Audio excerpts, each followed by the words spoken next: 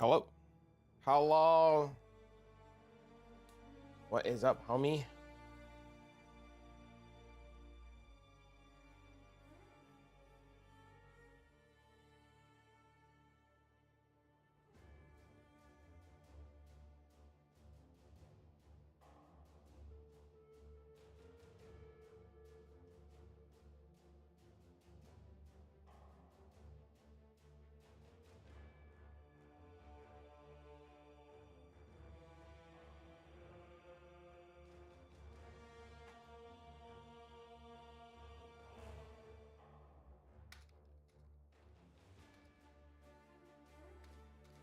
Grabbing coffee?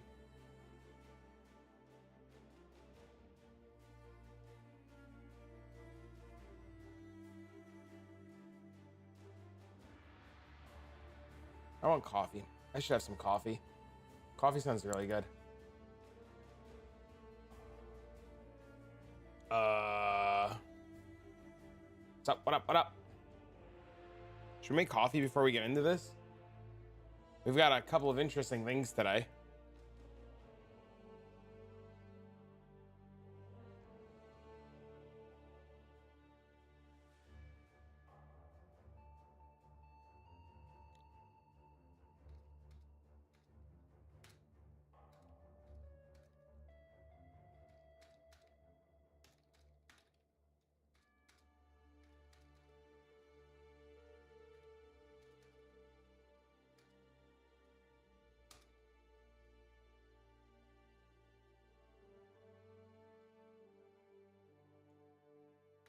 I'm on my way home from work. Holy.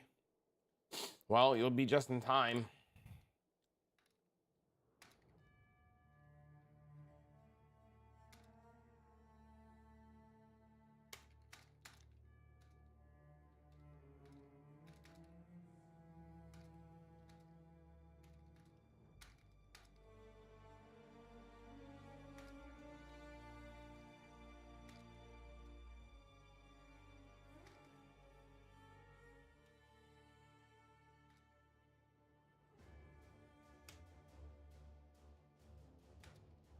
Was it the vet this morning? So many expensive shit, but the cat is safe, not puking. That's huge. Why they say your cat was puking so much?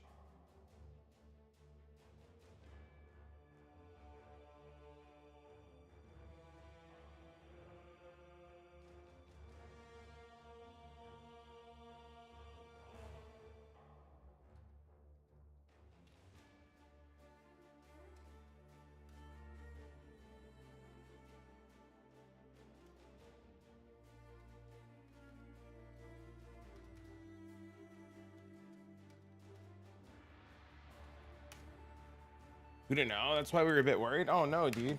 Well, I'm glad the cat's okay. My brother's dog just actually had a seizure like 2 days ago too, or a stroke or mini stroke like 2 days ago. So yeah, I know how scary that is. No, I can imagine. All right, fuck it. Fuck it. We'll do coffee. I wasn't gonna do it, but now we're doing it.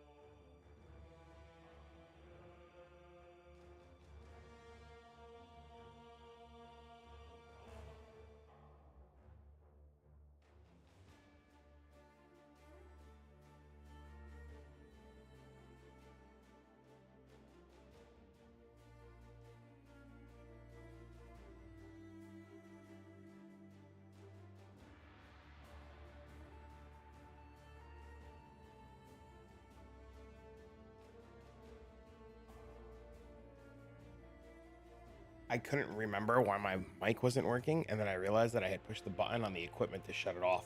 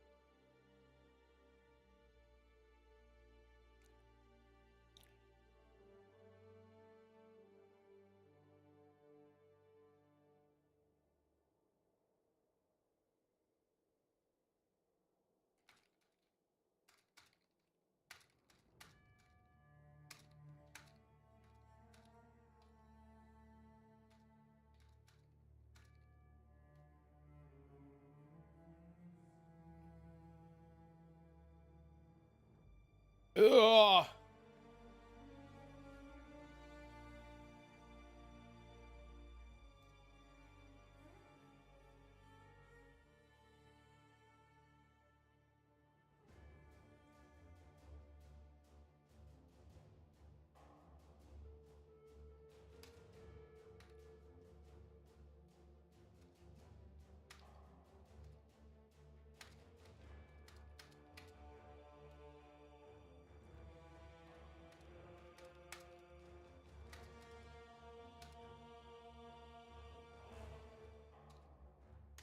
If you go under there. Oh my God. All right. So the first thing I did was look for this Deadeye information because there's a gentleman in Discord who swears it's legit and he could prove it, but there's nothing on Fextra Life that I can see for POE2.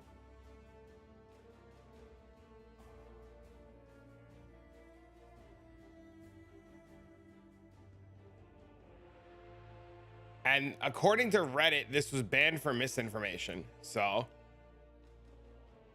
can we pin the agenda in the POE2 channel? Which agenda?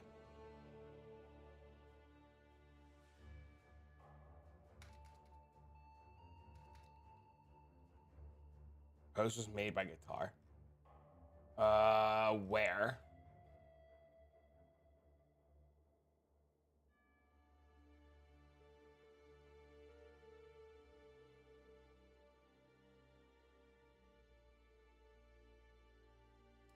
It's almost at the top.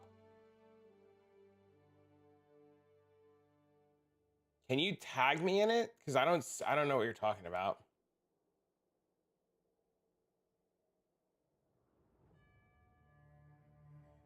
Oh, I see it. I found it.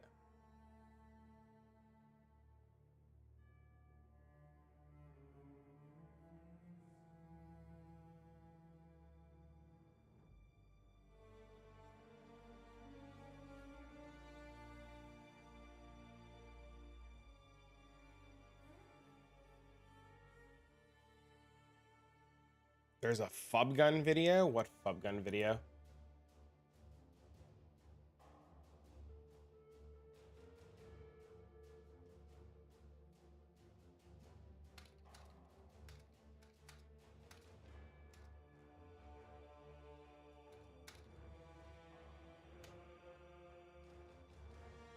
He's getting lost. I got you.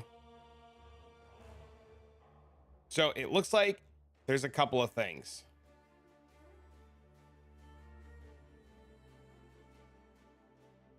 There's this, which is supposed to be but it's been very fun. really good that we haven't watched yet, that we started. And there's this, which is supposed to be really good. I guess Jonathan did an interview with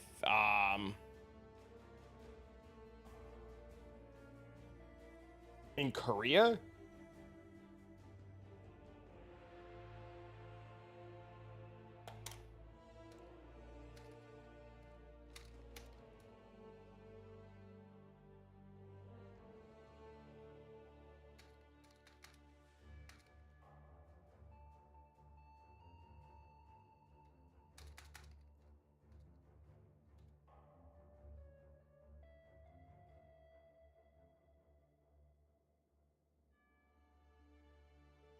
think we're good. But how are you guys today? All it took was one French man and the mention of coffee, and I went running.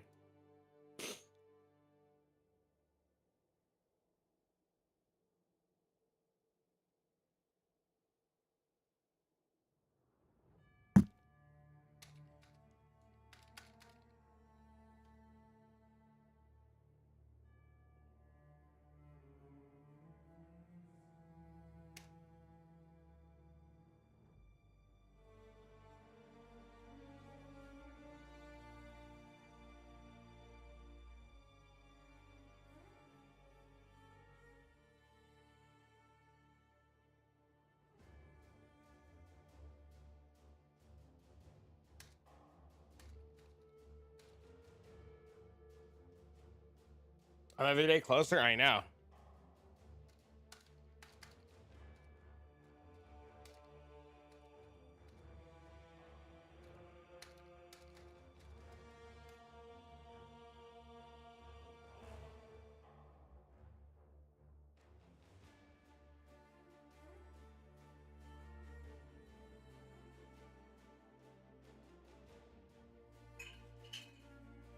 Yeah, so this guy in Discord is claiming that this guy has access to POE2 right now and is the admin for Fextra Life and is downloading and playing it and has been playing it.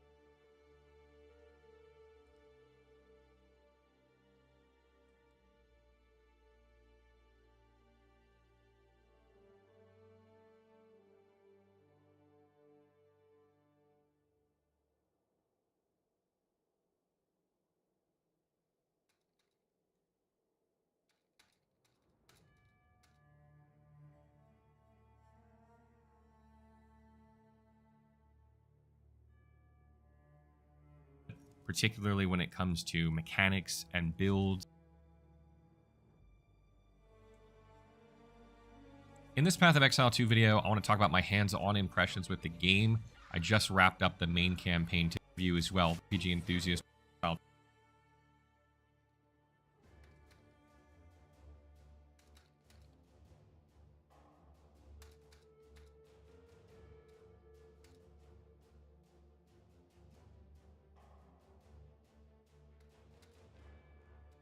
What's up? What up, man? How are they able to play without them being up? They have servers up. They have people that have NDA. Game by any means. It's definitely going to challenge a different mentality than the game, and the boss fights are detours, levels, as I mentioned earlier, but that's not the case. But it's going to challenge you, and it's going to feel game. It will base things like that on the map. Sometimes when you like run into a pack of enemies in a certain area, you'll get killed. Or big deal. None of this shows that he has like the latest copy of the game or like proof of anything. It'll still take you like 10-15 minutes, even though there's structures there running all the way through and dying running. Next thing to mention is that a lot of the mechanics of the game, things I really like about Path of Exile 2, because even after getting all the way through, I can tell you that I just feel like I just scratched the tiniest surface of this game. Like, I feel like there's so much more to tinker with builds and playstyle. Exaggerating when I say it's probably the biggest around with your skill tree a lot more. And you know, through my playthrough, I removed points and put points probably for players out there. Well, gems in random drops from enemies on skill effect or the style of the game.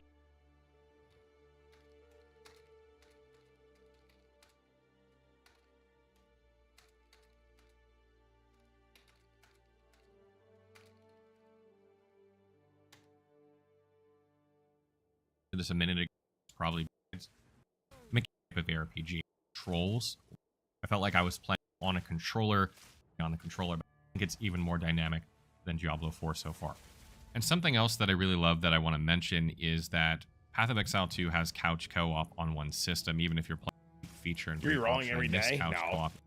It Maybe? menu like more difficult. But again, I want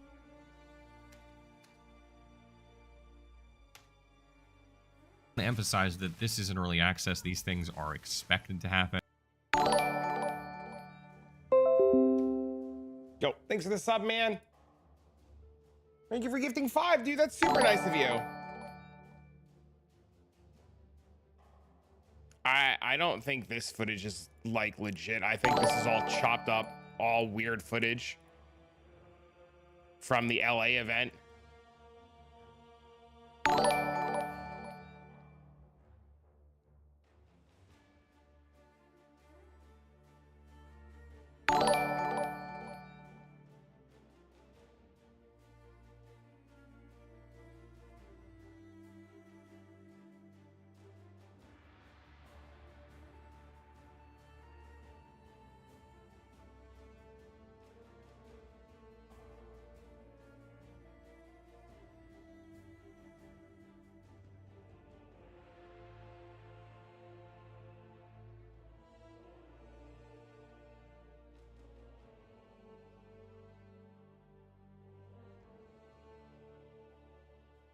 Yeah, I don't know if I would believe that. Fetch your life.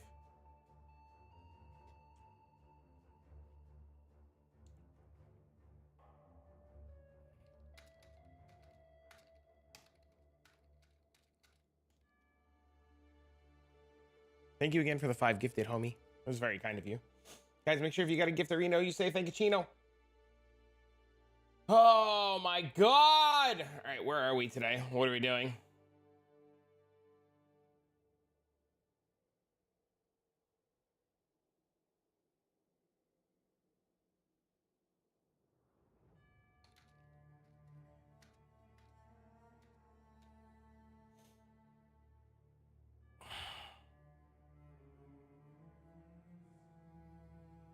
They don't break NDAs. I don't know. I just don't trust any information from anybody because of how often shit's changing. Literally every hour or every couple of hours, we like look at something and then we go check the update on it and it's fucking changed, right? So it's very tiring because people are so fucking, this is it. This is what we have. This is the truth. And it's not.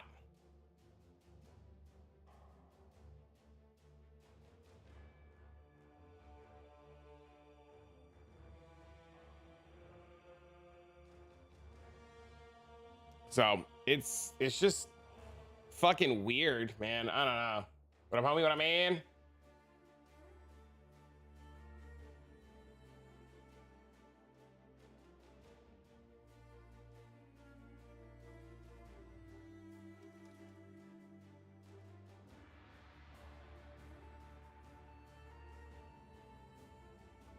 The truth is out there.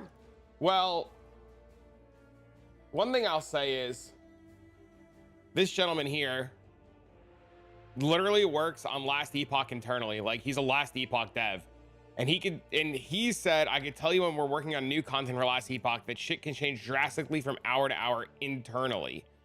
So the squabbling is pointless until EA is in early access. And this is literally what I keep telling people.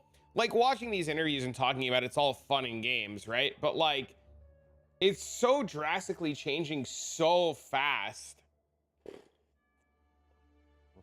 that like clicking on anything from anybody right now and will like taking it, unless you hear it directly from Jonathan's mouth, is all bullshit, right? If Jonathan and Mark don't specifically say anything, just don't believe it. They could change it 30 minutes before launch. We've seen that before. We've seen that. Hinacor's Locks made it back into the game about an hour or two before the league started. Before the league after Total League, which I want to say was Affliction, Hinacor's Locks made it in about an hour or two before. And according to this Korea interview, which, like, once again, take with a grain of salt, I believe in this, they said mirrors are in the game. Mirror Calandra's confirmed returning.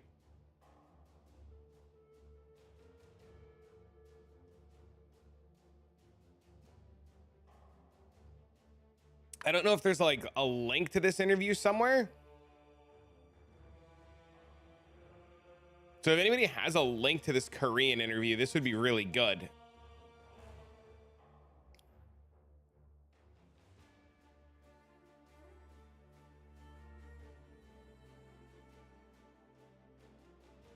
I went to watch the video to see if the transcript was correct. You have the video? Yeah, if you can link the video, that'd be really cool.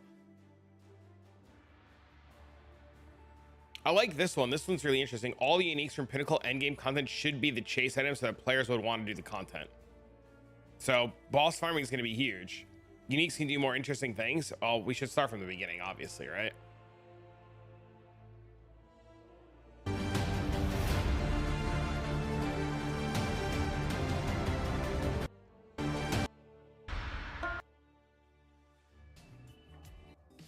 유저분들은 조금 걱정하시는 분들도 계시더라고요. 아무래도 좀 액션성 우리 모두가 very well the tablet. 질문이 매우 많은 걸로 알고 있기 때문에 We 빠르게 can't 시작해 understand their 볼게요. questions. 조나단님 안녕하세요.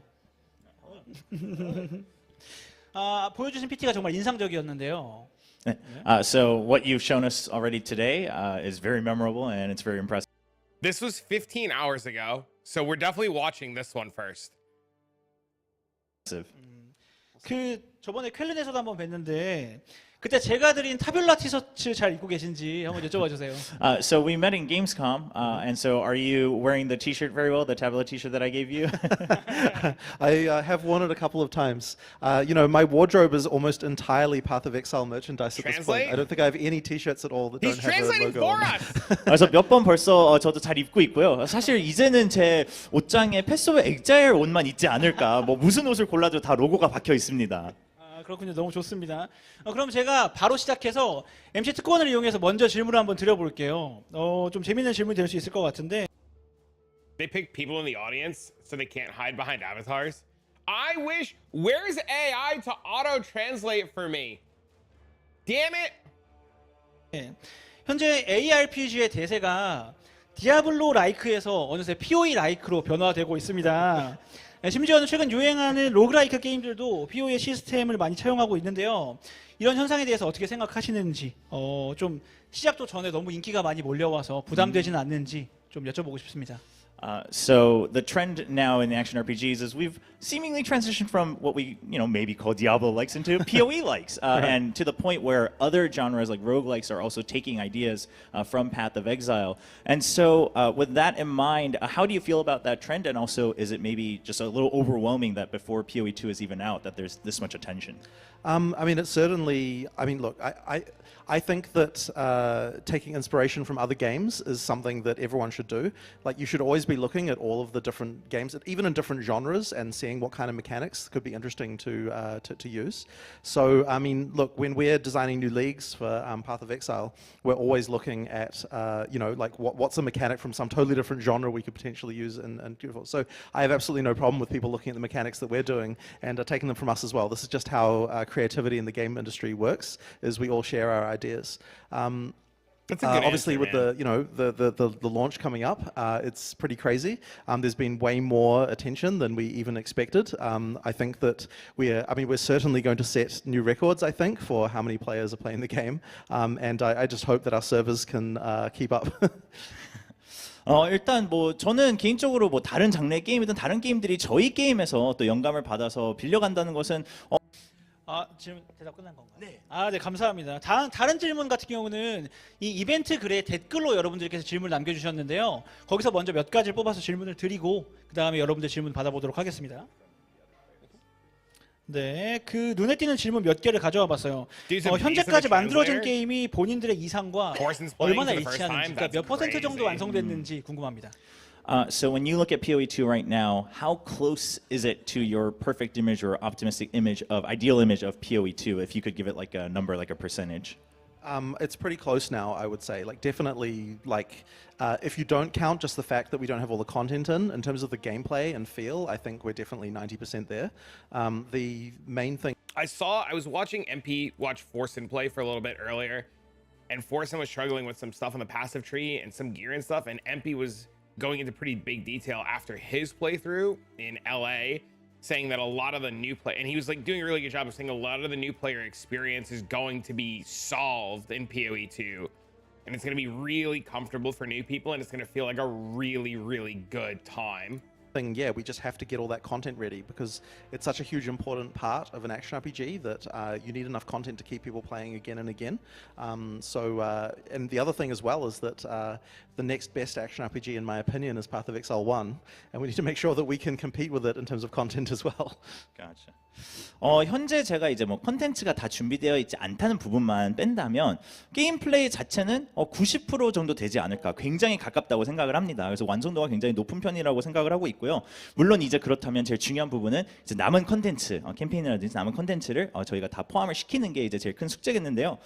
조나단님이 개인적으로 생각할 때는 저는 POE2 다음으로 제일 좋은 ARPG는 POE1이 아닐까. 그렇다면 우리가 이제 POE1과 경쟁을 해야 되는데 POE1만큼 훌륭한 게임을 만들 수 있을지가 이제 관건입니다. 또 말씀 주신 김에 되게 재밌는 댓글이 있어요. 저도 봤었는데. It's funny as hell, but even clear shows the issues of POE1. What's really interesting is he just said that they're competing with themselves. Like that's insane because that really gives me a lot more confidence that they're going to work on POE1. Like that answer was insane. 아직까지 POE2에는 POE1에 있던 컨텐츠만 가져왔단 말이죠. 그걸 좀 변형하거나. 근데 향후에 POE2가 POE1의 컨텐츠만을 계승할지 아니면 서로 독자적인 노선으로 개발이 될지 좀 궁금하다는 질문이었거든요. So one thing that some people have noticed is that it seems like mostly it is overlap in terms of like mechanisms or content from POE1 to POE2. So in the future, is the plan to always have this kind of overlapping where you're carrying things over from POE1, or is it going to continue into completely separate development trees? We won't necessarily do that, but I think there will be some amount of sharing. It's actually quite nice for us to be able to, tell a story in two parts with POE1 and POE2. So a great example of that was the last League we released called Settlers of Kalgur, where we have, in Act 4 in POE2, we had this city called King's March. And then we decided that in POE1, we wanted to create a league that told the story of how that city came to be. So that's just something that's just a great... Hold on. I'm lowering this. I don't think you guys can hear this, but I can hear it. And I gotta stop it. It's too much.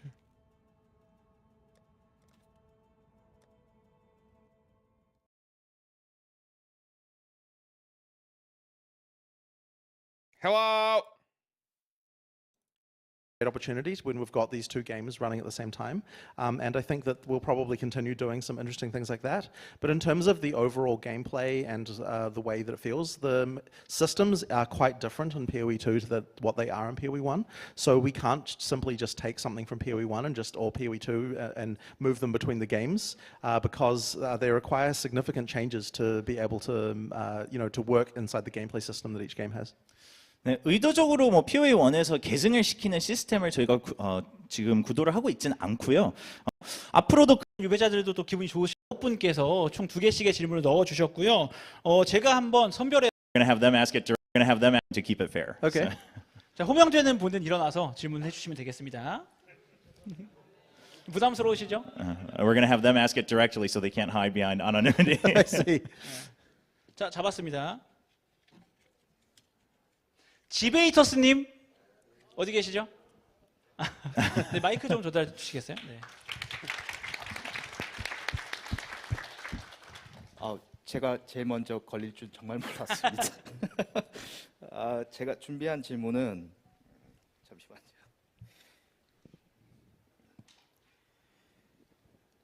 제가 이게 막 여러 이제 나라에서 인터뷰를 하셔가지고 이걸 지금 이미 말씀하셨는지 모르겠는데 궁금한 점이 I don't think I'd ever want his job. His 전작에서 job seems so hard. 칼란드라의 거울이 정말 좀 아이코닉한 커런시였다고 좀 생각을 해요. 그 아이템을 복제하고 이 커런시가 여전히 존재할 것인지 POE2에도 그리고 혹시 없다면 칼란드라의 거울만큼 떨어졌을 때 진짜 와 Scribblings and theme, what do you mean? 정도의 드랍이 있을지 궁금합니다.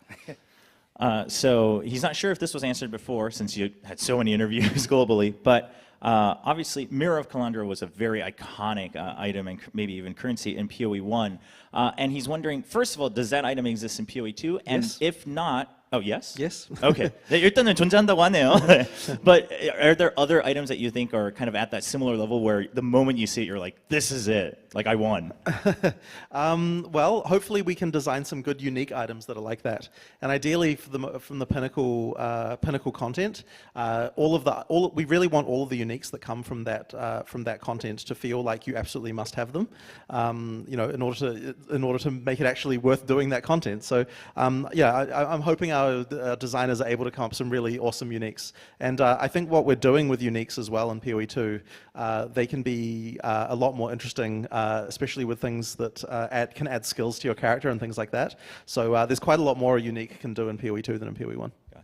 네, 일단 방금 짧게 말씀드린 것 같이 거울은 그대로 존재를 하고요. 하지만 추가적으로도 저희가 POE2만의 또 그런 아이템을 좀 만들 수 있으면 좋겠다는 생각을 하고 계십니다. 그래서 사실 이제 엔드게임 컨텐츠가 아까 다양하다고 소개를 해주셨는데 거기서 이제 최종 보스를 잡을 때 그 컨텐츠를 통해서만 받을 수 있는 그런 유니크 아이템들이 정말 거의 이건 필수템 이 정도로 느낄 수 있는 그 정도 강한 아이템이기를 바라고 계신데요. 그래서 그런 아이템을 이제 디자이너 분들이 좀 잘 디자인할 수 있지 않을까 좀 기대를 걸고 계시고요.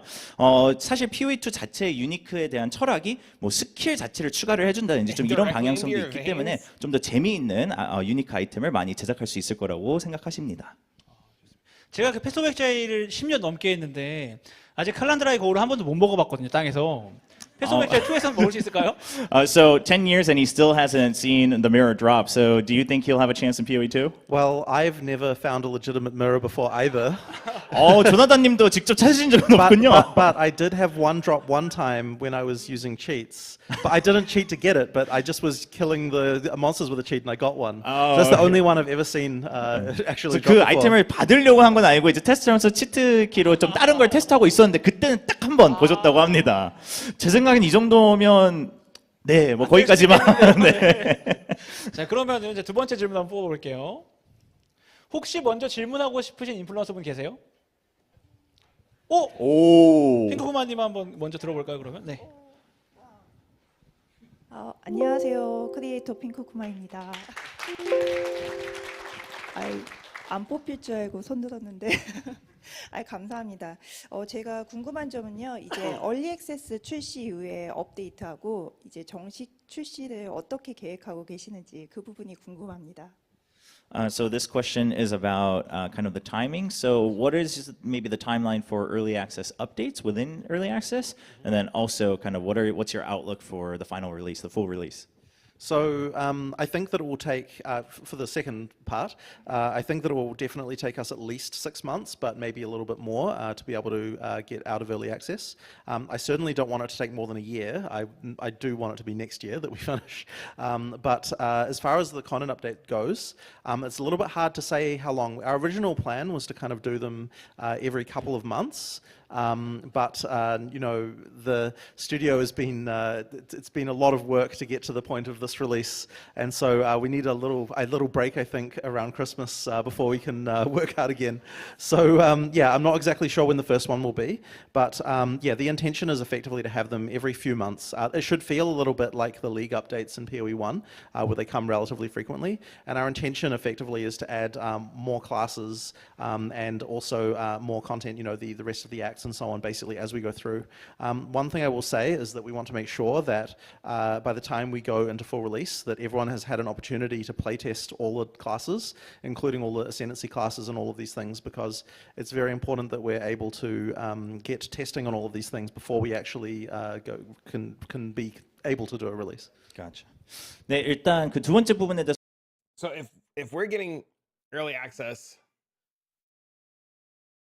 Friday and it's going to be 6 months to a year, that means like every 3 weeks or every 2 weeks we'll have some major update or major change or major piece of content, right? Like something, whether it be one ascendancy or one class or one act. Yeah, that's crazy. That's crazy.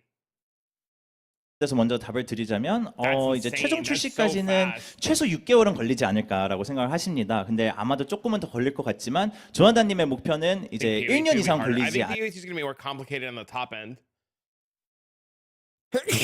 I think the campaign's probably going to be fine. I think the campaign's gonna be like fun and exciting and explaining, like, and have a really good new player experience. Because Empyrean was saying earlier when I was watching Empyrean, he was saying when Empyrean was watching Forsen play, and Forsen was struggling with like the skill tree. And a really good example, if I pull up POB really quick, is Forsen had leveled Templar, and he did the typical like go up here, come over here, go here, grab this. And Forsen's got this skill point, and he's like, I don't know which way to go. So he reads this, and he's like, what the fuck is consecrated? Like, he's like, what is consecrated ground? And MP was just like, yeah, Forsen, press Alt, it'll tell you. And then MP's making fun of POE1 in like, not like a negative light, but he's like, this is the problem that new players have where like, you get this thing where you're like, what's consecrated ground? You know, like what the hell is consecrated ground? And MP was saying that the new player experience, they'll just be able to read like what consecrated ground does, and they'll have just like more of an understanding. And then he was watching Forsen, and Forsen found an upgrade, and he couldn't use the upgrade because the links were a problem, and he literally just couldn't put on new gear because, you know, he had his 3-link in his gloves, and the new gloves he found didn't have links, and it was really awkward, and he wanted to wear the gloves. And MP was saying that in POE2 you're just not going to have that problem because everything is solved in the new linking system. You just equip the new gloves. Big update for 2 months, or maybe that was the Druid and the Huntress. I think that was the Druid and the Huntress. He did just say that POE2 is going to come out and they're going to like fucking let it ride till after Christmas. So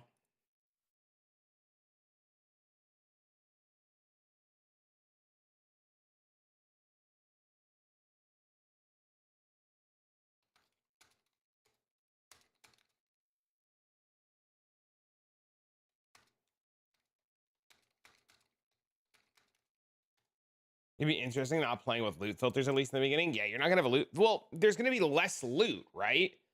Less loot's going to fall because the loot's going to be more impactful. You know what I mean? So, like, you're going to drop stuff, and it's just going to be more impactful stuff. You want me to just pick you up?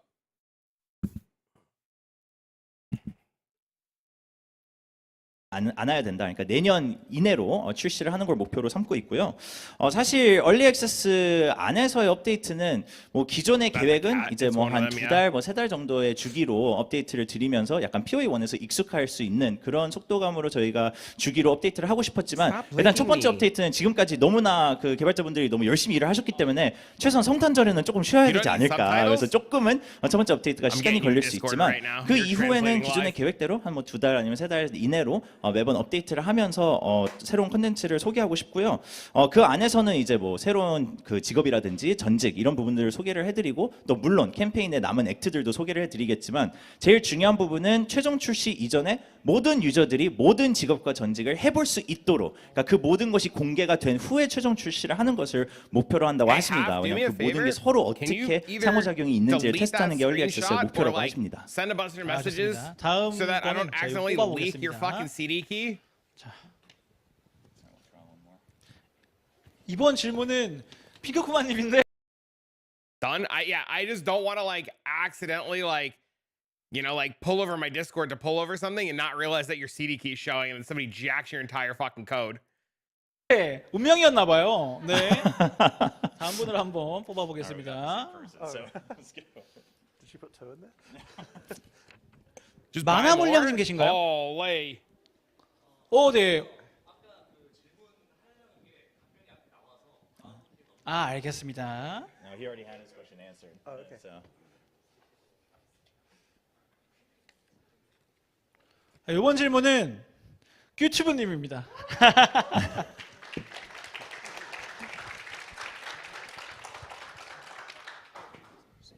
자, 앞에서 저 자꾸 웃기고 계시거든요, 큐튜브님이.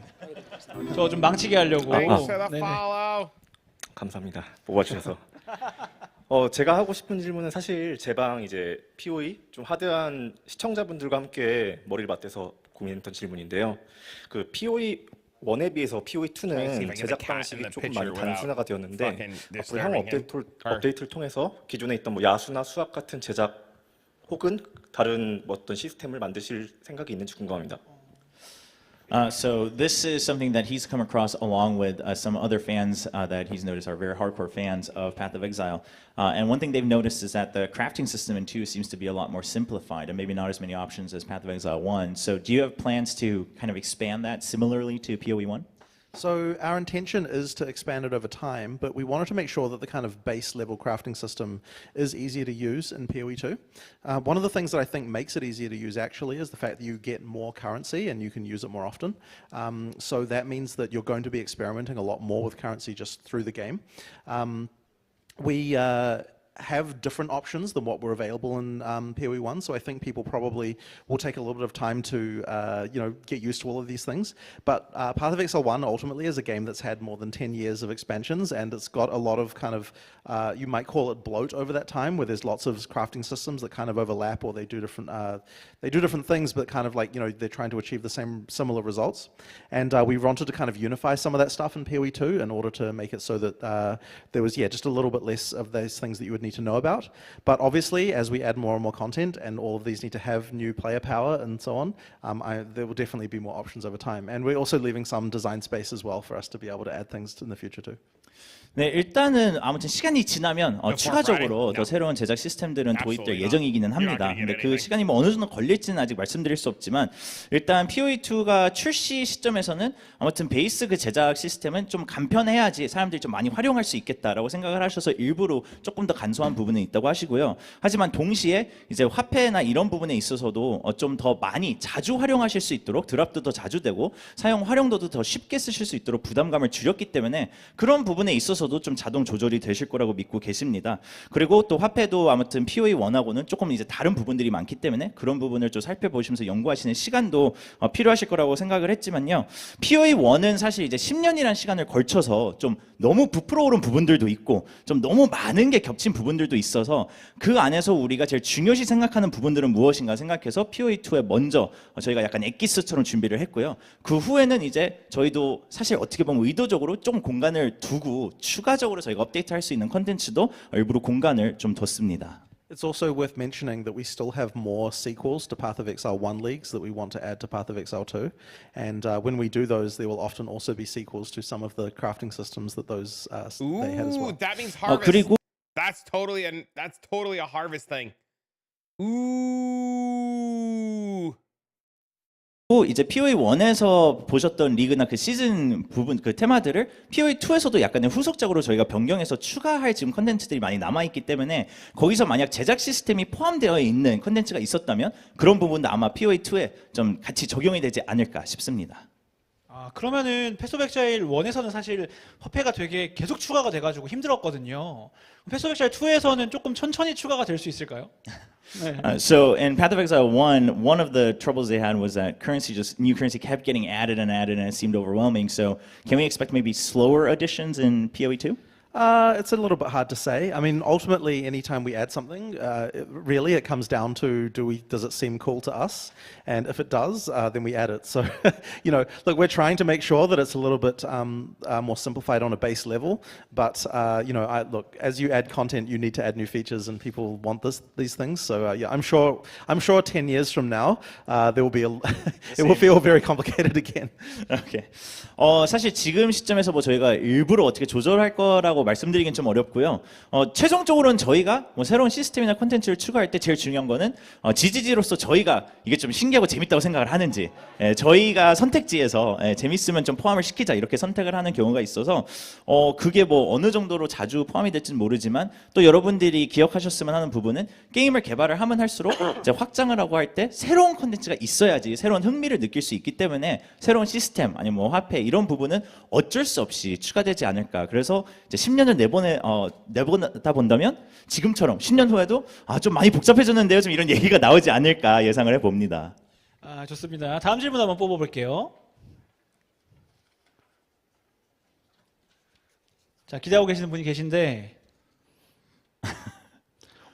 POEG님 계신가요? What it 네, is, POEG님 homie. 질문 한번 들어볼게요.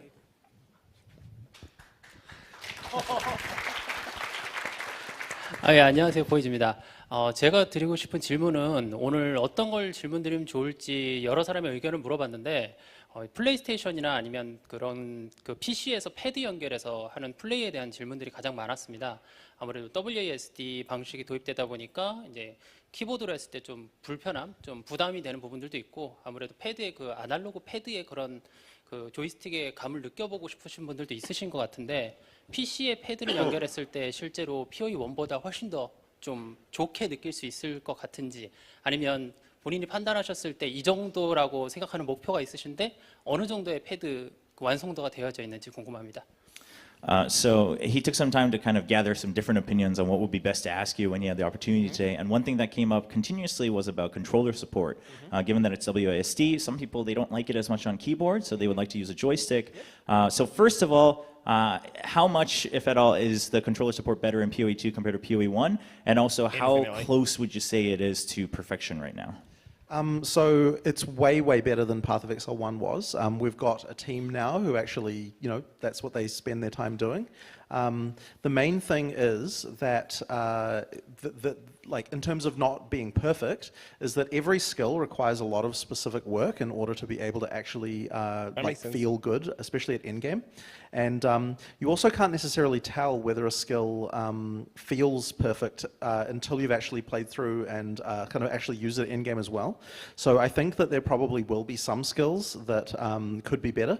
And what am I talking about with this is kind of like, you need to do very specific targeting work because obviously with a controller you can't select an exact location.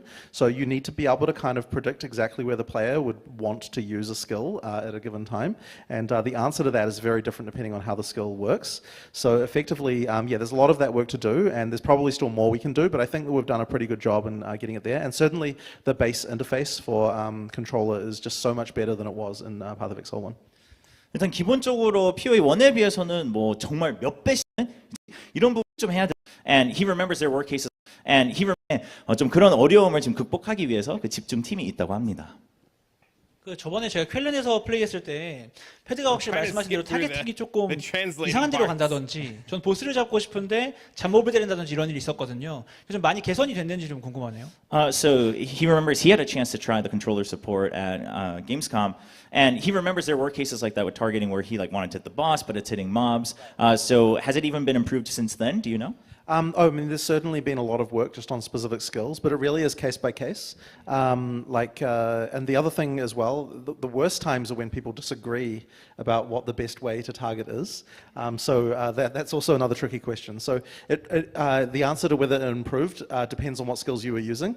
Some of them definitely, I mean, there's been a lot of work on a lot of different ones, but I can't say about the exact skill you were using there.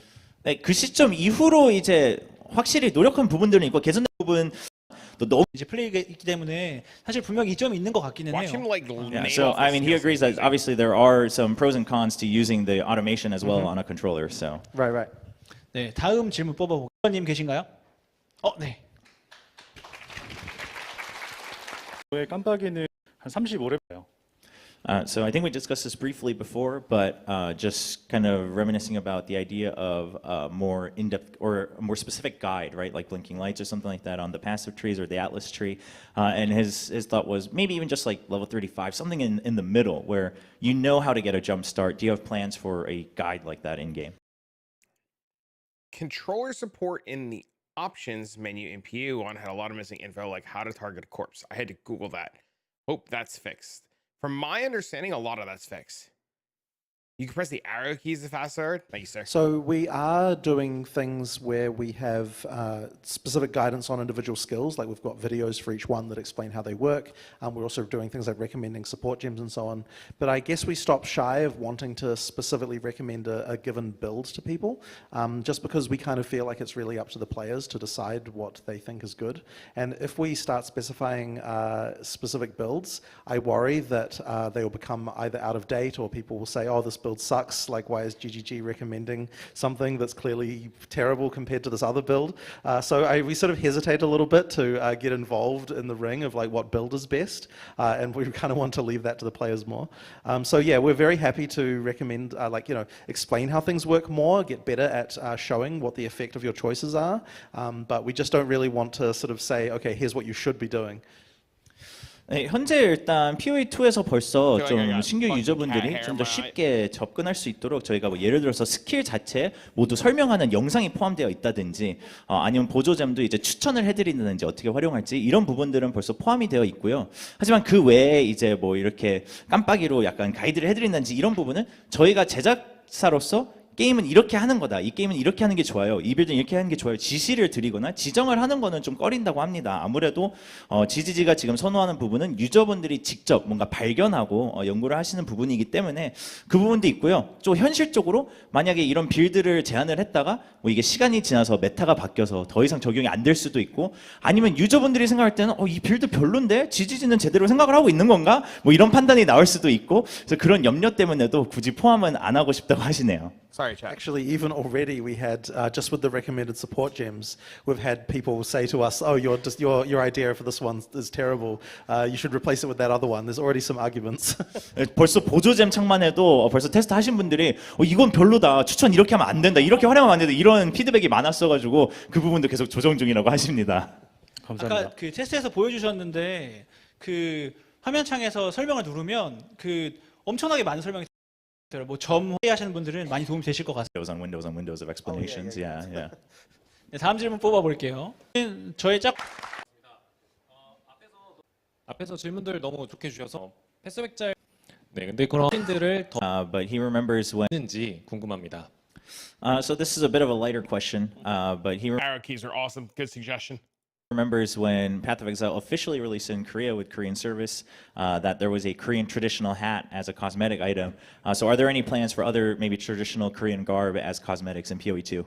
I'm sure that we'll get to doing something like this, but one thing to mention is that those items that you had from before will still work in POE2, so if you would like to use them. I don't know if that particular one will work at the beginning of early access, but by full release, every microtransaction we ever had will work, so you'll still be able to use those.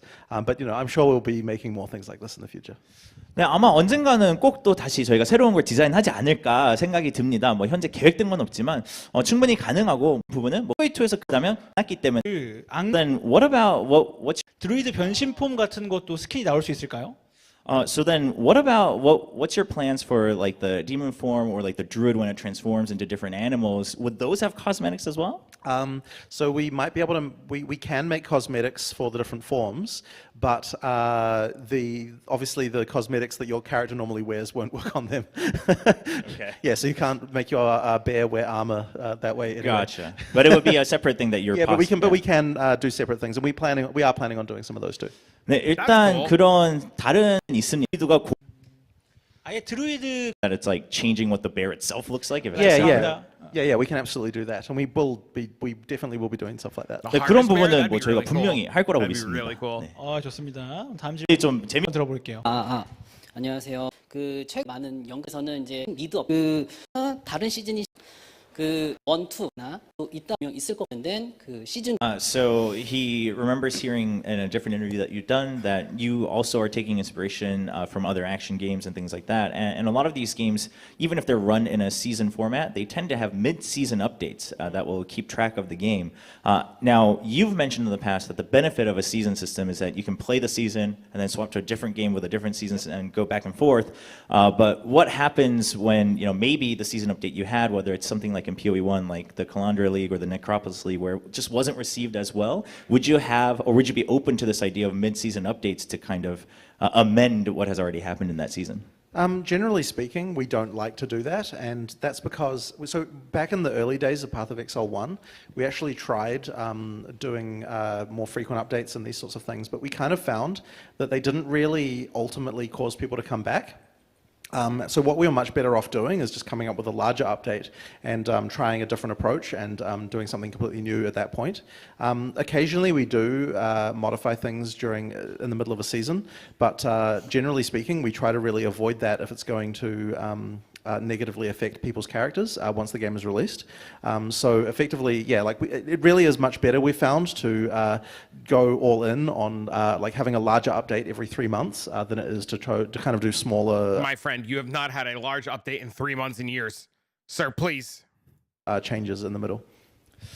일단 지지지 입장에서는 그런 미드 시즌업 사실 기본적인 업데이트는지 가끔 괜한 업다가 update, I'm sure. 때문에 최대한 피하고 크게 변화를 주는 것을 선호합니다. That being said, I'm sure that when we first launch POE2, there will be many things that we get wrong that we will have to update very quickly. So I'm sure the first couple of weeks there'll be many small updates just to tweak numbers. No doubt there'll be boss fights that are too hard or skills that that are too weak and things like this. So yeah, there's probably going to be a lot of changes like that at the Good start. afternoon. What up, man? 하지만 동시에 이제 I'm telling you, man, you're going to play the game, go to bed, wake up, and your character is going to be fucked. That I mark my words. Every single person is going to, at one point, go to bed, wake up, and their character is just going to not work. Like, just 100% not work. And I think that's fine. Like, I think that's how it should be for early access, right? Right? It's a beta. I know this, but there are people who don't know this, and there are people who can't accept this, and there are people who are convinced that that will never happen. Am I about to derail? Just leave the character and re-roll? All right, derail me. Go ahead. Duelist seems gone for now. I mean, that's probably fine, right? Right? Derail me. What's up? I gotta give my buddy an item really quick while you derail the stream. It's like perfect timing.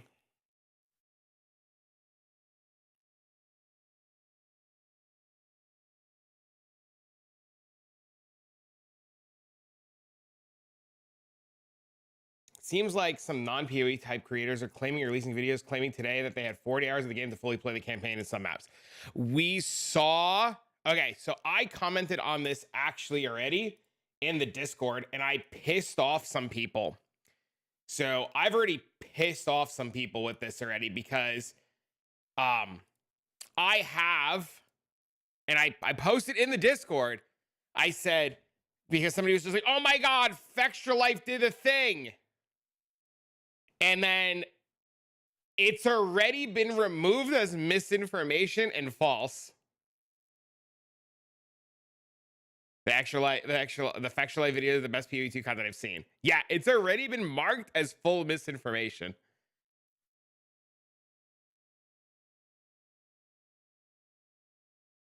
Yeah, it's already... It was posted in my Discord. People were posting it in my Discord. And we were talking about it in Discord today. And supposedly,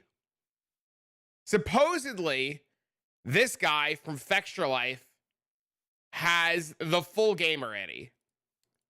Supposedly, this guy's got the full game already. Oh, wait, you guys can't even see. Hold on. You guys can't even see. I realized that you couldn't see. Yeah, so Fextra Life put a there was like a thing on Reddit that was marked as misinformation by the mods already. That's not a map. That's a zone. That's not a map. That guy was in his zone. Oh no.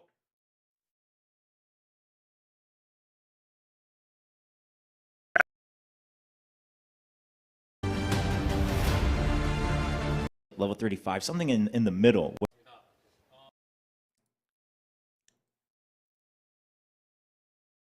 The biggest problem too with that video, because we looked at this video, the biggest problem with that video is his UI.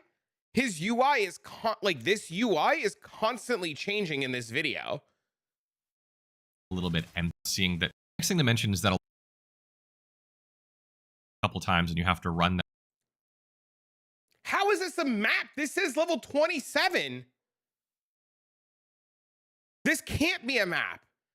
It's level 27. You're telling me the Fextra Life guy's in Singapore? Wait, is Fextra Life out of Singapore? This is not a map. This is a level 27 zone in the campaign.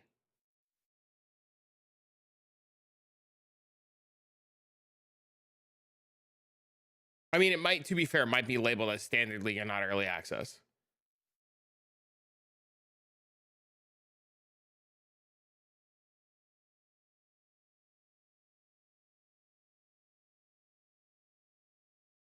The part where you died, that's in regular campaign too.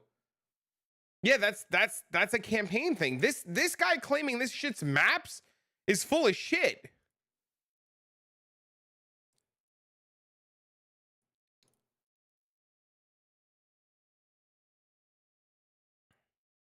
There's no shot you're going to tell me that this is going to tell me that this is a level 27 zone.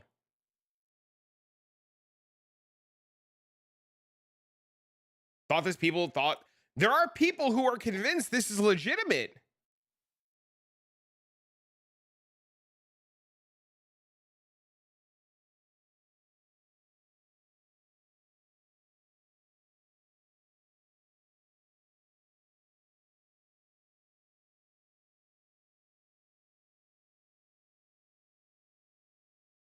But there are people that are convinced. Like, there are people arguing in the Discord earlier that this guy's legit. Takes you 47 minutes to get to the boss and you die in the boss. There's a checkpoint system at the boss.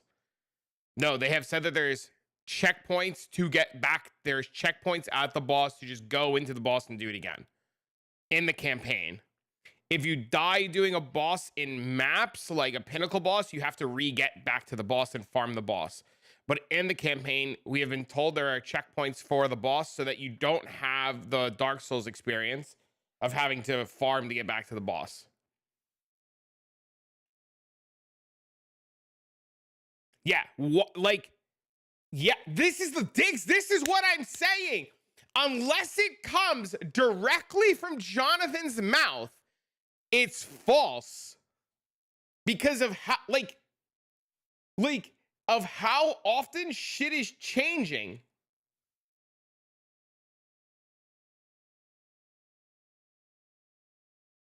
Poor Diggs made the streamer shout. No, because the problem is there's more people like Diggs who see this shit and they think it's the truth. That's the problem, because so many people watch this shit and they're like, this is it. I have everything. And then they're just let down because it's bullshit. Unless it comes directly from Jonathan's mouth. Most of the views would be horseshit. My issue is that the suspicion that some people got early access for 40 hours. Dude, okay, so this is the other point that I was trying to make earlier too. This video from Affects Your Life came out 5 hours ago, right? You mean to tell me this guy posted at 5:49 in the morning that he got access to Path of Exile, right? You mean to tell me this guy posted less than 12 hours ago that he got access? Or maybe 1 day ago and got access, and he's claiming he's in maps?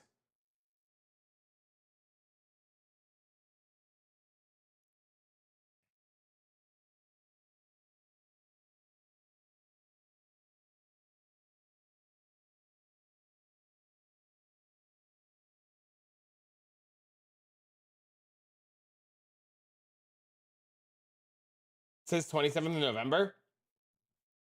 Oh, you're right. It does say 27th of November. I didn't see that. You're right. Yeah, my apologies. I was wrong about that. You were right. I did not see that. That's why literally the only things I've been watching have literally been things that have come out of Jonathan's mouth. Except the Neversink thing, because I actually like listening to Neversink. If he had access on the 27th, then what the fuck? I can't believe that anybody... I find it impossible to believe anybody had access on the 27th and had no NDA. Because embargoes usually will not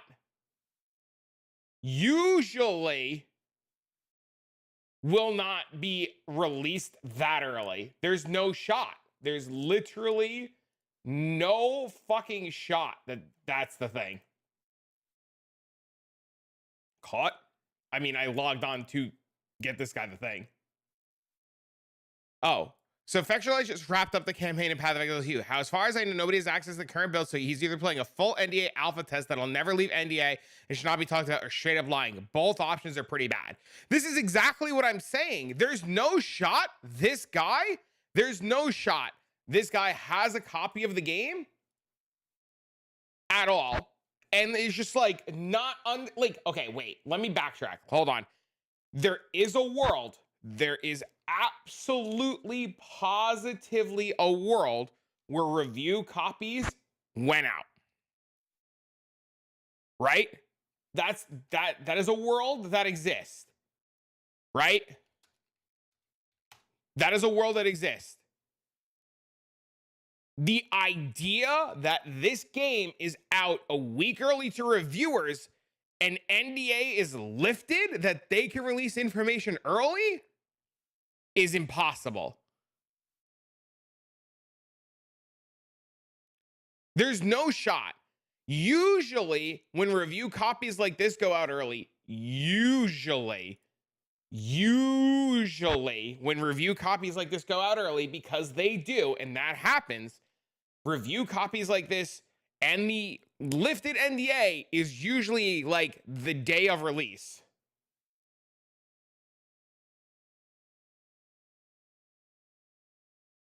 And yeah, that's the other thing. There's no shot NDA was lifted and Fexualife's the only people.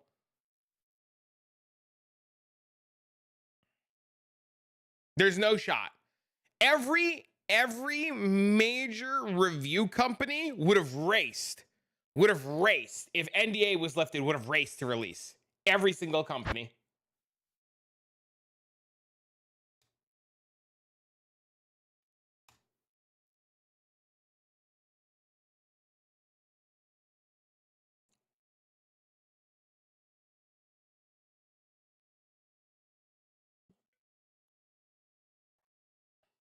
They posted like 3 a.m. New Zealand time.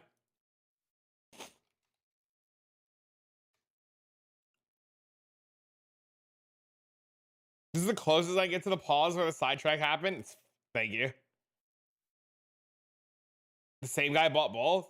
How much did you sell both for?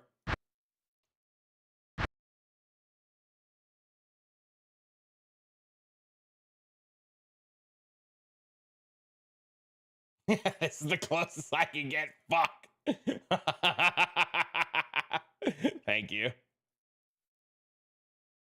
It's milking season. This shit is constantly happening. I mean, look at the way that, like, not to knock Dreamcore, right? But like, look at the way Dreamcore's been releasing information, right?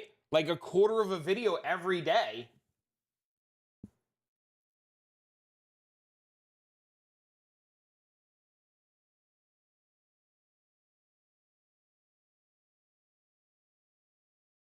There's going to be big problems if people broke embargo.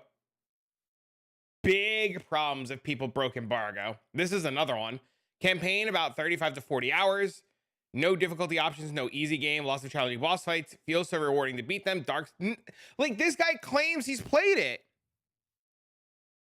Maps are astronomically large, 1 hour from side to side. Maps feel a little bit empty in terms of events. Scratch the tiniest surface of the game after 40 hours. Great sense of discovery. Feels like 3 games in one. Almost limitless combinations. A lot easier to respec 50 to 100 challenges. Where's the proof, though?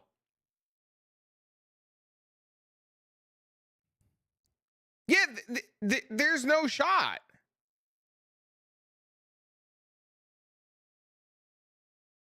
This is an AI summary. This has to be, right? Like, there's no, like, clearly inspired by Diablo 2. Like, what?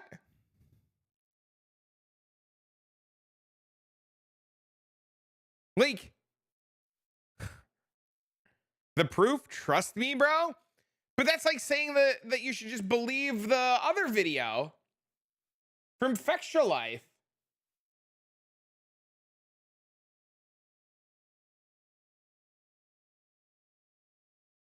It's just wild to me, dude.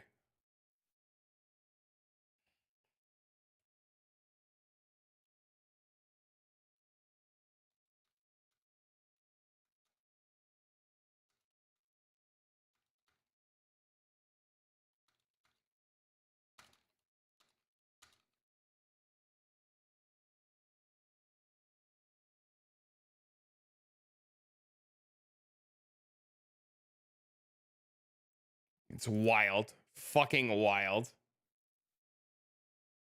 The people, like, I feel bad for the people that are taking what they're seeing as like the truth. Not everything you read online is true. Have you not seen the commercial where the dude is a French model? No, I don't know what you're talking about.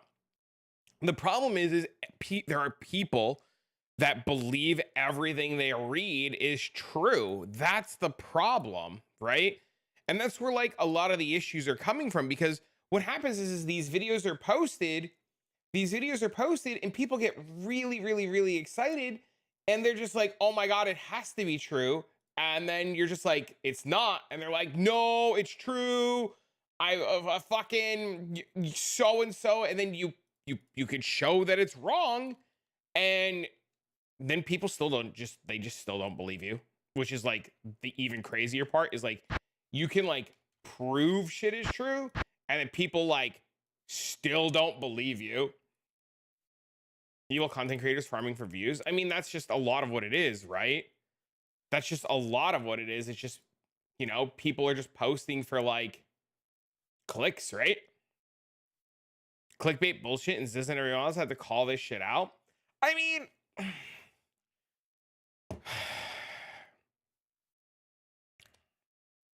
it sucks. You know, it sucks, but what can you do? The only thing you can try to do is show people that it's false. But the problem is when you have so many people defending it, like there are people that actively defend it. Better to ignore them than give more attention. I'm a full believer in just ignoring it. Yeah. I hope he's lying. The Fextra Life guy.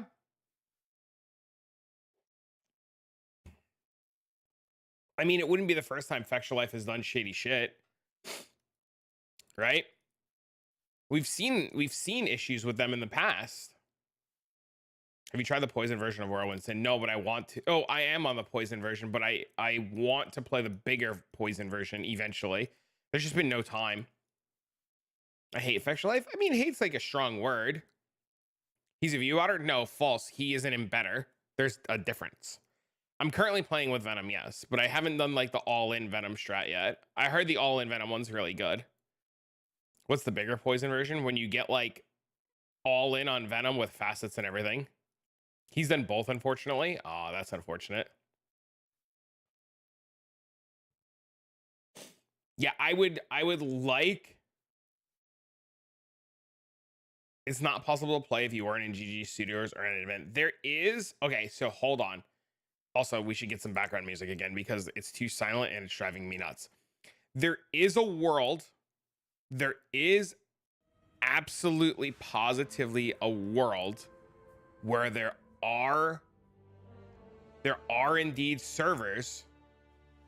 There is a world where there is a server that people can indeed.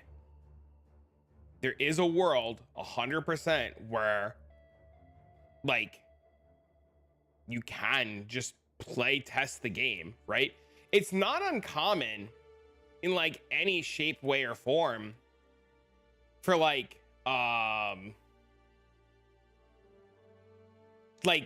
copies to go out like this, right? Like this is like a thing that happens like all the time.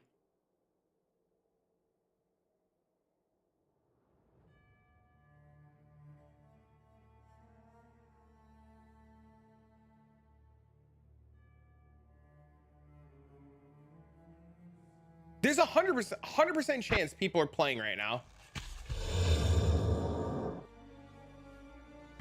100% there are people playing right now.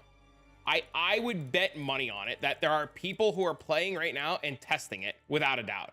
I can also bet money that those people that are playing and testing right now are under like extremely big NDAs. Did I just make a stork? No, I'm muling something really quick while we're having conversation on another necromancer, actually. Very strict NDAs. GGG is heavily known, like heavily known for not letting leaks out. Like the thought the thought ever that somebody would leak, like, we haven't seen, let's be real for like a minute. When was the last time you've seen ever a leak at GGG? Like, literally ever. I don't know when I've seen a leak. I can never even point to a time where I've seen a leak ever at GGG. Not one league has ever been leaked that I've noticed. Ever. Period. Career ending? I mean, think of the lawsuits. Right?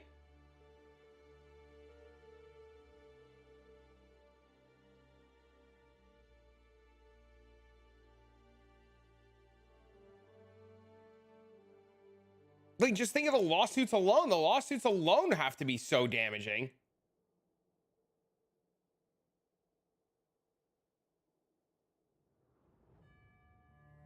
I find it very hard to believe that people are willing to, like, risk it all.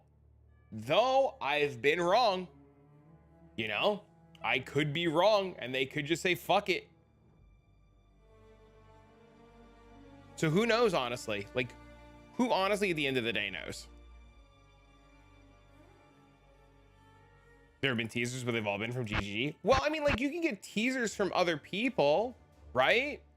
But the problem is like the teasers from other people, you don't know who to believe or what to believe. You don't know, like a really good example, again, going back to the Dreamcore stuff, right? Dreamcore's doing this like really cool job of like teasing stuff and showing off stuff and leaking stuff and like getting people built around hype and all this shit, right? But how much of Dreamcore stuff is constantly immediately outdated? Like, and like just yesterday alone, look how fast like Dreamcore shit was just outdated, right? And like that sucks for him. That sucks a lot for him because he's like, you know, making cool content and stuff. Granted, like, you know, he's still getting the views and stuff, but it just becomes insanely outdated, insanely fast. Even the photo I posted was outdated. I posted like, yeah, exactly. Yeah. And that's the argument I keep making. And people keep telling me to like, stop, because I'm like, do you guys, not like you, like as in you, but like, do people not realize like how fast this shit's becoming like outdated? Which I guess the answer is no. Right? I guess at the end of the day, the answer is just fucking obviously no, because people are arguing that shit's just not outdated.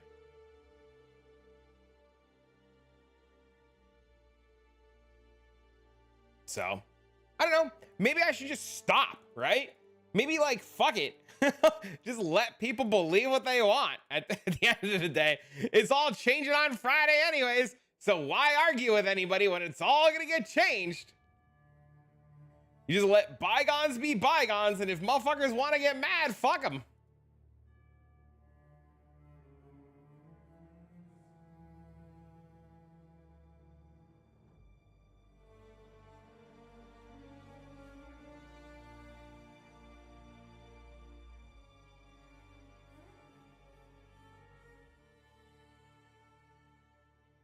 What was that Discord screenshot you had? Can you share it? It's in my, it's literally in my Discord.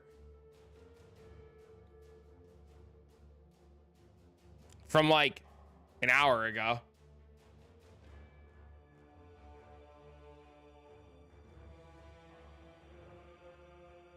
Oh!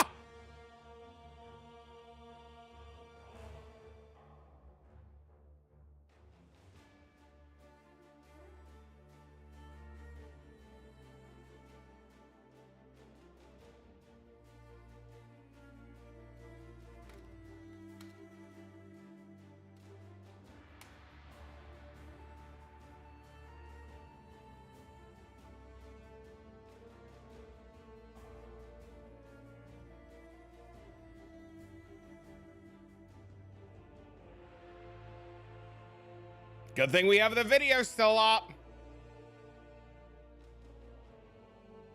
And have to do that again.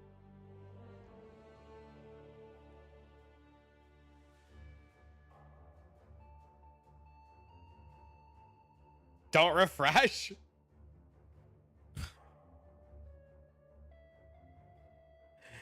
It's too late, man. You know how many people probably downloaded this video?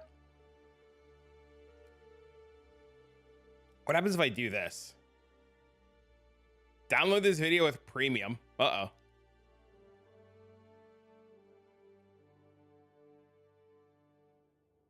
So, one of two things. One, he broke NDA. Or two, he's lying so hard that he got like a letter.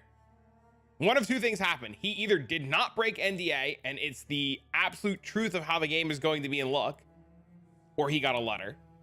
Which of the two is true? I don't know. What doing just turned in? We were talking about the early access leaks that people are posting.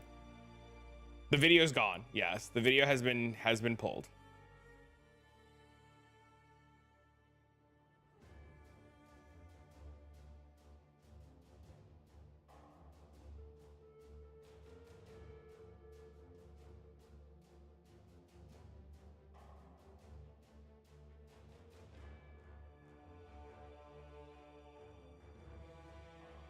He said Lamau. I mean, they would. They would. Yeah, they definitely would. They definitely would. Without a, like, yeah, dude, they would. You know how, like, think about it, right? This video, okay, so I'll talk from a content creator standpoint.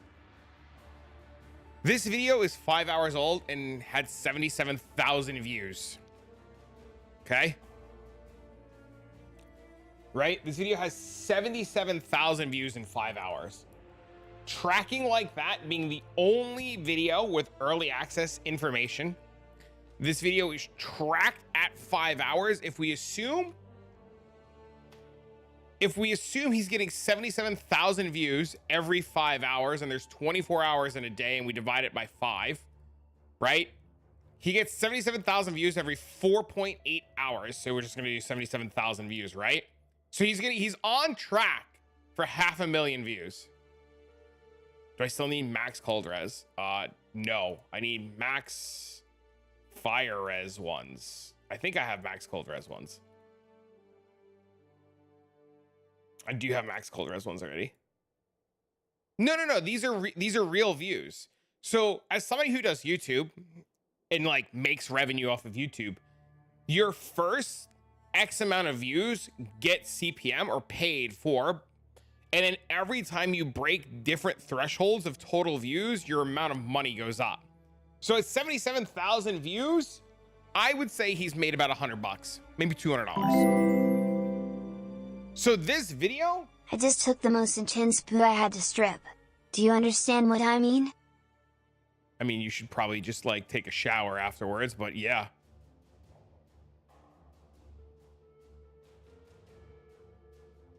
So this video is like tracking to be like $1,000+ easy. Thanks for the resub, man.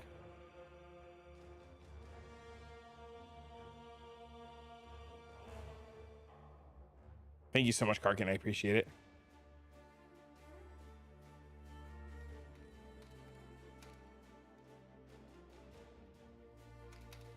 No more POE2 video on Factual Life YouTube account. I know. And that's what we're talking about. This video is either bullshit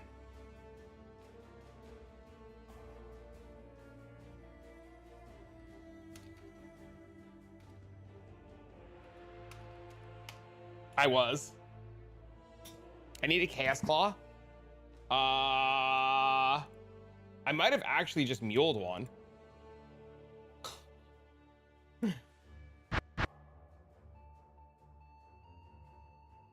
I mean, I'm sure it's one of the two, right? I have a Chaos Claw. Do you want it?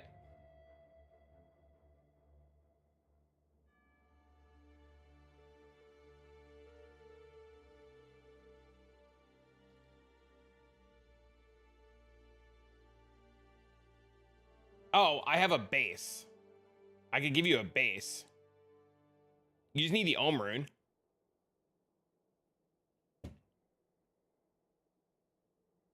If you need a base, I can give you a base. I have a base.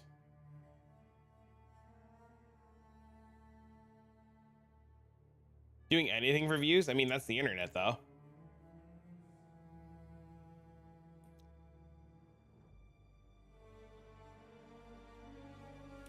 I personally, I'm in the camp, and maybe you guys can argue or counter argument. He claimed this was maps, right? They claimed this was maps. This says monster level 27 to begin with. And according to this, they haven't even ascended or done any like quest stuff. So I don't understand how they claim this is a map.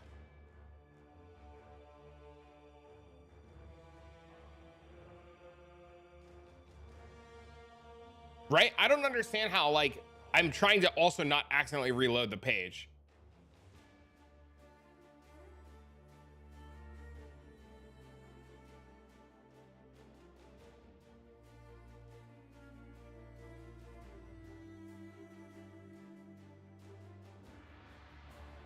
Because it's a map?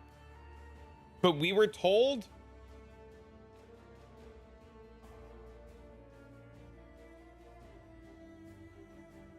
It's a zone? I think it's just a zone.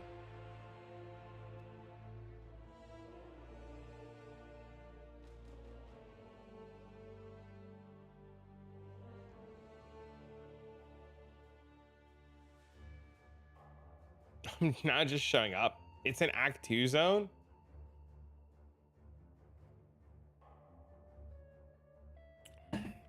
Should I just, like, play the full Fextra Life video and just record over it and then just claim it as my own XDD? The biggest problem now is, like, if this is breaking NDA, does that mean that I'm breaking? Well, I'm not under NDA, but, like, what are the repercussions of playing this video? Right? What are the repercussions of sharing this video? If this is breaking NDA, you know what I mean? If this is breaking NDA, what happens to, like, people that are re-sharing it or people that have downloaded it? You know what I mean? Like, it's a problem. It's a huge problem. Yo, thanks for this on YouTube, man. Hey, fake news. I'm really curious to see if their YouTube is demonetized. How do you know?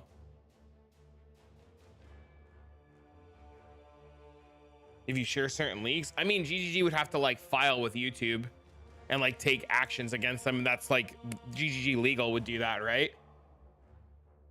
Did I drop anything? I didn't see anything. Oh, I picked it back up because I didn't know if you wanted it or not. There you go.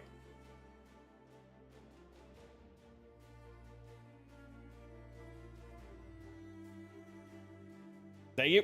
You're welcome. Sorry, I'm so caught up in this, you know?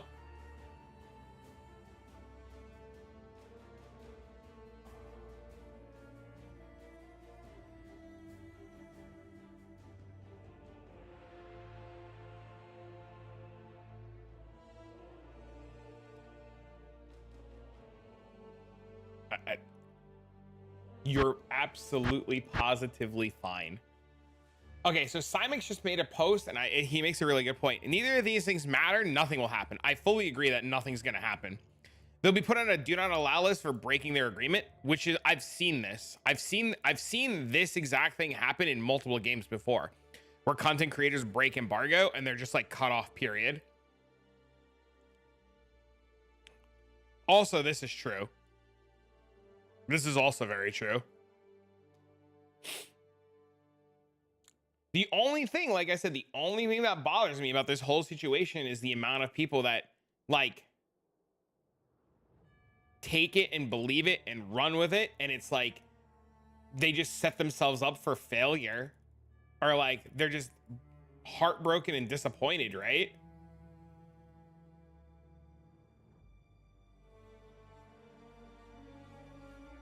You don't need to pay a ton of court fees. I mean, it's international. Where's Fextra Life located out of? Is Fextra Life an NA company?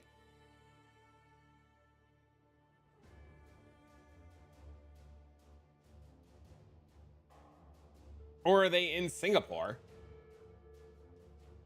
Does anybody actually know?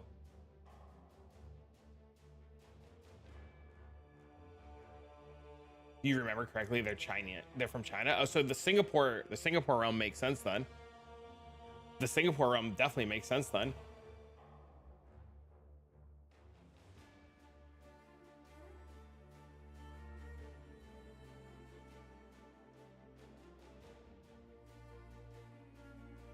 I find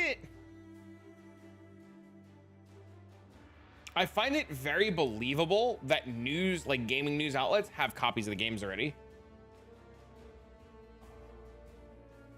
Apparently he revealed. He does. I saw it.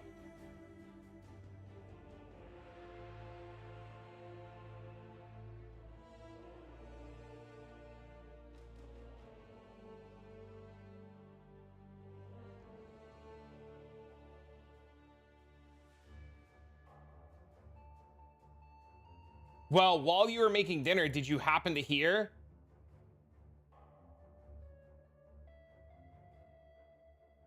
I was thinking about sitting around talking about how wrong other content creators are is a very bad look, and I think you should steer away from it. No, we're not talking specifically about how bad people are. We're just talking about the repercussions of breaking NDA.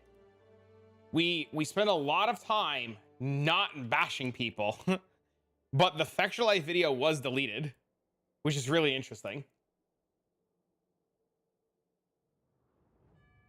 Should focus on the game. Yeah, that's what we try to do. We try to make sure people aren't focusing on like not the bullshit, right? And that's been the whole spiel for the last 2 days. Stop focusing on shit people. If Jonathan doesn't specifically say it, stop focusing on it. Like, if it doesn't come directly from the mouth of this man, it's not worth it. Because it's all, like, you don't know if it's the truth or bullshit or clicks or, you just don't know.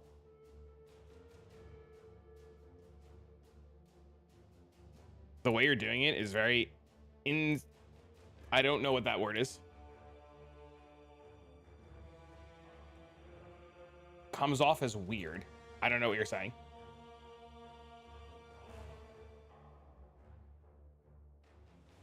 Insightful?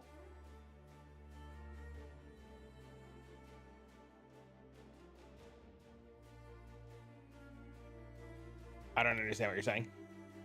You're stirring the pot. How am I stirring the pot? I've never stirred the pot. I have never once stirred the pot on any PoE drama ever.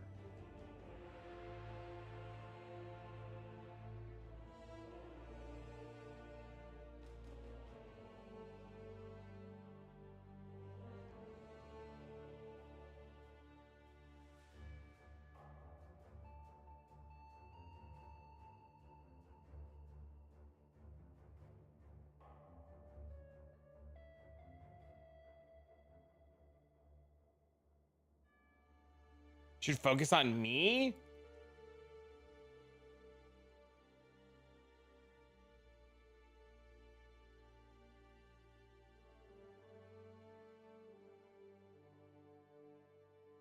I don't know what I did wrong.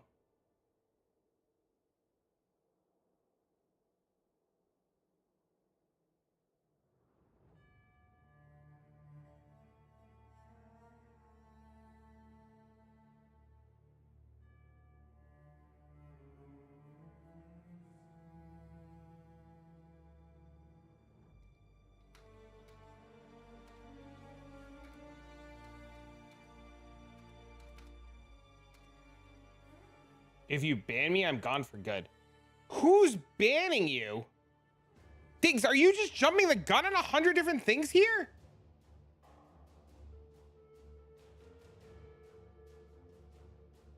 I'm more confused. What Julian said?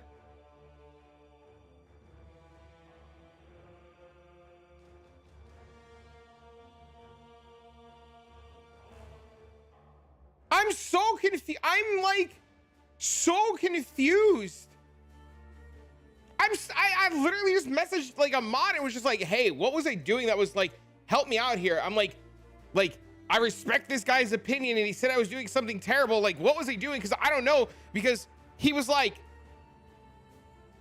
I was like, I feel like, you ever like break up with a girl or your significant other and they're like, you're the problem? And you're like, what did I do? And they're like, figure it the fuck out. And then you sit there and you spiral out of control because you're like, what did I do? And they fucking leave. And then you just sit there and you're just like,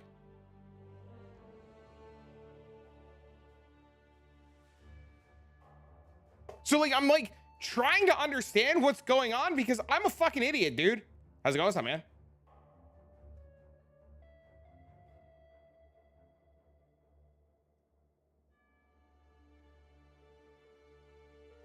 You've been to the ER 5 times? I don't see how anybody's like banning anybody or how like anybody's doing anything.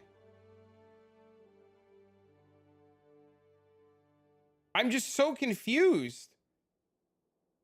See, like the only POE content the last week is PM saying all other content is false and wrong because it's all been false and wrong. But that's the thing though. But but that's been the problem. That's literally been the problem. The problem is that's the problem. The problem is all these people keep posting all this information and people are so excited and they're so into it and they're talking about it. And then all of the information has just been wrong and it's been lying and it's been misinformation. That's the problem.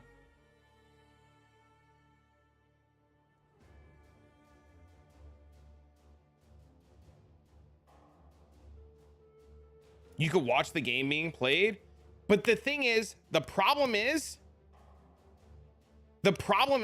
if I post something from November 9th and it is no longer accurate, it's misinformation. You can't post something from November 9th and then say it's currently accurate.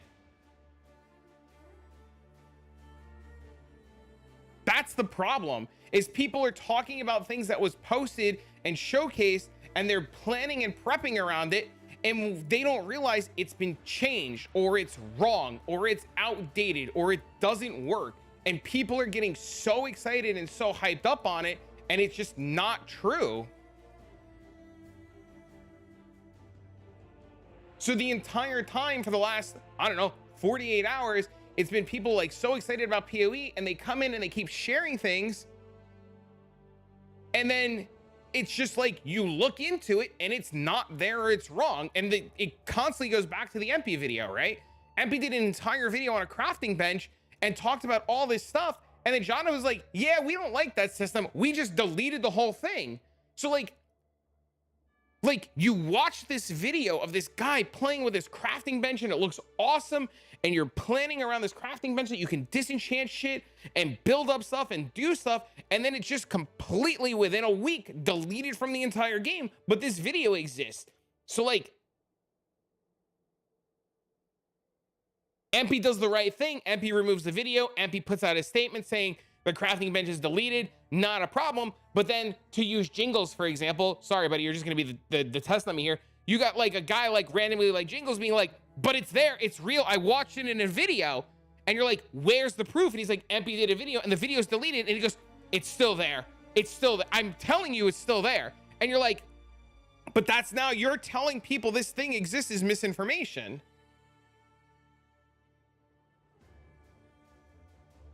Removing the content is just as much content as the first video. What do you mean by that? But yeah, listen, Diggs, if I was gonna ban you for having an opinion about me doing something wrong, I would rather have a conversation with you about what you think, right? Than like just ban somebody. The only time we ever ban people for being like, you should stop is like the guy yesterday who was like, calm the fuck down. Like, you, who the fuck are you?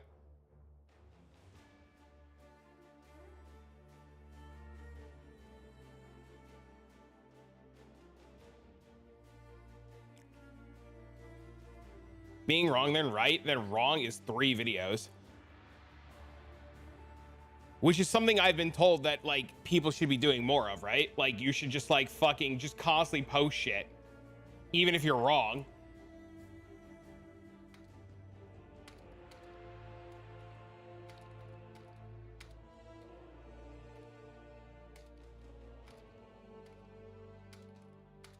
Still trying to make an imprint of that weapon. I can't find. Hey man, I'm sorry to interrupt. No, you're fine. I was just wondering if I could still make an imprint of a magic weapon. I can't find Kraken Chimeras on the market or Eternal Orbs from Faustus. It's my first. Okay, Eternal Orbs don't exist anymore. Eternal Orbs are only in Ruthless, and Kraken Chimeras aren't on. If you're trying to make an imprint of an item, Kraken Chimeras are not on Faustus. The next question that I have for you is, which league are you looking in?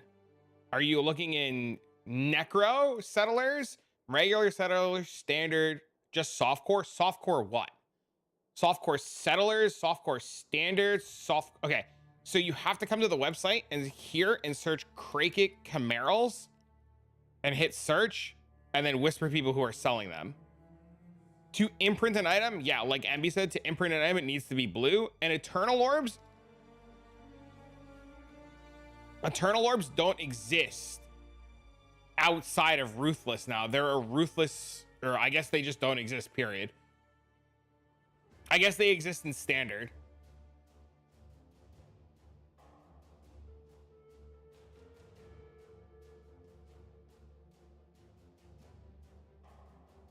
I spent $2,500 for another T1 Pure Feign. What are you talking about? Oh, I see what you're saying. But yeah, if you set your trade, to like this, they exist.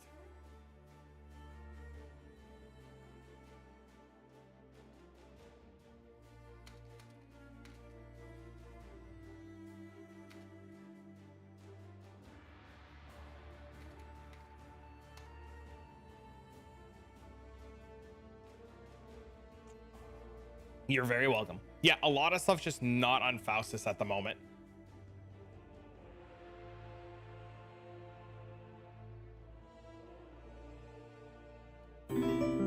Oh, thanks for the follow.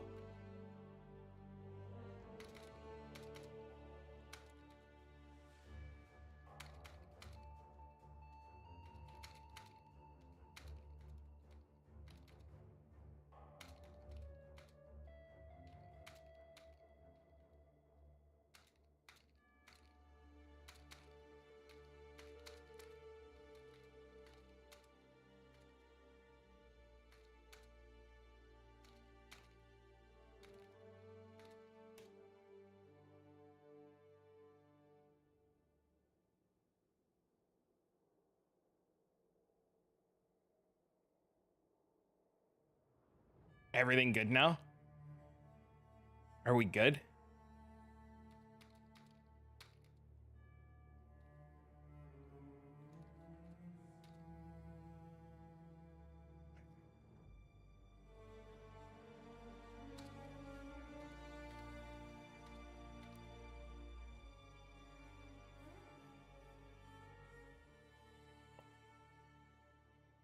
I'm gonna put the video back on.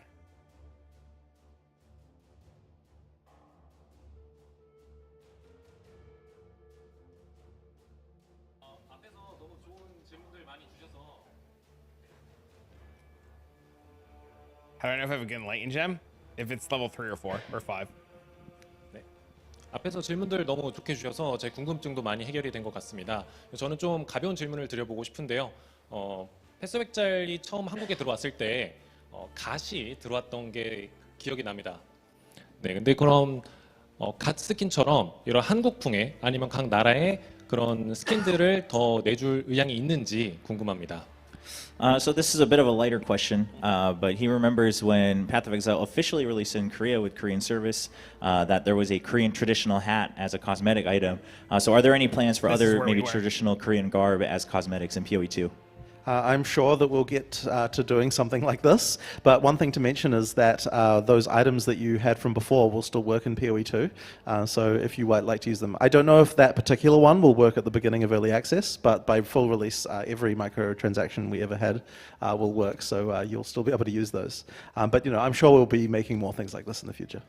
네, 아마 언젠가는 꼭 또 다시 저희가 새로운 걸 디자인하지 않을까 생각이 듭니다. 뭐 현재 계획된 건 없지만 충분히 가능하고 뭐 저희가 분명히 또 할 날이 올 거라고 생각을 하는데요. 또 다시 말씀드리고 싶은 부분은 뭐 가시라든지 POE1에서 활용하셨던 그 수많은 다른 아이템들도 캐스템들도 POE2에서 그대로 똑같이 적용하실 수 있으니까 기억하시거나 좀 내가 애착했던 아이템이 있으시다면 POE2에서 사용하실 수는 있지만 얼리 액세스 이제 초반에는 모든 게 적용이 되진 아직 않았기 때문에 조금은 기다리셔야 될 수도 있다는 점 양해 부탁드립니다. 그러면은 그 악마 형상이나 드루이드 변신 폼 같은 것도 스킨이 나올 수 있을까요? So then, what's your plans for like the demon form or like the druid when it transforms into different animals? Would those have cosmetics as well? So we might be able to. We can make cosmetics for the different forms, but obviously the cosmetics that your character normally wears won't work on them.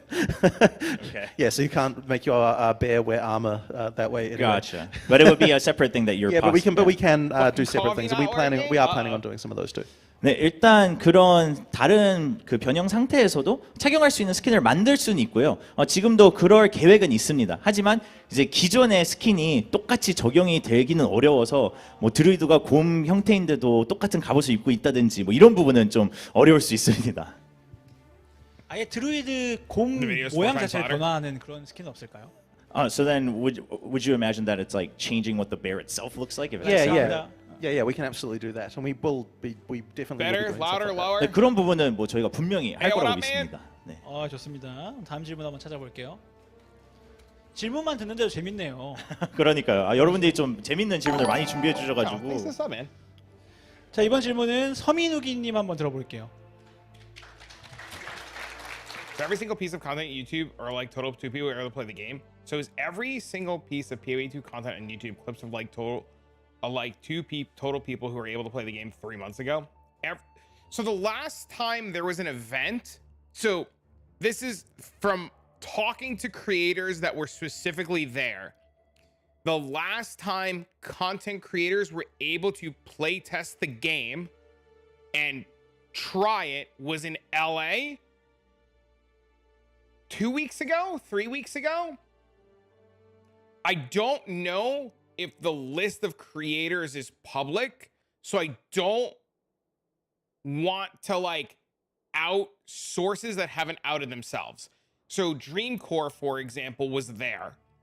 I know I want to say Subtractum was there. Havoc was there.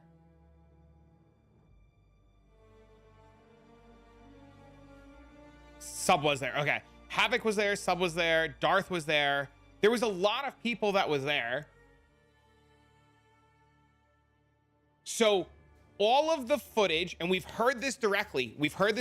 All of the footage that was recorded on November 9th was under embargo, which to those who don't know, embargo is like NDA. All of the footage from November 9th was under embargo until the live stream reveal. After the live stream reveal on November, whatever it was, a couple days ago, last week or whatever, players that were at the LA event were allowed to release the information from LA. Those players in LA were allowed to record footage, and that footage, from what I've been told, was reviewed by the devs, specifically Jonathan, and Jonathan greenlit footage to be released.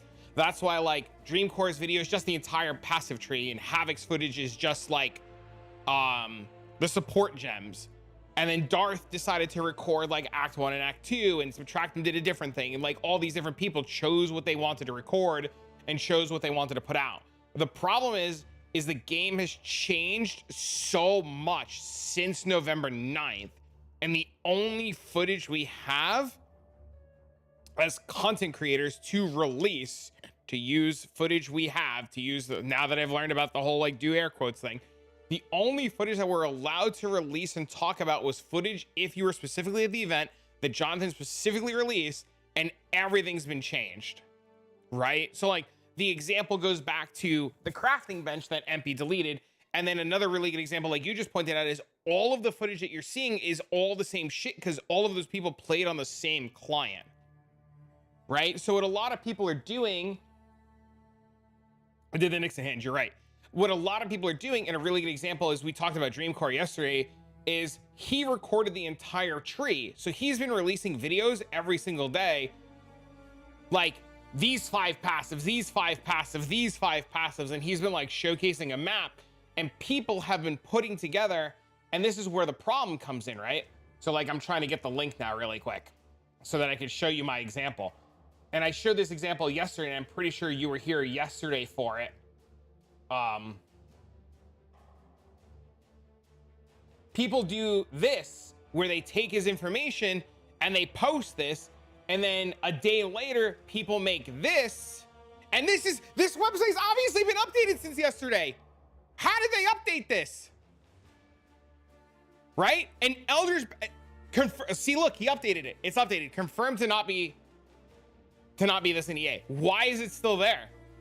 They have no idea. Like, this is the problem. This is confirmed to not be an EA, but we don't even know anymore if this is still here or if this section of the tree looks like this, because we have examples like this where people post this, right? So like if I just take a snip really quick of this, right? And we just look at this, and then we come here, and then we pull this tree to over here. Look at the difference between right here and right here. The whole thing has moved, and underneath here is this, and over here is just completely this.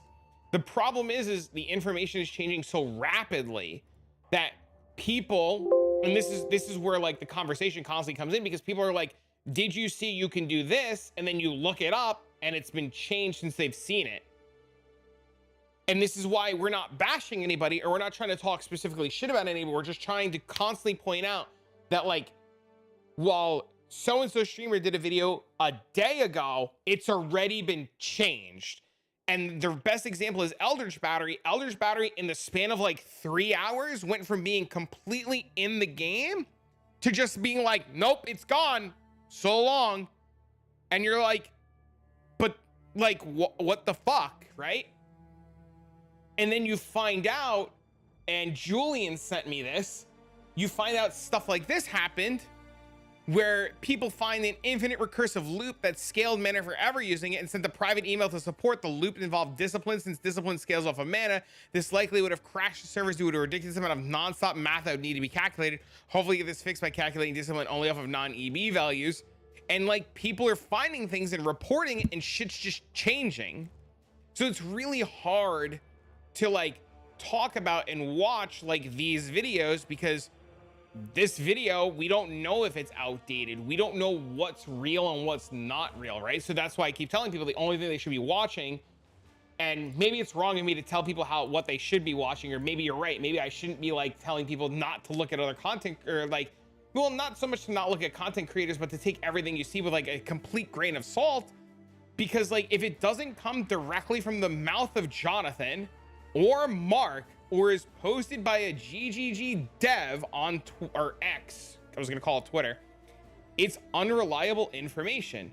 And it's not to say that the person is releasing bad information or the person is unreliable.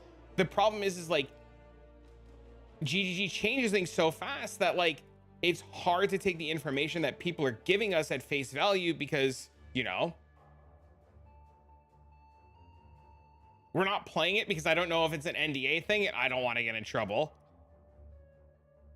Moana 2 is kind of mid? Bro, please don't tell me that. I actually wanted to take my kid to see that. Is it actually kind of mid? Ugh. You believe the earth is flat? I mean,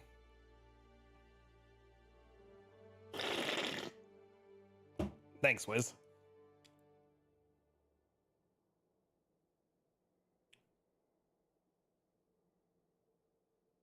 Yeah, I don't know. I've spent my entire PoE career not bashing people, and I've spent my entire PoE career directing away from drama. The only thing, though, that I'm going to do in this entire situation, though, is because of how excited people are for PoE2, I just want them to have real information, you know? People can watch and like and do whatever they want with whatever content creator they want. I don't give a fuck who people support or how they support them. I don't care about any of that. The only thing I care about is people understanding that everything you read and see on the internet is not true. Or it was true at one point and is no longer true. Disney princess movies have never been known to be better than the first one. Aw, disappointing. I really liked Moana too. Oh, Jesus Christ! He doesn't care how we support him, chat traffic fire. Motherfucker! Thank you, sir. Wicked's good? I don't even know what Wicked is. The only thing... I already got the clicks. Nom nom nom. Nom nom nom. Is she a princess? I don't know. Is Moana technically a princess?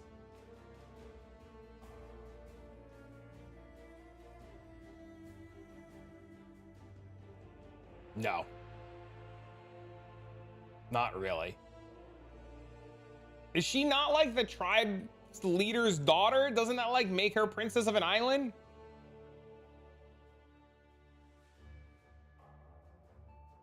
She's the chief's daughter?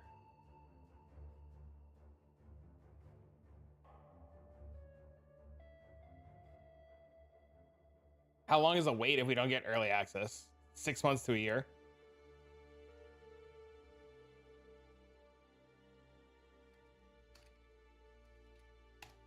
Six months to a year.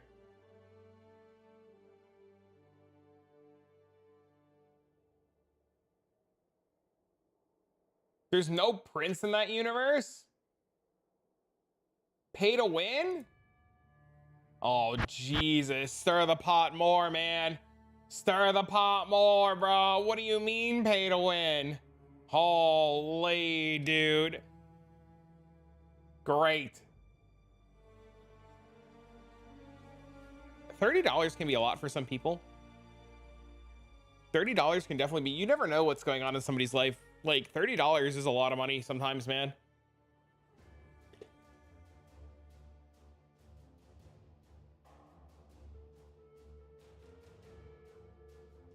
You know?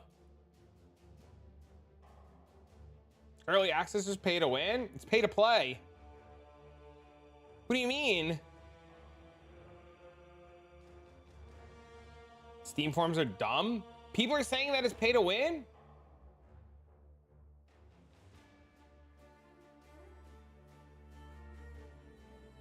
It's 15 in Morocco? Are you from Morocco?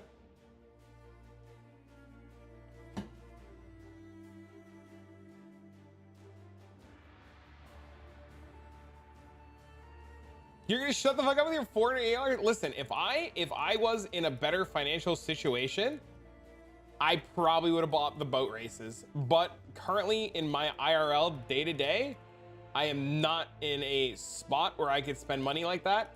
And I wouldn't even have bought it for the boat races. I would have bought it for the art book. If $30 is a lot, they shouldn't be playing video games in the first place. I mean, everybody should have an escape. You know, everybody should have a hobby. Everybody should be able to like, you know, do things. But I do agree that like, if you're in a financial spot where like you shouldn't be spending $30 on a video game, like you should probably get your finances right. You ever hear of a teenager? True.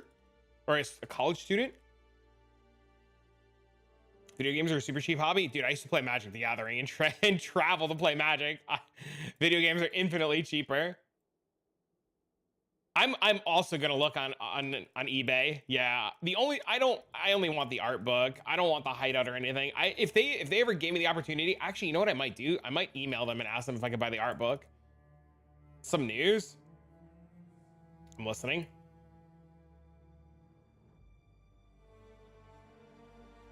You got adopted by a cat? That's really good. I have some positive good news too, but it's not Twitch positive good news, but a lot of things have gone very well in my life IRL, you know. But they cost me a whole lot of money. He walked into my house and he wouldn't leave? Uh-oh. Cats are blessed? Not like a cat girl? No, it sounds like he got adopted by a real cat. I mean, I don't know, maybe Karkin's secretly a Discord mod for a cat girl. You know, no judging.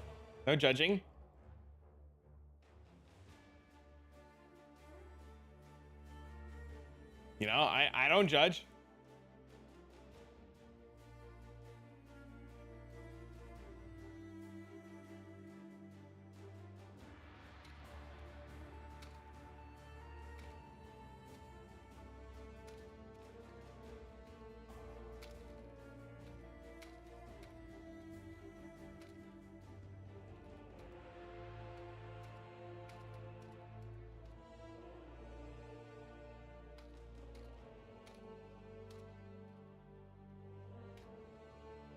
Whatever they are, congrats. Thanks, man.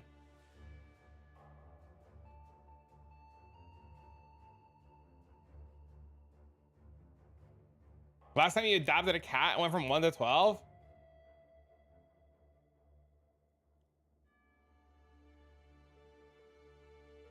Congrats on the good news.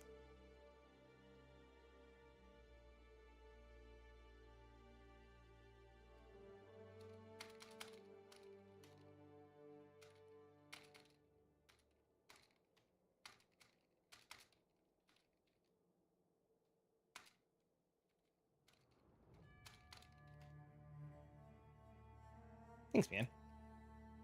The mommy kitten was Aho. Uh-oh. Are we winning with the news today? Well, the Korean interview that we started, that we keep stopping, has been pretty good so far. We've confirmed so far that the Mirror of Kalandra is indeed in Path of Exile 2, which was pretty cool. And we did indeed confirm that crafting systems will be updated in the future, and that old crafting systems will be coming back to the game as sequels. I don't know if that's like intended to be like a harvest thing, but you know, yo, thanks for the sub on YouTube, man. It's more POE2 stalling. I mean, what else is there to do? Play POE1 until next week. But the interviews have been pretty good. The Graveyard's coming back. That would be insane. That would be really cool. I'm also kind of hoping that we get I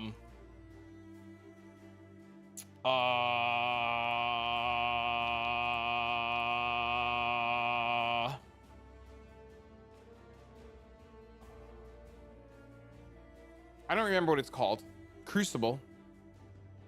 Play a game with chat. I really want to watch the rest of this interview, and there's another interview I want to watch. We've seen them talk extensively about Blight. You try the game The Bazaar yet? Oh, Bazaar's fucking sweet. Bazaar's fucking sweet. I've been watching my buddy play it. My buddy got me a code, and I just haven't had a chance to play it yet.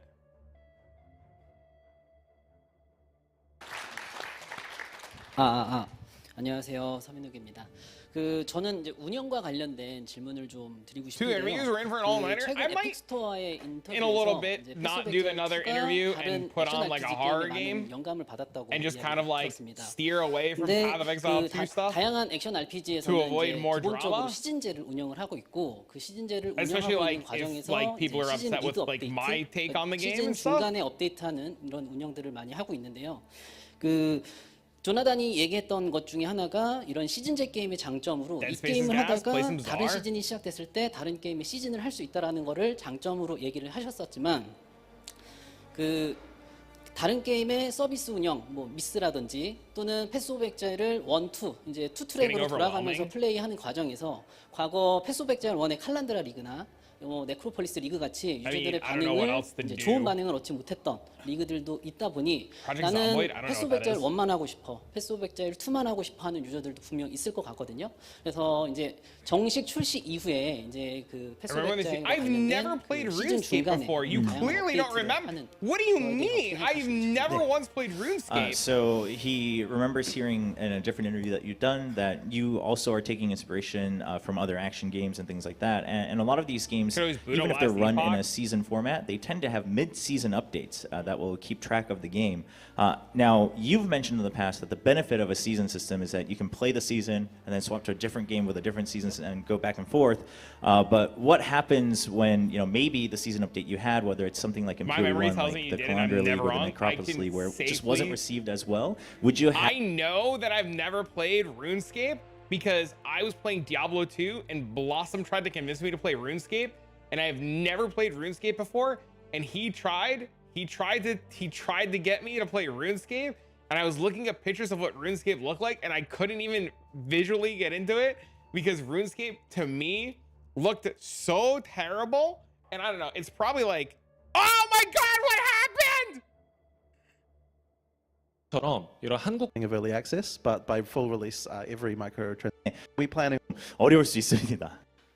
이런 액션 RPG가 이런 트랙으로 좋은 반된 things like that, and a lot of received as in the middle of a season, but we're good. We're good. I accidentally reset where I was in the thing.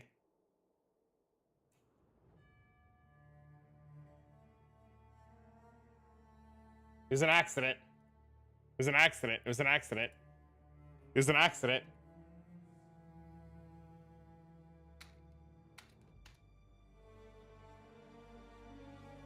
It was an accident. It was. It really was. Generally speaking, we try to really avoid that if it's going to negatively affect people's characters once the game is released. So effectively, yeah, like it really is much better, we've found, to go all in on like having a larger update every 3 months than it is to try. Going to be a lot of changes like that at the start. 하지만 동시에 이제 POE2 같은 경우에는 출시됐을 시점에는 물론 고쳐야 될 수 있는 게 많을 수 있기 때문에 저희가 정말 주기적으로 업데이트를 하면서 뭐 보스가 너무 어려울 수 여러분 주세요. 낭독 유배자들 질문인 만큼 유배자들이 가장 사랑하는 인플루언서인 엠피스님 한번 모셔볼게요. 박수 한번 주세요. I feel like it's too loud. Is it too loud? 마이크 테스트. 안녕하세요, 엠피스입니다. 반갑습니다. 자, 이제 지금부터는 현장에 직접 참석해주신 우리 유배자 여러분들께서 직접 작성해준 질문을 제가 대신 낭독하는 시간을 가져보겠습니다. 근데 일단 다 보셨겠지만 굉장히 많은 질문들이 이미 오고 갔기 때문에 제가 어쩔 수 없이 약간 골랐다는 점, 그거는 좀 먼저 양해 말씀드리겠습니다. 그럼 먼저 첫 번째 질문 시작해 보겠습니다. 저는 약간 독특한 질문을 위주로 골랐으니까 좀 참고해 주십시오. I don't think you will. POE1에서는 스킨을 구매 전에 입어볼 수가 없어가지고 불편했어요. 혹시 POE2에서는 이런 부분이 있거나 없다면 계획이 있나요? So first of all, there were a lot of questions from the exiles that joined us today. So he tried to pick some unique ones. But the first one is, in POE1, one of the troubles they had was that you couldn't try on the cosmetics before you purchased it. So is that included in POE2? And if not, are there any plans? So actually, we do have a completely new store in Path of Exile 2, and that store does let you see the items on your character before you buy them, and it also allows you to see like a close-up of your character and this kind of thing as well. So yeah, we've actually done quite a bit of work in that area. So that's pretty cool. That's really cool. 일단 POE2에는 상점을 아예 새롭게 저희가 디자인을 했는데요. POE2에는 벌써 이 스킨을 내 캐릭터에 어떻게 보이는지 프리뷰를 하실 수 있는 시스템이 도입되어 있고요. 심지어 그 모델의 주민까지 해서 정확하게 어떻게 지금 보이는지 살펴보실 수 있기 때문에 벌써 저희가 많은 노력을 했습니다. 고맙습니다. 자, 다음 질문 읽겠습니다. 친구들이랑 같이 할 예정인데 멀티플레이에 관한 영상이나 정보가 많지 않아서 어떤 식으로 플레이를 하게 될지 궁금합니다. So next is they want to play with their friends. That's their plan, but they haven't found as much information when it comes to co-op or party play. So how does that work? How would you get involved in party play? It's fine. We're so you deep can play into right this. from the beginning of the game with up to 6 players. The game is sort of intended to be balanced so that you can play single player or multiplayer, and you should have a very similar time in terms of you know, the overall difficulty. In multiplayer, during the campaign, though, you can resurrect your friends. So that means that you know, you don't have to leave them behind if they die. So yeah, that can be quite a fun experience. When you get to the end game, you can't resurrect them anymore. So you actually have to make sure you're able to all survive a map in order to get through it. But yeah, we try to make sure that the game is balanced for both experiences without having regard from one, without making sure that one or the other is advantaged. 네, 현재 POE2에서는 일단 파티 플레이는 게임 시작부터 다 같이 참여하실 수 있고요. 최대 6명까지 한꺼번에 한 번에 참여하실 수 있습니다. 그래서 사실 이게 싱글 플레이로 하든 멀티플레이로 하든 캠페인 자체도 다 즐기실 수 있도록 저희가 준비를 했는데요. 밸런싱도 최대한 잘 맞춰보려고 노력을 했습니다. 이제 캠페인 구간에서는 서로 간의 부활이 가능합니다. 그래서 만약에 친구가 죽었다면 바로 살리면서 뭐 잊혀지고 떠나는 것이 아니라 살리고 같이 끝낼 수 있지만, 이제 엔드 게임에서는 부활이 불가능하기 때문에 거기서는 다 같이 생존할 수 있는 자신감이 있는 분들이 파티 플레이를 같이 하시기를 바랍니다. 네, 잘 들었습니다. 다음 질문은 근데 POE가 성인 게임 아닌가? 이게 글씨가 이게 지금 제가 잠깐만요. 피나클 보스가 포탈 기회가 한 번이라고 들었습니다. 실패 시 아틀라스 초기화해야만 다시 도전할 수 있다고 했는데 이는 보상 문제를 떠나가지고 플레이어의 경험을 너무 제약하는 게 아닌가 우려됩니다. 라이트 미들급 유저들이 피나클 보스를 다회차 경험해볼 방법이나 대안이 고려되고 있는가요? So the question Fucking is waste about time. the maps and bosses only having one try, and otherwise even the pinnacle bosses you'd have to kind of build up again to revisit them. And this might be a bit too daunting for newer players or kind of middle level players, where if I die, I have to kind of go through the entire process again to try to challenge this boss again in the end game. So are there any plans to try to mitigate that in the future? So I think if you're talking about the actual pinnacle bosses, the intention really is that is the content that only the very good players are able to achieve. That's kind of the what pinnacle ultimately means. So if you're talking about the early end game, losing a map is not really a big deal. Like, you get plenty of them. It's absolutely fine. It only really starts to matter as you get towards that pinnacle content, where it requires quite a lot to be able to challenge that stuff. So effectively, we kind of want it that way, and I believe that it will mean that achieving victory against the pinnacle bosses will be a much more valuable achievement than it was in Path of Exile 1. Playing Project Diablo 2, 저희가 playing Project Diablo 2 and bossing has fucked me up.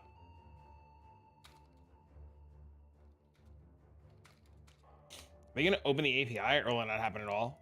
You shouldn't be getting anything until full release. Like, I don't think you're gonna get any good information until full release. 그 피너클 보스라고 부르는 피너클 자체가 이제 뭐 최종적 이런 의미가 있기 때문에 이 컨텐츠는 이제 초초 상위권 정말 최종의 유저들을 위한 컨텐츠로 저희가 디자인을 했습니다. 그래서 사실 그만큼 어려운 게 의도된 부분이 있고요. 그게 만약에 뭐 재시도를 할 수 있거나 이러면 좀 의미가 사라지기 때문에 그런 부분은 저희가 의도적인 디자인입니다. 하지만 이제 엔드 게임의 초반부에 뭐 다른 지도라든지 이런 부분은 사실 실패하셔도 좀 쉽게 얻으실 수 있기 때문에 생각보다 부담감이 크진 않을 거라고 믿지만, 이제 최종 보스 피나클 컨텐츠는 좀 시간이 걸리는 만큼 그만큼 준비된 사람만 깰 수 있도록 저희가 준비를 하였고, 그렇다면 이제 최종 보스를 깨는 분들은 더 큰 성취감을 얻지 않을까 하는 기대감이 있습니다. 네, 엄청 어려울 거란 얘기를 아주 길게 들으셨습니다. 자, 다음 질문 가겠습니다. 퓨어 밀리의 약함, 특정 원소의 지나친 강함을 이를테면 동결과 냉각, 이 편에서 조절하셨는지, 그저 원소 컨버전 발사대로 사용되는 물리가 참 아쉬워요. So this is a question about the combat, but for instance, something like a pure melee build or something like that, or maybe some elements being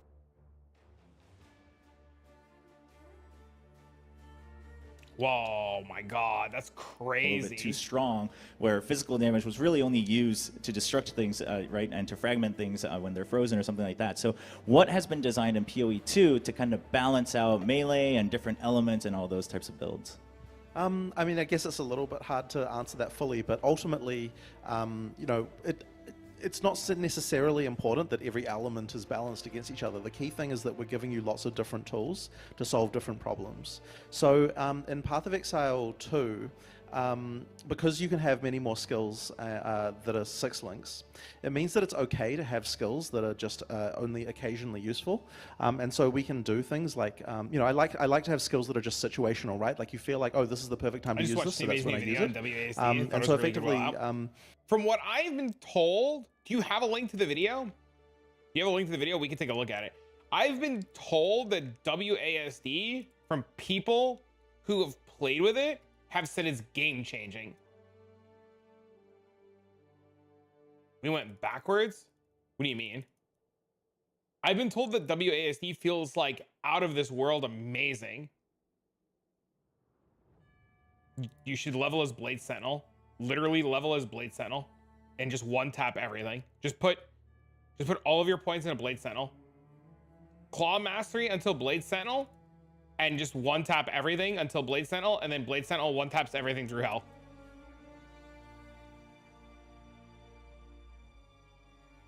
Hey everyone, it's Snoo. Did he get to play? Has he been able to play?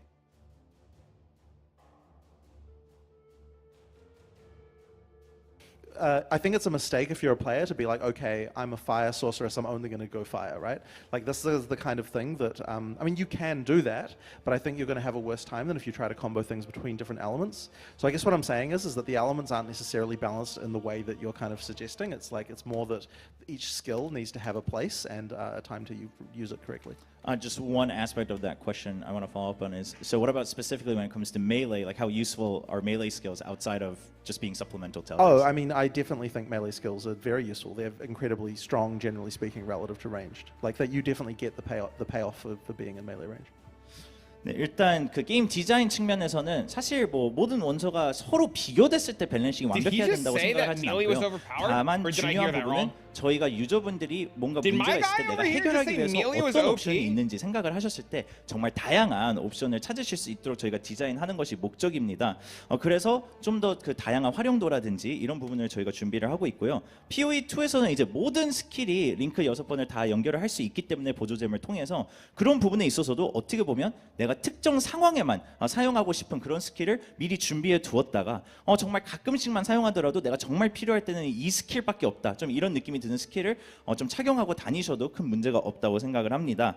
근데 이제 저희가 뭐 사실 뭐 나는 뭐 불만 사용할 때 뭐 이런 부분에서 뭐 동결만 사용할 때 이렇게 너무 한계를 두는 것은 원치 않기 때문에 좀 다양하게 활용하시기를 바라고요. 밀리에 관해서는 현재 POE2에서는 밀리가 원거리에 비해서도 굉장히 강하기 때문에 가까이서 전투를 하더라도 내가 그만큼이나 뭐 페널티가 있더라도 그걸 더 성취감 있게 느낄 수 있는 전투를 내가 직접 할 수 있다는 그런 부분을 저희가 디자인을 했습니다. 글쎄요. 자, 일단 알겠습니다.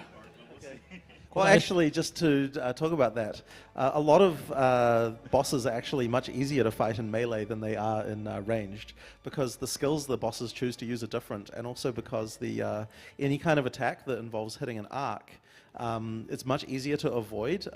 So, for example, with the boss I was just fighting, which I did admittedly die to, it's actually much easier if you stay very close to the boss, because his abilities, you know, when he's targeting you, you can dodge around the boss very easily when you're very close, but when you're far away, it's actually much harder to dodge those abilities. So melee is actually quite an advantage in that regard too. 네, 한 부분만 더 추가로 설명을 드리고 싶었던 부분은 보스전에 의해서는 조나단님은 밀리가 더 유리하지 않나라고 생각을 하십니다. 일단 보스가 사용하는 스킬 자체도 밀리와 원거리에 따라서 그 사이의 거리에 따라서 다르기 때문에 밀리의 그런 스킬들을 내가 회피하기가 더 쉽다고 느끼실 수 있는 부분이 있고, 또 원형으로만 피할 수 있는 그런 보스의 스킬들은 가까이서 하면 아무래도 간격이 좁혀지다 보니 아까 조나단님이 뭐 실패를 하셨지만 그 보스 자체도 조나단님이 느끼시기에는 가까이서 붙어 있을 때 내가 회피를 더 빠르게 할 수 있기 때문에 생존하기가 더 쉬워서 보스전이 좀 더 쉬울 수 있다고 느끼셨습니다.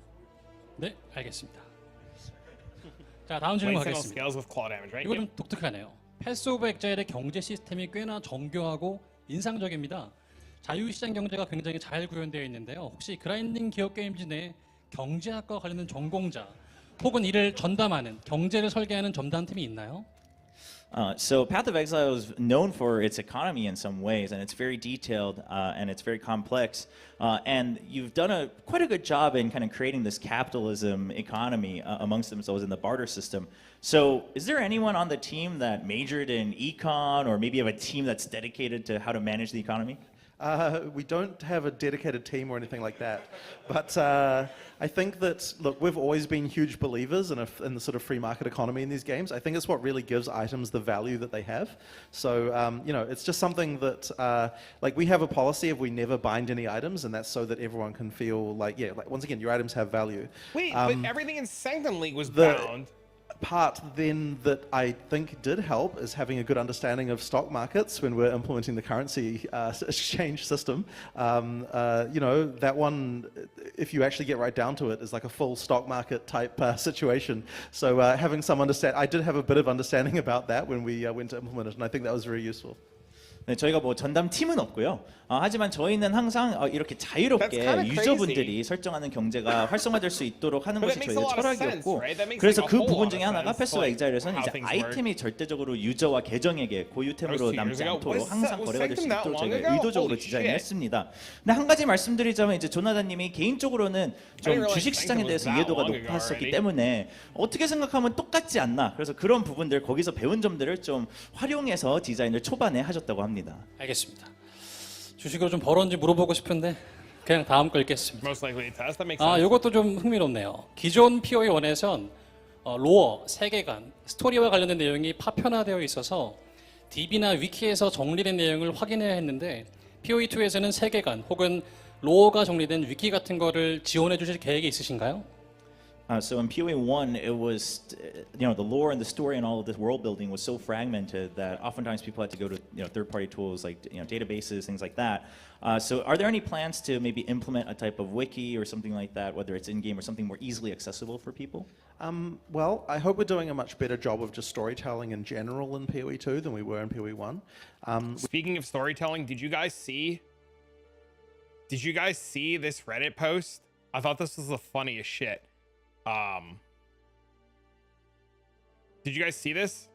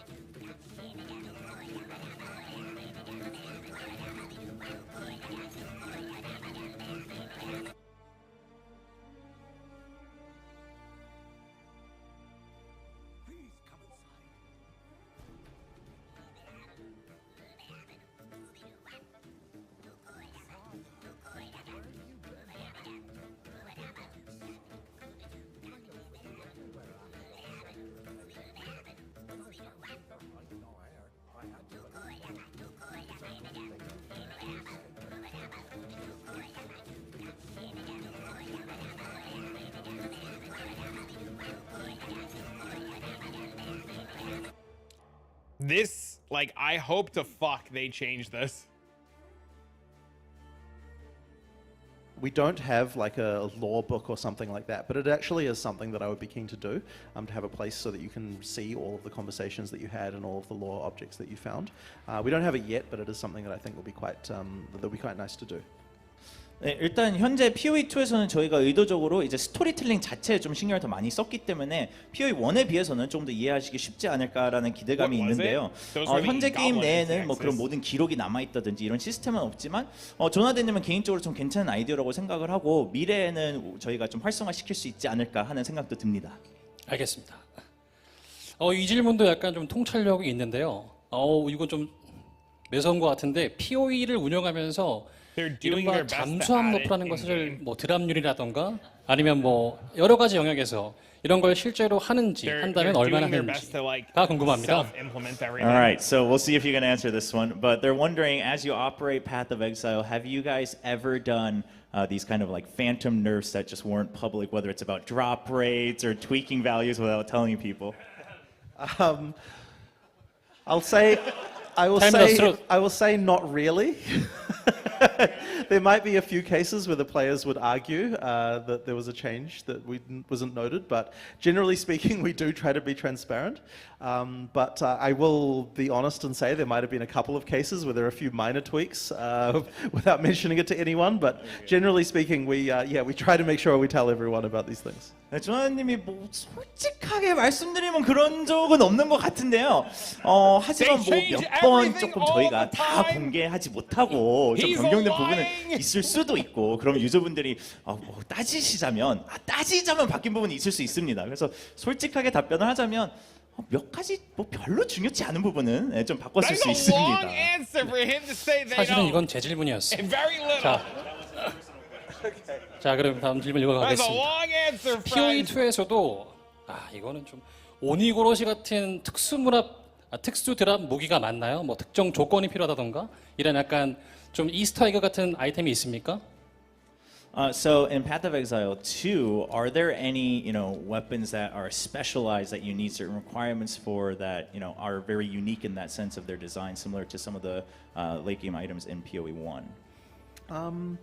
I guess not exactly. There are definitely going to be uniques that are kind of hard to build for because they require as you might say, some sort of special requirements for them. But I mean, ultimately, I guess not exactly. It's mostly just that, there are just some uniques that are just hard to build for because they require certain things of your character that may be difficult to meet. 네, 뭐 지금 생각할 때는 없다고 생각이 듭니다. 뭐 물론 POE2에도 이제 엔드 게임에 가고 뭐 다양한 유니크들을 이제 소집하시다 보면 뭐 조금 더 이제 빌드를 맞추기가 어렵다든지 뭐 이런 부분이야 당연히 있지만 지금 생각할 때 그렇게 특정 뭐 무기라든지 이런 아이템은 아직 없습니다. 네, 알겠습니다. 그러면 다음 질문 가겠습니다. POE에는 헤드헌터, 마법사의 피 같은 이른바 최고 티어, 체이서 유니크 장비가 존재하는데 POE2에도 아니 정확히는 POE2의 얼리 액세스에서도 얻을 수 있는지, 얻을 수 있다면 아주 구체적이진 않더라도 간단하게만 소개 부탁드리겠습니다. So you have items like Headhunter and Mageblood in PoE1 that were kind of this these is must-haves that you wanted to chase for. So are there any of those in early access in PoE2? And if so, could you maybe give us a hint on what they're like? I don't really want to spoil any specific uniques right now because it's one of those things that we have very tight control over the spoilers of these. But look, there are a lot of uniques that are returning in PoE2. One of the things that we want to do is kind of try to surprise people with how we have adapted some of the mechanics when they don't directly translate.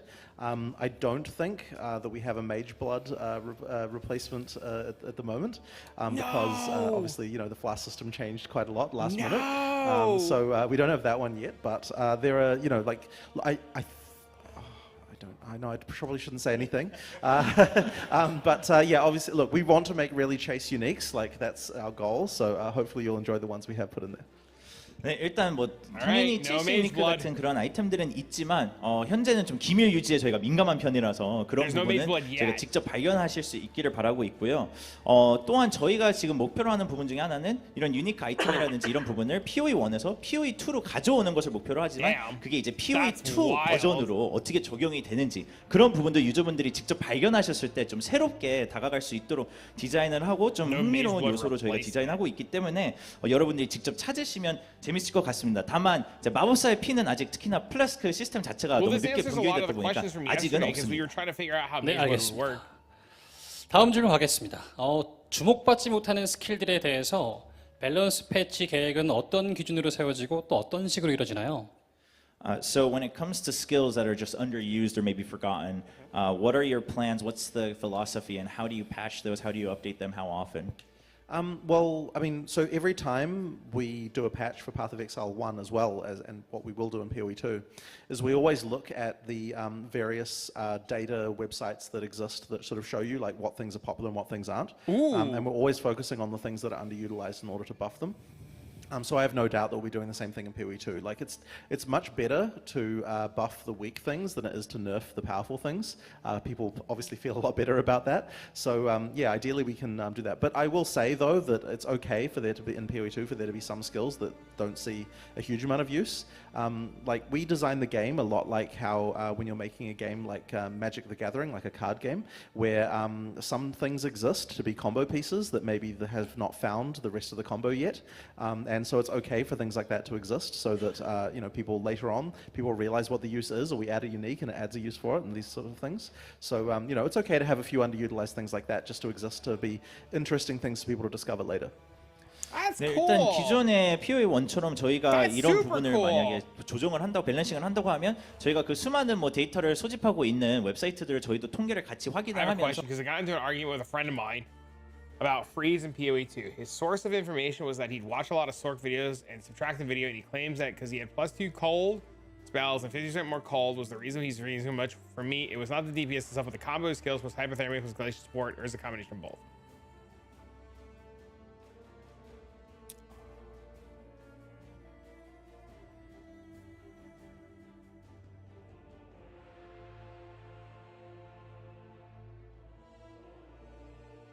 The real answer, nobody knows. Subtractem tell him that Subtractem played the game on November 9th. And then show him all of the changes that have happened to the game since November 9th.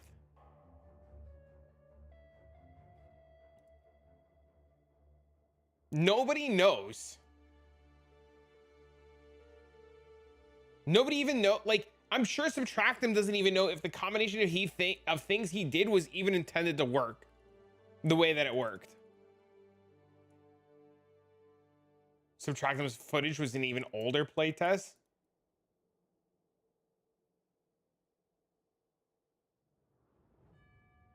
I mean, the best way to go about it is to literally like ask him.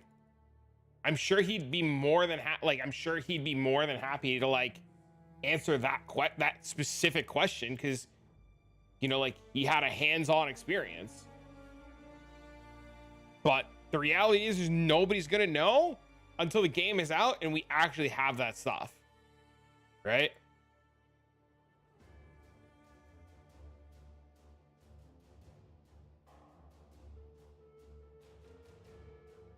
TLDRs if you have more flat cold. Thank your friend for his information. Tell him you'll put it in your memory bank of information, and just fuck off, right? You know what I mean? The biggest problem that we have right now is there's a lot of information that is A, outdated, or B, just false. And it's causing a lot of stir up in the community because, like, people will say things and you're like, that's not how it works. And then everybody gets their feelings hurt and everybody gets upset. And it's just not like, we're quickly very well seeing that, like, you know what? Let people do their own research. Like, it's just infinitely quickly becoming just let people do their own research and believe what they want at this point. Because, like, it's too much. It's too much, man. It's too much. Because somebody in chat had the info. There is the... Nobody has the info.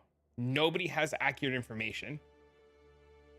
Nobody has accurate information because it's all outdated already. That's the problem. You should have stuck to your guns.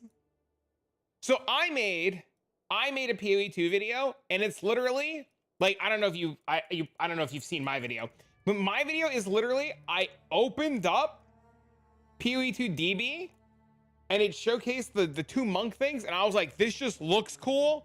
I'm expecting this to change. This will probably all change. This is what I've seen, and based on what I've seen and the idea of video gameplay footage of the monk flipping around, I want to try this. And I was just like, in my video, I was like, I don't know what I want to do. Mom Eldritch Battery seems kind of cool. And then, like, hours later, they put out the Mom Eldritch Battery combination probably isn't going to work, right? So, like, I updated the video and I put, like, disclaimers and captions in places that I could, like, obviously put places in. But, you know, like, fuck me, man. Bro, my video was even out 3 hours and I talked about what could be a cool interaction, to only have it just completely removed.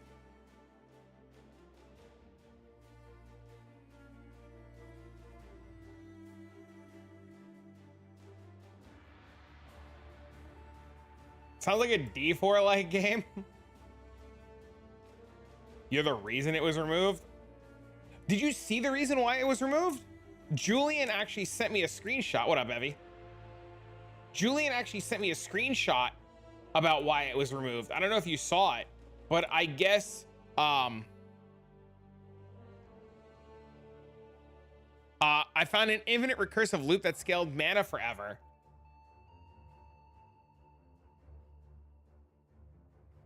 And this guy, like, found a huge problem with it and, like, emailed GGG, and I guess Eldritch Battery was, like, in its current state, crashing the fucking servers, or in theory, crashing the servers. The worst part about it is, to the Joe Stream Gamer, the people talking about bad info make it seem like GG can't make up their mind, so the content makes GG look bad. No. I think more or less what it is people just don't understand that it's early access. I think that's just what it is, right? And the big thing with GGG is, like, GGG is extremely transparent about what they do, while other companies aren't anywhere near as transparent. So GGG is constantly releasing this information and constantly showing things and constantly, like, building hype, because they're really good at building hype, and they're really, really, really good at that. But the problem is people haven't grasped the fact that, like, it's early access. It is designed to be changed, right? Like, and that's just the thing, right? I just don't think people like can accept that it's early access, because I guess a lot of people are just also used to like early access being like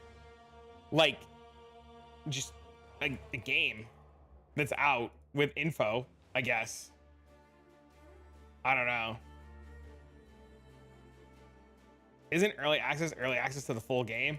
Like 3 days early full? No, early access is like you play an alpha or beta version of the game because you paid to like test it early. No,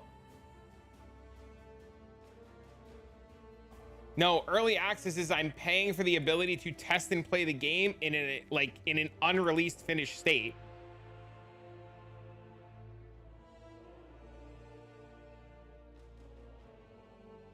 Yeah, sometimes it's an extremely early version that's nowhere near complete. Yeah.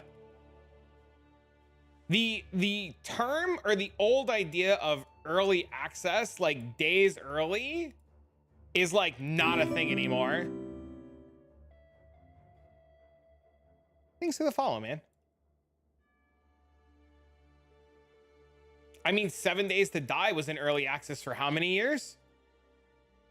WoW just did it. Yeah, WoW also like does a kind of like a lot of shit. And like look at how much shit Blizzard got in, right? Like, look at how much shit Blizzard got in for letting people pay to play Diablo early. Did Wilson ever make it out of early access before they shut down? No. No. They didn't get into shit? Dude, there was a lot of controversy. No, there was a lot of controversy about Blizzard doing early access. You think Blizzard gives a fuck? No, they don't give a fuck. No, of course they don't give a fuck. But like, they got like, it's another thing that people put on their like shopping block of why they like hate Blizzard, right?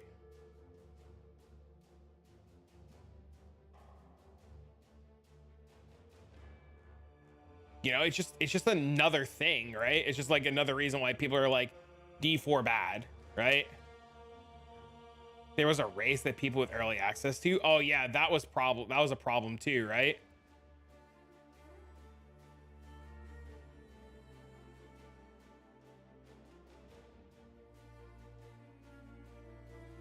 But yeah, early access is designed for you to play an unfinished version of the game that is like known to be buggy and messed up. Like that's the whole point. Like you're paying to like play like an unfinished copy of the game. That's why early access for PoE is only 3 acts, because it's just not done yet, right? Like you're just like, that's why it's like it's going to be free when it comes out of early access, and they're planning on early access being 6 months to a year.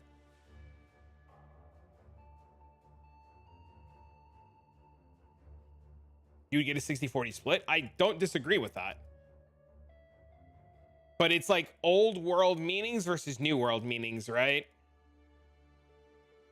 You know, it's the whole back in my day when we had early access and I had to wait to play 3 days early. And now you have like the young guy pushing the grandma.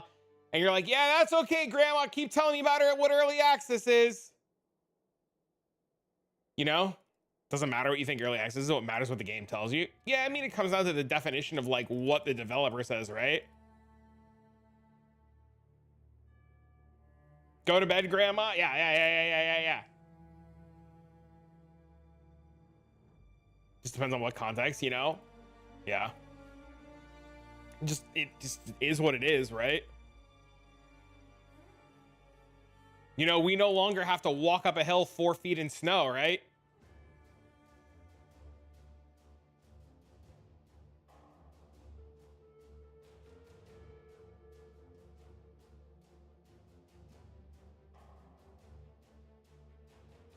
Marketing's weird these days.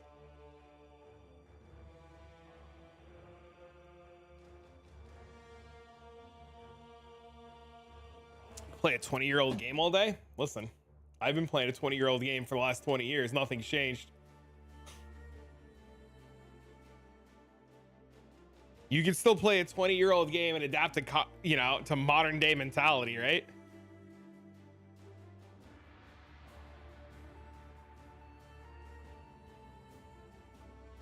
I never stopped playing this 20-year-old game. Actually, like, I'm kind of wondering how I'm gonna like weave in. I probably actually won't have time at all when POE2 comes out. I don't think there's anything wrong either with playing the 20-year-old game. You know, you just live in the nostalgia. EA is the smartest way to interact with players. Eventually, I mean, yeah, I suspect a lot of if they don't do so. Jonathan said in this interview that within 6 months to a year, the game will be out of early access. Jonathan said that in this interview. Jonathan also said in this interview that the entire game will need to be tested in early access before it is released. So Jonathan in this interview said we will have access to Acts 4, 5, and 6, all of the planned ascendancies for POE2, and all of the classes for POE2. So while I agree that we will, in theory, run out of content in early access, it's hard to see. It's hard to see how we'll run out of content, right? I don't think 6 months is happening either. But if they're going to release content the way that Jonathan is like pseudo describing it, it means that like every 3 weeks or every month, we're going to have some major addition to Path of Exile 2, right? Whether it be like a new class, a new ascendancy, a new act, right? Because they could just like stagger everything, right? They can go 30 days from now. They can be like, here's Act 4, have a good time. And then 30 days from now, they can be like, here's Act 6, or Act 5, have a good time. Or like next month, they could be like, here's the Druid. And then the month after, they could be like, here's the Huntress. They stated.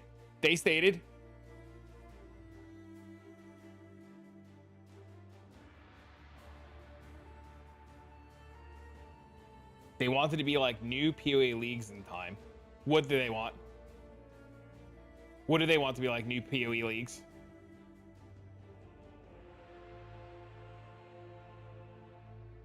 Like every 3 months? That's not what he said in this. No, that's not what he said in this. And this was live 17 hours ago. That's not, Jonathan did not say that 17 hours ago, and this was live. He literally just said in this interview that we will be getting constant updates every few weeks.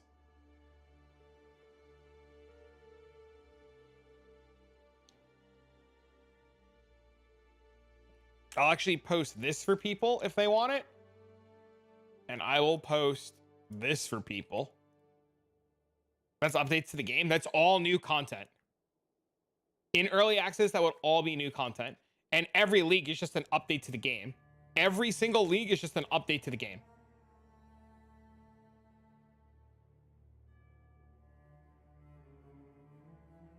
Actually, I have to turn this fan off. I'm fucking cold now. Let's be happy. There's still toxic rain. Oh, Jesus.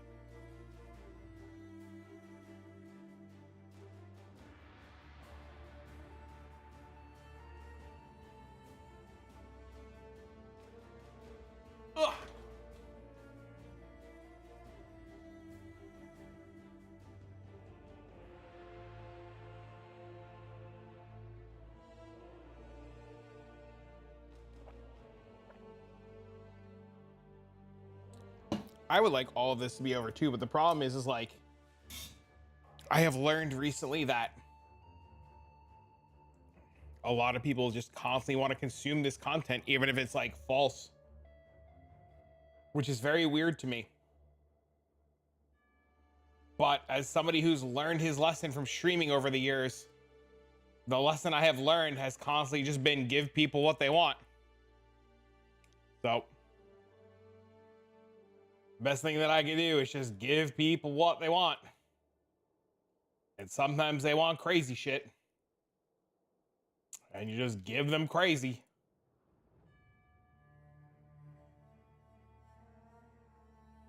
You know?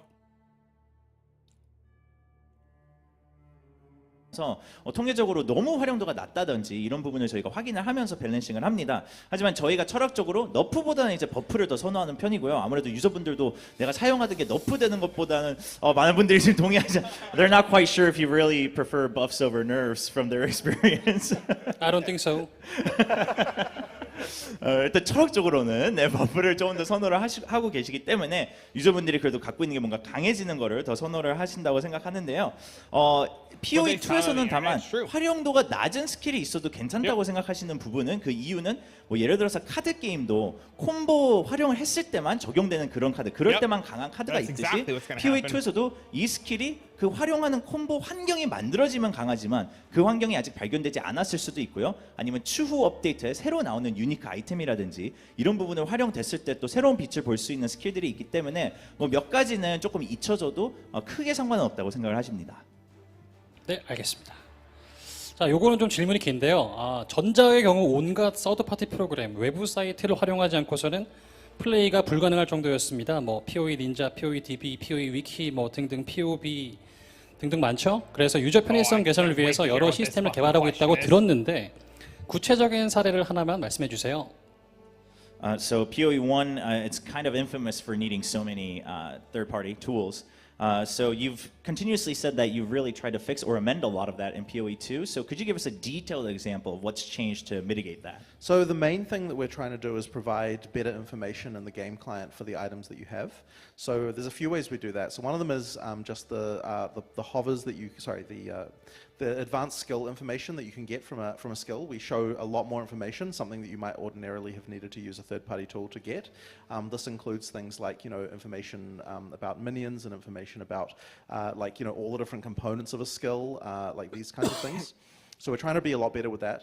The other thing as well that we're doing is when it's possible on the skill tree to see what effect that a given skill will have on your character. So it's a lot easier to sort of find out how that works in advance as well. What I will say though is that I'm sure that people will still want to be using things like Path of Building, because what Path of Building lets you do that we will never let you do is try out a build that you don't have the items for, and that's something we would never want to allow people to do, but yet obviously people will want that kind of thing. So I'm sure those tools will still be things that have a use, and some people will say that those tools are mandatory, but I guess I don't fully agree with that, because I think that the game is one where you want to explore and find the interesting combos. So I guess that's our position on it anyway. Got it. 네, 현재 예시를 들자면 저희가 뭐 스킬을 소개할 때도 스킬 창 내에서 이제 추가. The only reason you wouldn't need Path of Building in the future is if the game provides you with enough information, right? Because currently in Path of Exile, and like correct me if I'm wrong here, currently in Path of Exile, you just don't get like enough base information where you understand how things work, right? Like that's a big reason why POB is so successful, because you don't see all the intricacies of what your skills and stuff do together. Maybe I'm wrong. 정보를 저희가 더 많이 포함을 했고요. 그런 부분의 디자인은 사실 게임 전체적으로 저희가 적용을 한 부분이 있습니다. 하지만 스킬을 예시로 들자면 저희가 스킬 자체에서 스킬 창에서 추가 정보를 찾아보시면 그 안에 또 소환수에 대한 추가 정보도 디테일하게 뭐 모두 다 손과 다 확인하실 수 있고요. 아니면 스킬 자체가 뭐 여러 부분이 있다면 각각 어떤 활용도가 있는지 또 어떻게 적용이 되는지를 디테일하게 확인하실 수 있도록 저희가 디자인을 했습니다. 거기에 더불어 이제 패시브 트리에서도 만약에 이 노드를 내가 선택하면 어떤 스킬이 어떻게 변경되는지도 저희가 수치를 다 기록을 해놨기 때문에 게임 내에서 직접 확인하시고 선택을 하실 수 있도록 설정은 해놨습니다. 물론 이제 어떤 유저분들은 그래도 뭐 다른 서드파티 툴을 사용을 한다면 뭔가 좀 다른 활용도가 있고 이렇지 않냐고 얘기를 하시겠지만 조나단님은 이제 예를 들어서 어떤 툴은 뭐 아직 아이템이 다 있지 않은 빌드를 시도해 본다든지 이런 부분을 도와주는 부분에 있어서는 조나단님은 우리가 제작사로서 뭔가를 더 빌드를 가이드를 준다든지 뭔가를 지정해 준다든지 아니면 아직 준비되지 않은 것을 직접 발견하지 않은 것을 시도하는 것을 별로 선호하는 편이 아니기 때문에 그 부분은 아마 뭐 어떤 유저분들은 필수라고 얘기하시겠지만 조나단님은 철학적으로 좀 반대하는 의견이어서 직접 찾아보시고 발견하는 것을 추구한다고 하십니다. Oh, and by the way, people who work on those tools have been an amazing source of new game developers for us because they already understand all the stats already. 그리고 이런 서드파티 툴을 개발하신 모든 분들이 사실 저희에게 큰 도움이 되고 저희 회사에 또 들어오셔서 굉장히 힘이 되어주셨기 때문에 정말 대단한 분들이라고 생각합니다. What? 네, 잘 들었습니다. 요거는 약간 좀 아주 테크니컬한 질문인데요. 심지어 질문을 영어로 쓰셨어요. 제가 보자면 POE2 .cap, .cap이죠. increase from 30 million. 3천만으로 제한이 되어 있었는데 POE2에서도 그런가요? So that was in English. Did you understand it? So POE2.cap was capped at 30 million, but was that going to increase? How are you, Ali? Good to see you. 한번 직접 Who's good? 보실 수 있을까요? You know, busy but good. Yeah, the dot cap.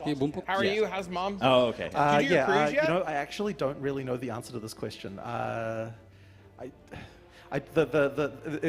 believe that the cap for this was not really like a game design thing. It was more of a technical thing with how the stats are represented internally. So I think it's kind of one of those random things. Hopefully it wouldn't be necessary anymore. But ideally you shouldn't run into these kinds of problems. It was more of just a technical issue. 네, 현재 정확하게 제가 어떻게 바뀌었다고 말씀을 드리기는 좀 어렵지만 사실 이제 기존에 그 캡이 있었던 이유는 좀 기술적인 다른 이슈들 때문에. We know that dot cap was a problem because of like coding limitations, right? It was like 32-bit coding, right? And if the game's like not like that anymore, we should, in theory, it should be really hard to hit. Cat didn't want to be caught, so I did a 2 short day trip to Solid. Oh, nice. Nice. It's 64-bit now. Yeah, I'm dealing with IRL things and IRL bills, so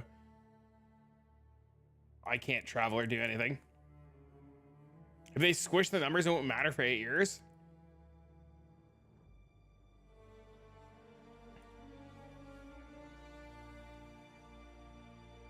Might be uncapped, might be hard coded this time. I would be really surprised if we hit dot cap anytime soon.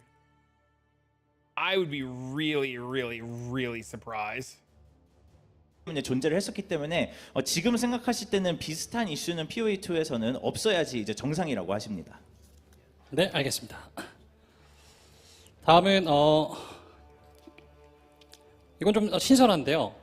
로아 탑승 같은 탑승 메커니즘이 추가되었는데 이거와 관련해서 뭔가를 강화시킨다는 노드나 어셈 같은 게 있나요?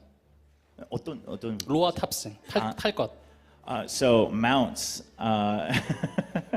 So are there any thoughts behind mounts and how those might be implemented or used? So we do have the one rower mount that's used on the Ranger mostly, but we don't have any others at the moment. They're not like a general system, if you know what I mean, like they're used for specific purposes. I think it would be cool to add more later on, but you know, we've got a few ideas for what we might do, but for now we just have that one, and that will do for now, I think. Any ideas on how that can be continued to be developed, even just the one? I mean, like for that one mount, but what it does effectively is allows you to bypass the other slowdown that you would normally get when you're firing arrows, and so that one, like doing that is like, to be honest, it's like very overpowered. We need to actually be careful that the downside is good is enough, because yeah, it really makes you very, very fast. If we were doing another mount, I'd be keen to do a mount that is more for melee characters, but there's be quite a lot of work to do something like that. But yeah, I'm interested in doing it. We just haven't. Does it just make Ranger like disgustingly 현재 overpowered 탑것에 right off the 대해서는 rip? 기존에 있는 그 로아 마운트 하나로도 충분하다고 생각하고요. 저희가 뭐 추가적으로 추가적으로 지금 계획되어 있는 부분은 없습니다. 그리고 디자인 자체, 뭐 게임 플레이 자체에서도 현재 뭐 그게 속도감에 있어서 너무나 강하다고 생각을 하기 때문에 밸런싱을 하기에는 조금 어려운 부분이 있어서 현재 있는 그대로도 충분하다고 생각을 하는데요. 만약에 조나단님이 직접 뭐 새로운 탈 것을 디자인을 하신다면 이제 밀리 작업 그 직업을 위해서 그런 특종 탈 것을 디자인하지 않을까. 하지만 그런 부분도 뭐 새로 만들고 이런 부분이 복잡해서 탈 것에 의해서는 지금 있는 그대로 유지하는 것을 선호한다고 하십니다. 네, 알겠습니다. 다음은 길드에 관한 질문인데요. POE1 길드가 POE2로 바로 이전이 되는 건지 궁금합니다. 그리고 혹시 무슨 말이죠 이게? 길드 전용 도전 과제가 생기면 좋을 것 같은데 혹시 계획이 있습니까? So will guilds be transferable from 1 to 2? And also, are there any thoughts behind guild-specific challenges? So the guilds are actually not currently combined with POE 1 and 2. It's something that I would have liked to do, but unfortunately, like, it was a little bit technically challenging for a few reasons. So yeah, the guilds are actually separated. As for guild-specific challenges, that is something that I'm interested in, but the problem is that we generally have a rule that all the content that it's in the game has to be completable either single player or multiplayer, as I was saying before. So if we do guild-specific challenges, what I worry about is then people will feel pressured to join a guild just so that they can do those things, and that's kind of something that we want to not necessarily make people have to do. I like that answer. 네, 현재는 일단 길드가 POE1에서 POE2로 이전하거나 그런 부분은 연동이 되는 부분은 저희가 준비되어 있지 않고요. 이런 부분은 사실 기술적인 면에서 좀 한계가 많기 때문에 현재는 계획된 부분은 없습니다. 아쉽게도 없고 이제 도전 과제 같은 부분에 있어서는 사실 뭐 괜찮은 아이디어라고 생각을 했지만 일단 철학적으로 POE라는 게임은 싱글 플레이로 하거나 멀티플레이, 파티 플레이로 모든 과제와 모든 부분을 컨텐츠를 즐길 수 있어야 된다고 생각을 하는데요. 길드를 통해서만 할 수 있는 과제가 있다고 하면 이게 유저분들이 길드를 내가 꼭 들어가야 된다는 부담감을 느끼실까봐 아직은 조금 기다려봐야 된다고 생각하십니다. 네, 알겠습니다. 그럼 이제 마지막 질문입니다. 이 질문은 굉장히 감정이 묻어나오는데요. 심지어 저는 답을 알고 있습니다. 이미. 그냥 다시 듣겠습니다. 진짜로 POE2에서도 시즌마다 액트 밀어야 돼요? 답을 알고 있습니다. So this one, there's a lot of emotional baggage here, but I think some people already know the answer. In Path of Exile 2, do you still need to go through all the acts every season? Yes, you do. And as I've always maintained, that I think it's a huge part of the reason why Path of Exile 1 still set its highest record of players in the most recent season. There's very few games that do that, and I think a lot of the reason is because if you want to have a game where you need to, I think it is important that you have a game where each new season you feel like you're on the level playing field with everyone else, and the moment that you don't have the need to go through the campaign again, then other players will feel left behind. So I think that like in the short term, you certainly can annoy some people with that, but in the long term, I think it's much better for the health of the game. 네, 뭐 정답은 다 들으셨을 거라고 믿고요. 이제 분명 이번에도 액트를 다 밀어야 되는데요. 사실 조나단님은 이번에 최근 시즌에 동접수 기록을 찍은 이유도 이 부분이 포함되어 있기 때문이라고 믿고 있습니다. 그런 부분에 있어서는 사실 매 시즌마다 리셋을 했지만 똑같은 시점에서 모든 유저가 시작하지 않는다고 하면 어떤 유저분들은 내가 벌써 뒤쳐져 있는다는 느낌을 받기 때문에 물론 기존 유저분들은 조금 귀찮으실 수 있지만 그래도 겉으로라도 모든 유저가 우리는 동점에서 시작을 한다 이 느낌을 가졌을 때 또 새로운 유저분들이라든지 돌아온 유저분들이 더 재밌게 게임을 즐길 수 있다고 믿고 있습니다. 네, 준비된 질문, 준비된 답변 잘 들었습니다. 자, 지금까지 MPS였습니다. 나머지 진행은 우리 게이머 비디님께 바톤을 넘기겠습니다. 감사합니다.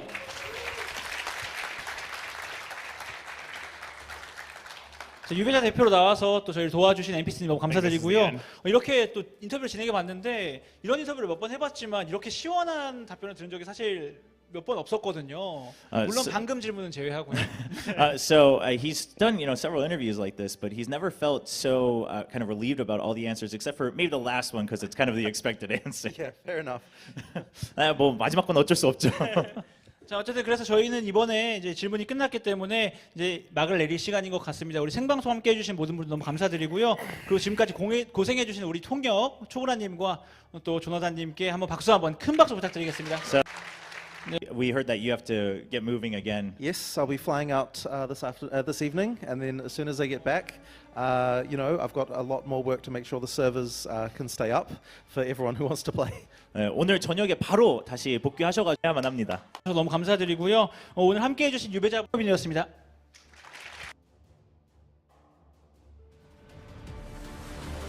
How do you get the points back if the area spends out a guild?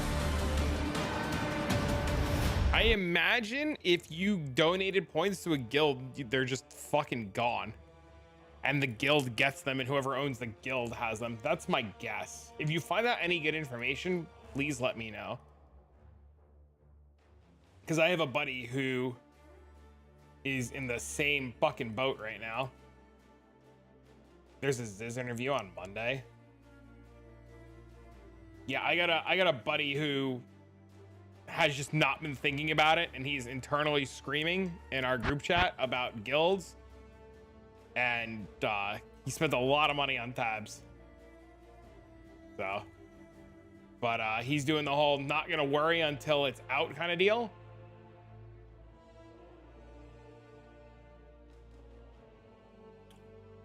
$400+ points each. It's a lot.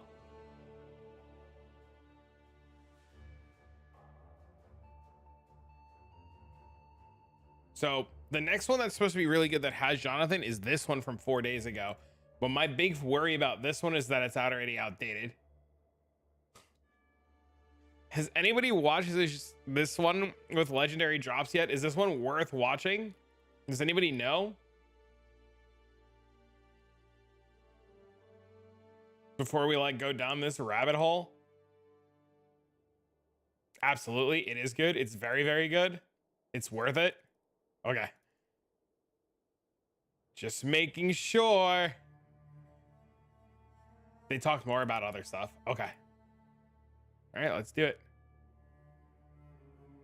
Wouldn't it be great to know what the secret is behind having a successful live service game so we could share it with the world? One of the things that I've always wanted to do was to sit down with someone that has a successful game or a successful live service game and dissect the inner workings of it to understand how they know the player's perspective so well and how they can deliver a game that players actually want to play. And in this case, well, we get to do just that. I got the opportunity to sit down with Jonathan Rogers, one of the co-founders and the technical director of Grinding Gear Games, Path of Exile 1 and their upcoming game, Path of Exile 2. This is an incredibly special conversation where we get to talk about both games, the success of the first one and what we get to look forward to in the second one, but even more so, I even go in to talk about some of the issues that I'm seeing in the games industry today. We have a little bit of back and forth on that as well. This is a very special interview, a very cool video. I'm so happy to share this with you guys. It would not have been possible if it wasn't for you in the first place. Without your support, I wouldn't be able to reach these people. So I have to thank you for this. And this video is that thank you. Enjoy. Drew, so you're one of the founders of Grinding Gear Games. What led you guys to make Path of Exile, and did you guys think you would make it this far? So I actually was one of the founders straight out of university. Okay. I was friends with Chris, who, you know, he was basically my best friend through university. And we kind of, I mean, I knew I wanted to be a game developer from the point I was like 10 years old, right? Like I was doing game development like as a hobby right from that point. So it really wasn't a question of like, was I going to be a game developer? It was a question of like, how is that going to happen? And Chris, he was actually the one who sort of suggested, look, what we need to be doing is making a sequel to Diablo 2. That was basically his view on things. And I obviously love Diablo 2 as well. Yeah.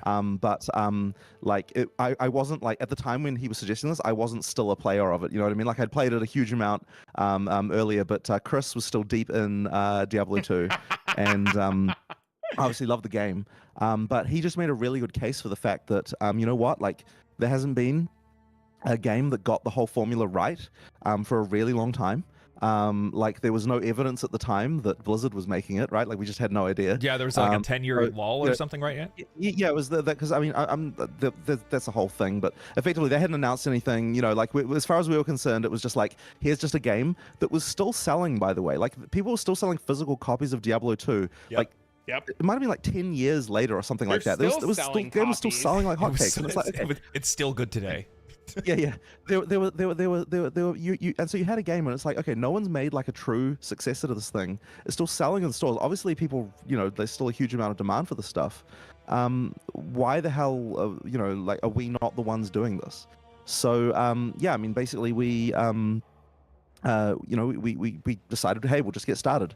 And I was doing a lot of hobby game development. Chris had done a little bit of that, but he was actually doing some security stuff.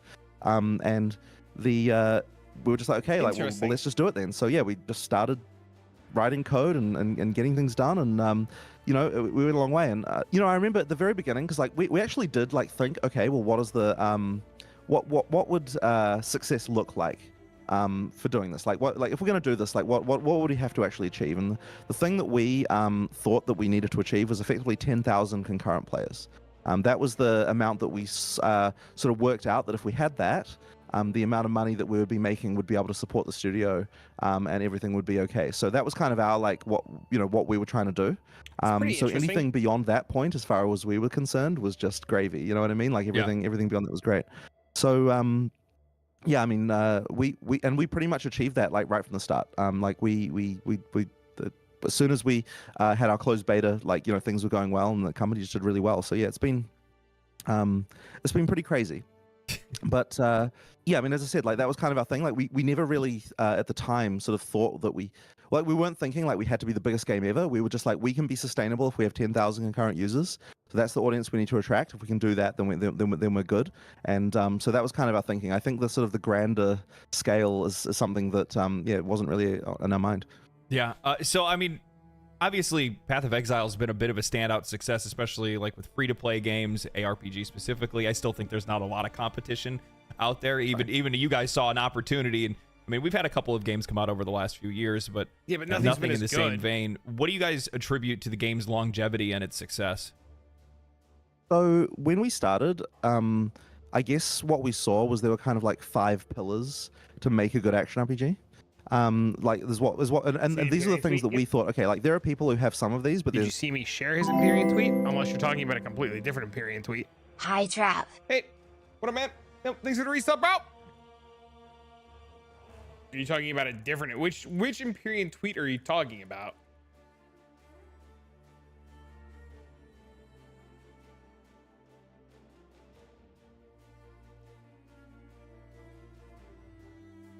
I guess that's probably the better question.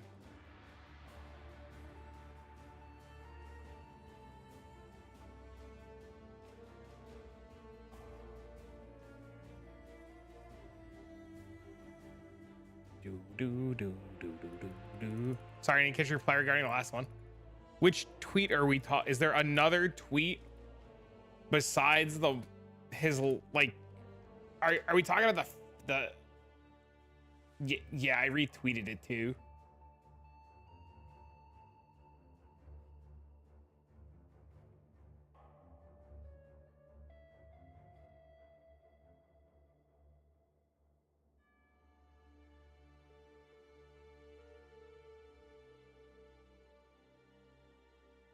My bad. It's all good, man.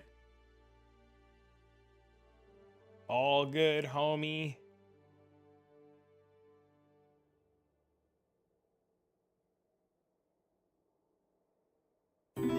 Thanks for the follow. There's no other game that has all of them except for Diablo 2. So the first one would be, well, I mean, in no particular order. You've got random level generation. Yep. For longevity, you just need to have it. You need to have it. I mean, you need to do it well. Because if you don't have that, I mean, look, things are just going to get boring very quickly. You've just played through the same thing 1,000 times. I mean, obviously, even with random level generation, that can still happen, but it takes a lot longer. The next thing is a secure online economy. So effectively, you have to have the ability to trade items, and it has to be secure in the sense that nobody can dupe them. There's no cheats. There's nothing like that. Like that's really important for that long-term feeling because it makes the stuff that you find feel like it has value. Yep. Yeah. Which I think is very important for the long term.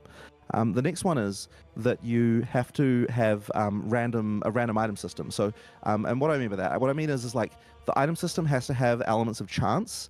And it has to be that anything you kill could be the thing that could drop the next amazing thing that you need to find. So That's the best part. in practice, since we launched, we have also added more deterministic things as well, which I think do have a place. But you certainly need it needs to be that just killing any random monster could be the one that drops like the amazing item. Like you still need that feeling all the time. Otherwise, you like. If you don't have that, then what happens is that you see you finish a grind, and then the next giant grind is like stretching out ahead of you. And if you don't think you're going to get any rewardingness until the point where you finish that, that's a good moment that you might choose to quit. Yep. So that's actually one of those things that is really important as well. Yeah. The next one is you need action combat.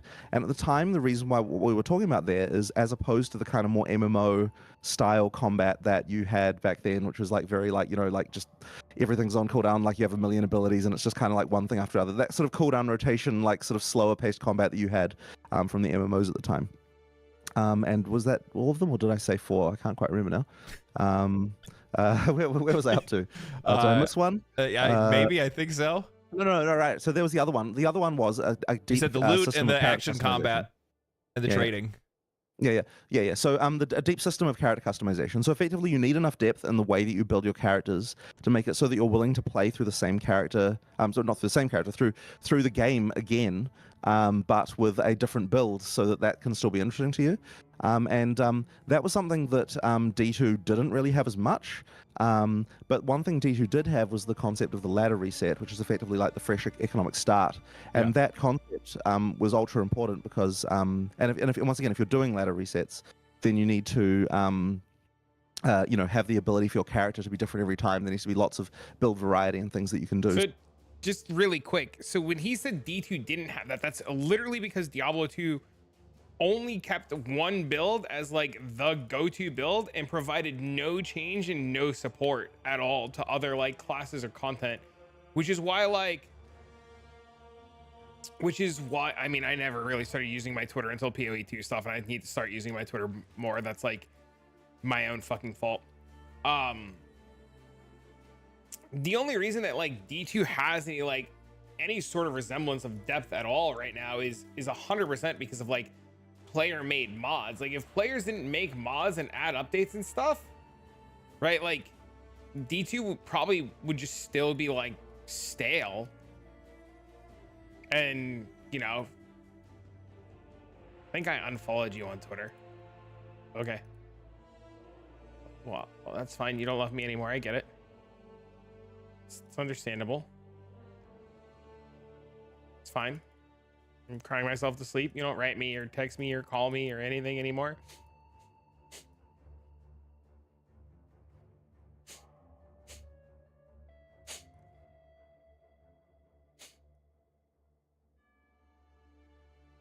So that you feel like you're having a different experience each time as well. You love to be the villain? Those are Oh, kind I of the know. like 5 pillars that we had. And I think that really like Apologies, so you can stop crying. at this point, the one that I think a lot of companies still don't have, the ones that I think that companies still often don't do, one of them is they're really afraid to do full economic resets where there's absolutely zero progress that carries on between the leagues.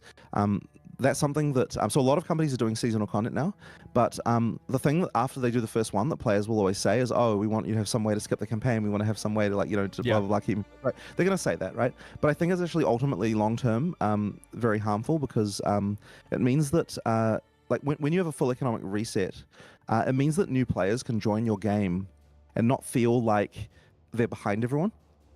Like they're behind everyone in terms of knowledge, but they're not behind everyone in terms of like, physically speaking, everyone who starts a Path of Exile League is on the same playing field, apart from what they know about the game. So I think that's super important. So that's one that a lot of companies still aren't doing. But the other one as well that a lot of companies don't do is item trade with no binding of items, and so that really keeps the value. And a lot of companies are very afraid to do that. It's one of those things I think is ultra important. Like it leads to so many problems, and people look at the problems and they assume that those problems are worse the benefit. And I think that's partly because the benefit is a little bit more intangible. Like it's harder to kind of appreciate the value that players feel, like because it's kind of, you know, like it doesn't even kind of matter initially, and it's like one of those longer term kind of like concerns. But I think that is really valuable, and it's something that I wish more games would do. I'm actually really happy you said something about that, because I think it's one of the things where, like, I look at you guys, I also, like, I play Warframe. That's one of my big games, right? And you guys are very similar in that, with, like, being able to trade loot and whatnot. And so many games stay away from that. And I think it adds so much more value, not only to what the player finds in the game, but, like, I don't really know how to put my finger on it exactly, but I think it actually does have something to do with those concurrent player numbers, and it's something that brings players back, because they know, no matter what, when they're playing the game, that, you know, there's really nothing keeping them from reaching the rest of the players that might be ahead of them. I don't think I can ever play Warframe. So yeah, that's cool. So where was I at? So you guys already have a successful game with PoE. You guys could have just visually updated it and continued to grow it. Why did you guys choose to make a second game, making PoE2? And also, why did you choose to support both? So it's funny because we kind of creeped towards it in a strange way. Initially, the plan literally was, okay, we need to visually update Path of Exile 1. But there was a very specific thing that was that was the big problem at the time. And effectively, what it is that the rigs for the player characters, that's like one of the first things that you'd need to make in a game, right? Because everything, like all the character animations and all the skills, but also all the armors need to be attached to them and all that stuff. Like all that stuff kind of goes on top of that. So once you've done that, it's something that you really can't change without redoing, you know, everything related to characters. And we were like, okay, something I would have ever these rigs are from 2006. The people who made them at the time were very inexperienced. Yeah. Like, you know, we didn't know what we were doing. We also, every player character had its own rig, which means that we were doing 7 times the amount of work to support everything that we should have needed to do. And just the overall, there were just so many problems with them. So like, okay, in order to make the graphics of PoE1 better, we're going to have to change these rigs. So we make new rigs, and we're like, okay, now we're going to have to re-rig all the armors. But if instead of re-rigging armors, like, surely we should visually update the armors instead of just re-rigging the old ones, right? Because, like, obviously, you know, it's like, well, you know, we're doing much work anyway. We might as well just create new items because, you know, those will look better and everything will be better than that. And, you know, we have to make new animations for everything. So rather than, you know, like remaking old skills, I mean, effectively we might as well be making new ones, right? That are cooler and better. Yeah. So effectively, you know, it started out there. And at some point we're like, okay, but like the graphics of the starting areas in PoE1, you know, we like the first act is like a particularly ugly. We really should like make a new act 1, you know, like you know, so to make that look better as well, because you know, like by the time you've got these great looking characters within their old environments, like that looks bad. So we really should update that as well. So effectively, like we just kept on like more and more things. Kind of like got added and added as like, you know, and effectively it just turned into a new game. Yeah, so it did like that. And so when we even announced Path of Exile 2, we announced it as like, okay, we're going to have 2 campaigns, because at that point we decided to redo the whole campaign. We're going to have 2 campaigns, but it's going to have a shared end game, so that it's like effectively still the same game. And that was kind of what we announced initially in 2019, because at that point we were still in the mindset of like, we're effectively just, this is effectively just a giant expansion to Path of Exile that we're making here. And then even later than that, then at some point, the point when it really split into 2 games was the point when I started wanting to make some much more serious changes to gameplay feel and to balance and so on. I don't think those necessarily were like came from a specific philosophy that differed from PoE1 or anything. It was just that like, in order to make these skills feel good, I feel like I need to make these changes kind of thing. And at some point, we started getting a lot of like, especially from like QA, who are still mostly working on PoE1, and like some of the designers who are working exclusively on PoE1, we started to just get a lot of like, oh man, you can't really change this. Like it's changed, like, you know, like because, you know, people are used to this and it won't be compatible with what people are doing. Like there was all sorts of, we just started to get a lot of like pushback on things where like, okay, it's going to break the game if you make this change. It's going to break the game if you make that change due to existing stuff, and like just various things like that. Just like lots of concern about that from inside the team. And so I started thinking about it, and I kind of just thought like, you know what, like at this point, we're effectively remaking everything. we might as well just go all the way and actually split the games apart from each other. And then as soon as we did that, it immediately was very freeing because we could suddenly make a whole bunch of decisions that I guess we would have been, you know, like as I said, that were hard to make just because of a lot of pushback within the studio about things. And like those people, it's like, well, if it's a different game, it's like a whole different question, right? We don't have to worry about all the stuff from the past. You know, we can make a lot of changes, and that's sort of how we ended up with that. But I mean, at the same time, there was also this idea that like we did need to make Path of Exile in order to really make Path of Exile grow to sort of a much larger audience. Well, it's really funny because he just said in the interview we just watched, in the Korean interview, that like Melee is like really strong. So I don't know if Melee bad anymore, because he literally just said in like the interview we just watched that Melee was good. Audience. We really did have to, like, there are a lot of people who've tried Path of Exile in the past who effectively, you know, like me, fell off it for whatever reason. Maybe they didn't like the combat, or maybe it was too complex, or maybe they didn't like this, that, or the other thing. 6 years like, straight, I've tried the game and quit. Yeah. So it's effectively by putting a line in the sand and saying, okay, we're making a sequel now. It effectively means all those people who tried it before and maybe didn't like it are like, okay, well maybe I'll give this another shot now, because you know you were saying that you have made a substantially different game here, which obviously we have. So you know it's a time for then all of those people who tried the game in the past to come back and give it another shot. I think that is another important element of, you know, making a sequel like that. But yeah, I was just saying that's kind of how we ended up where we are. Oh, okay, well that's good. All right. So on that, actually, because there's we're gonna get into some POE2 questions here now, but from my perspective, I got some time playing the game. I'm a big ARPG fan. I grew up playing Diablo 2. I had a cracked version on my mom's computer. She could barely pull me off of it any chance she got, but from my perspective, this game feels like a true evolution in the genre. It's the pacing, the combat, the dodge mechanics. What were you guys trying to accomplish with this? Because it does feel like an evolution. It doesn't play like any other ARPG I've played before. So it really was an effort to make that combat feel just like, yeah, just much better. And I think one of the things, so whenever we launch a Path of Exile 1 expansion, it's always very interesting to see what people say outside of the Path of Exile community. Like obviously the Path of Exile community gets all hyped about whatever the next big thing is, but it's very interesting to see other communities, because what you see there is what people, usually the top comment will be like, oh, you know, I tried this, but the combat feels so dated and bad and all that sort of stuff, right? Effectively, like, it's interesting to see what it is that people who don't play PoE dislike about PoE, because that's a very interesting thing to think, okay, this is the stuff that we can potentially improve in order to get it better. And like, I love action games, you know, like I'm just a big action game player. So I just wanted to make something that to me felt like a decent action game.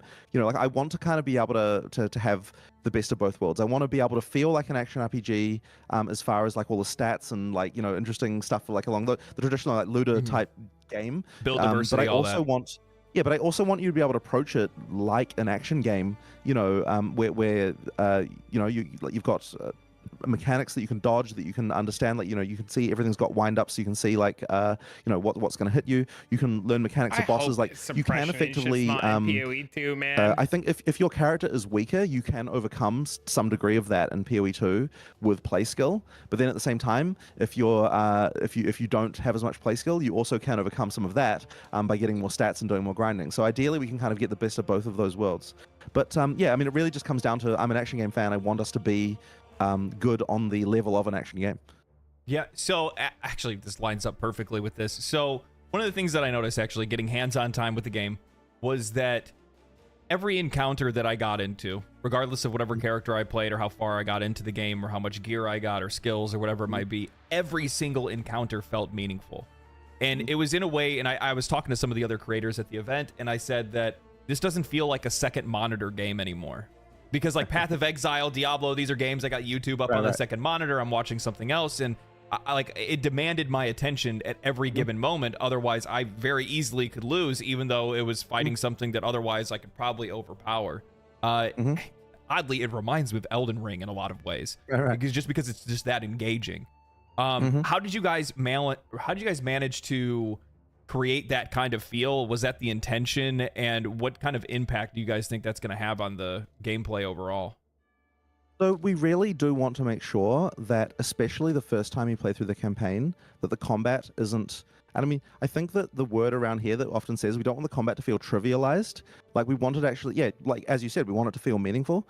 And this has been a really big tension point in development a lot of the time because I guess there's several reasons for that. So one of them is that if you're not expecting that as a player, that is like a very big different game feel. Yeah. You know, like it's a huge deal, right? So and like that's one of those things that I feel like it's really important that people understand is that like that yeah, like you're gonna have to concentrate on the bosses. Like the bosses shouldn't be the you know you just walk up and kill them in 5 seconds. You need to like observe the mechanics and engage with them and like understand them and like you know like it might take you a couple of deaths before you kill a boss. You know, that kind of thing. And I think that like yeah, I think from a designer's perspective as well, you kind of want like you put all this effort into designing a boss. Like you don't want a player to just walk in and be like, oh yeah, I just killed it in 2 seconds. Like nothing you did mattered. You know what I mean? Like so on that level, we just want the combat to feel like it matters. But at the same time, you do need a feeling of progression through the game, and you do need to make sure that at some point you get to the point where you feel much more powerful than the content. Now, I think the difference is with PoE 2 versus 1 is that the point where you reach that is a bit later than it was in PoE 1. And the other thing as well is that people have so much knowledge of PoE 1 at this point that they can reach that trivialization point very, very quickly right from the start of the game. Like obviously we've added like lots of content over the years and all sorts of stuff like that. So it's kind of gotten to the point now where PoE 1 combat really just doesn't kind of like matter very much overall, unfortunately. So yeah, we were trying to get back to a situation where the combat wasn't trivialized. But then once again, there's a lot of tension, right? Like as we are doing testing on closed betas and so on, you definitely get a cohort of people who are like, oh, you know, effectively, ultimately they're finding the game too hard, right? For their level of concentration that they want to put into it. And so we really have to do a fine line here. And so ideally what we can achieve is the problem is Jonathan starts talking so fast. I have to pee, so this is a good stopping point for a second. The problem is Jonathan gets so excited. He starts talking so fast, and it's so nice because he likes, like, he's really into what he's saying. So it's like really cool to hear, you know? All right, I gotta pee. Hold on. Ugh.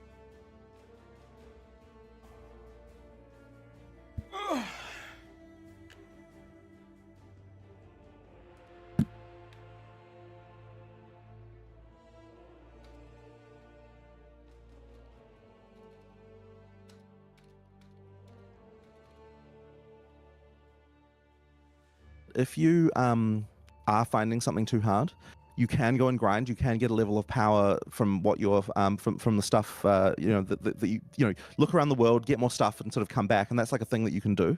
But ideally, we're in a situation where the amount of that you do kind of depends on how hard you're finding the content. So ideally, you kind of like In my crafted bow, yeah, I believe it. do side content to the point where you reach the level of difficulty with the combat that you feel like you need to reach before you're feeling comfortable.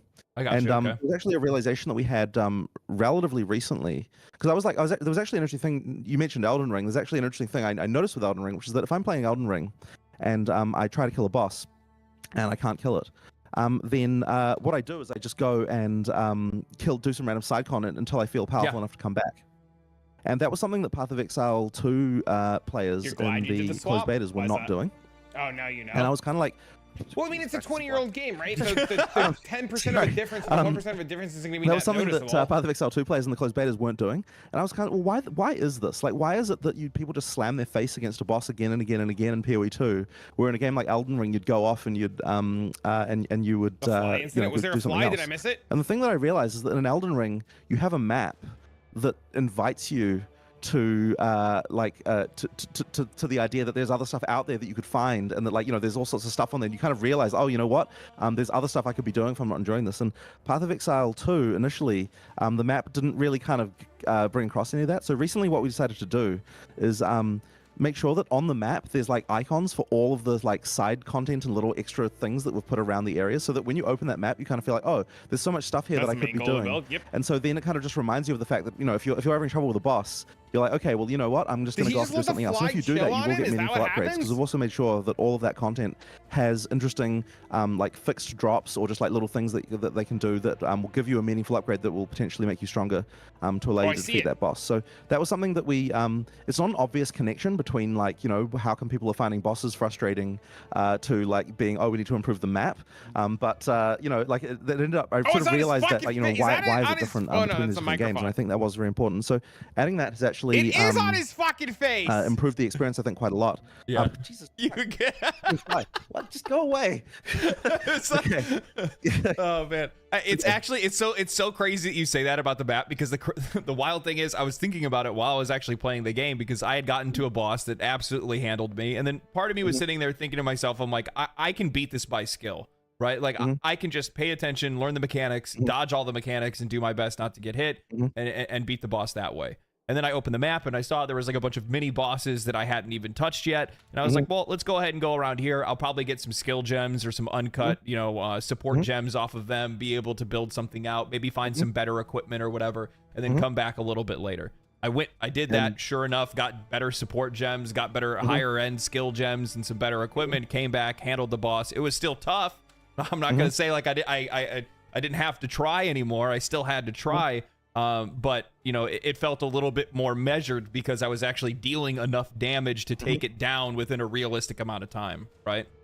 And well, I'm really glad to hear that worked, because that was my thesis for how we were going to fix this problem. And I'm really glad to hear that worked. But the other thing as well is Jesus Christ.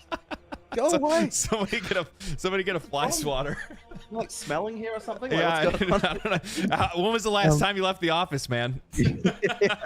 Okay. So anyway, what was I saying?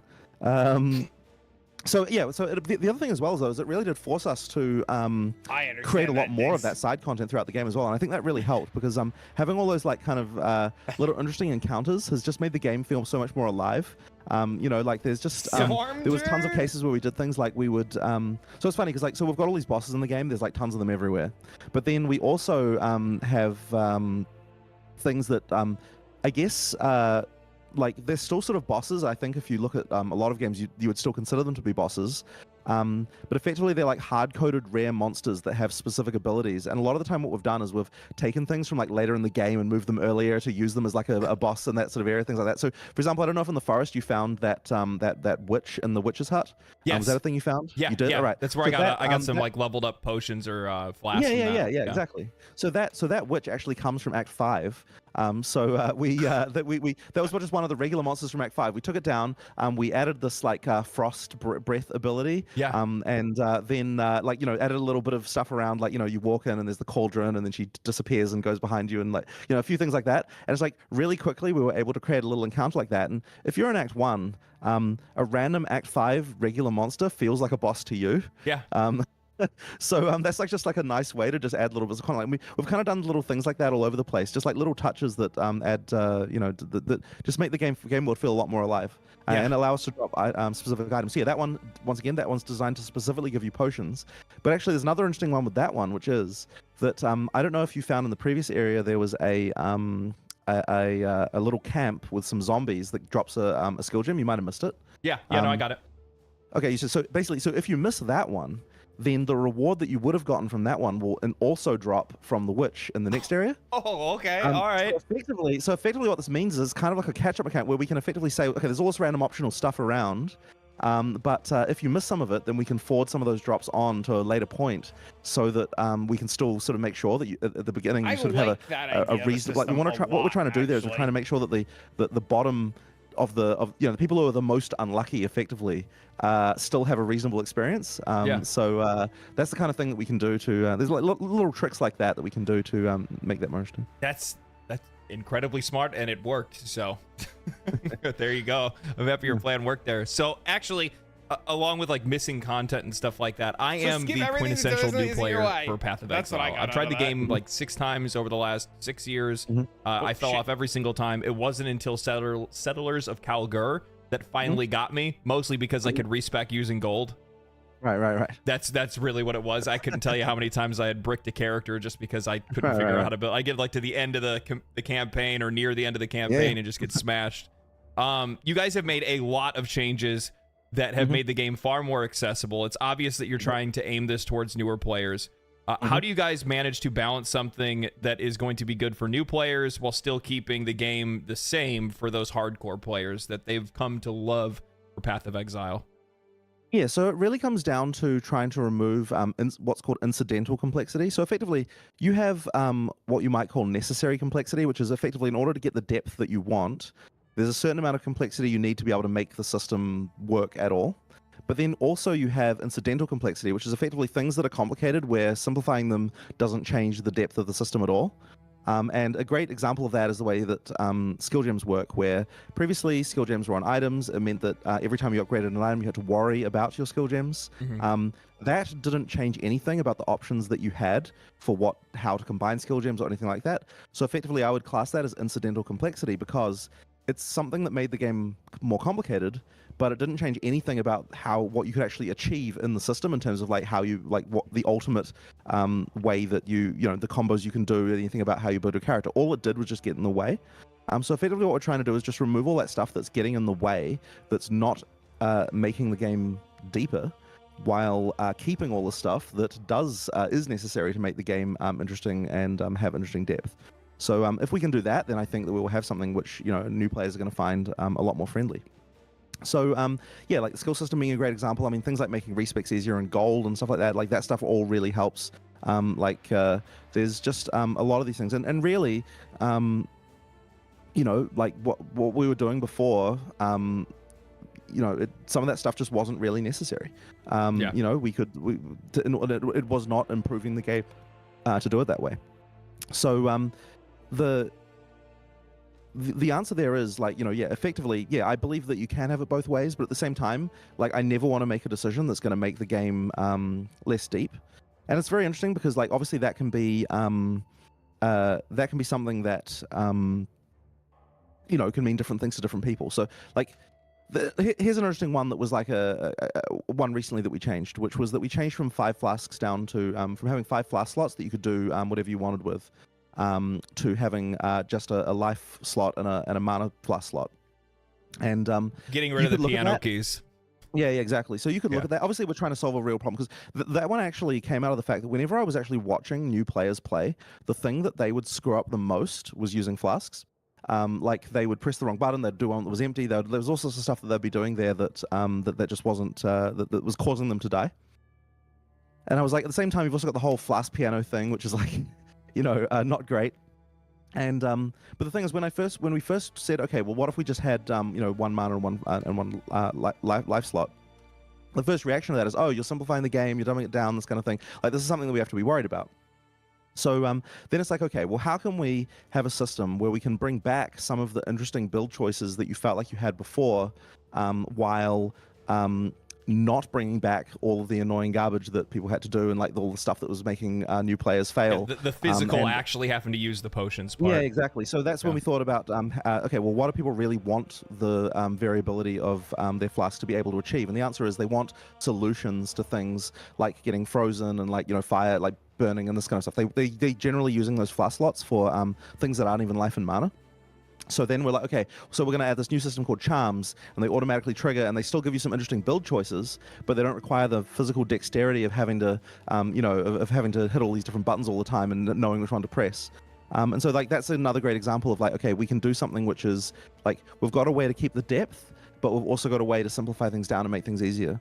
And along the way, I actually think it actually improved some things about build choices too, because a flask with the mods on flasks are much more important to think about choosing between when you've only got one flask of each type. Like if you've got 5 flasks, then the mods kind of fade into irrelevance because it's like, well, I'll just make it blue and whatever mods I get, I don't really care. And like, sure, maybe there's a couple that people seek, you know, like instant healing and that kind of thing. But now when it's like you've got one life flask, it's like, okay, you really care about what mods those are, and like there are different choices now about like, well, what am I prioritizing? Thank you again for the fucking 5 months, man. I was watching MP.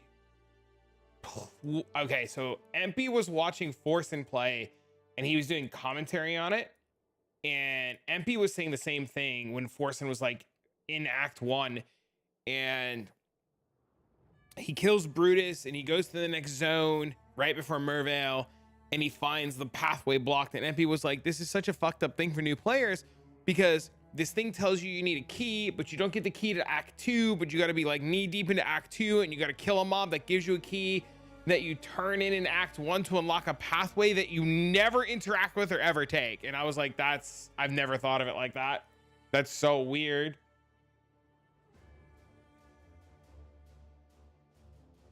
You know, it's crazy.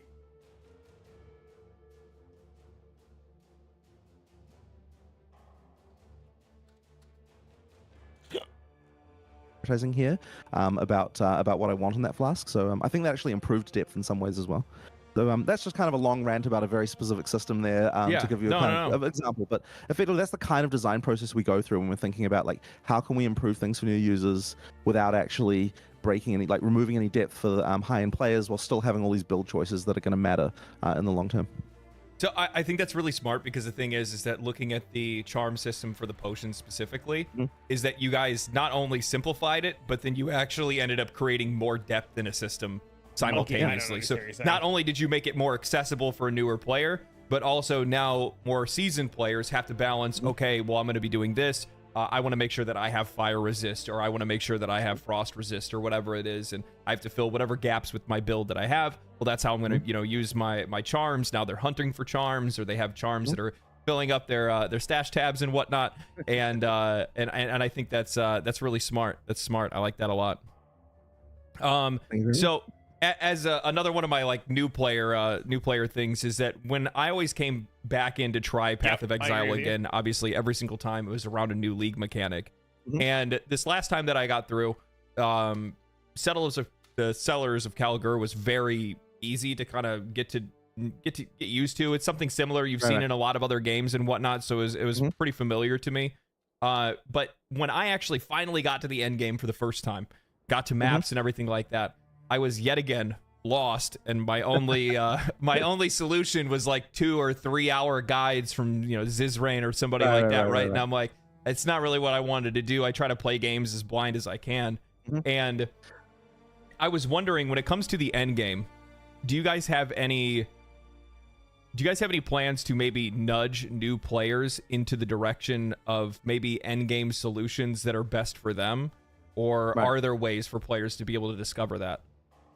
So I think that the end game, just the core system in POE2 is a bit more understandable and discoverable, and the way you kind of see, so we've got the map that sort of shows you what you can find, and so it really feels like you get more of a sense of discovery, and you kind of slowly get introduced to the different mechanics. Like you're going to start finding those sort of extra league mechanics. Like you're going to see them on the map before you get to them. You're going to be like, oh, what's this? You go there, you try it out, this kind of thing. Like you're not just going to randomly run into like 10 different weird mechanics that you've never heard of, like right from the get-go. So effectively that allows us to kind of more slowly introduce those things. And all of those things, I think, have a much more considered ramp about how you get into them and how they go forward. We can effectively make sure that there's tutorialization for them at the point where you encounter them for the first time. There's just a lot more that we can do around that. So I think the system itself is just a bit more amenable to making that ramp into the end game a little bit easier. But I'm excited to see the changes. Ultimately, the end game is where the complexity does start to ramp up a little bit. Like that is something that is definitely just going to be the case. That's where you start to, because like especially as we add more and more content to it, that's where you're going to start to get all of these things sort of coming in. But as I said, there's a bit more of a consideration to just like how the ramp up works, I think.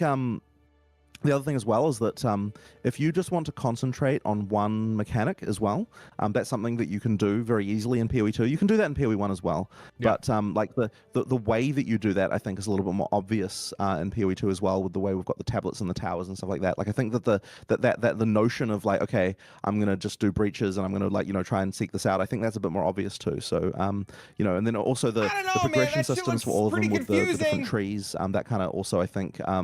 Just splits the complexity out from it, into separate areas. So you don't have to like worry too much about the ones that you're not doing right now.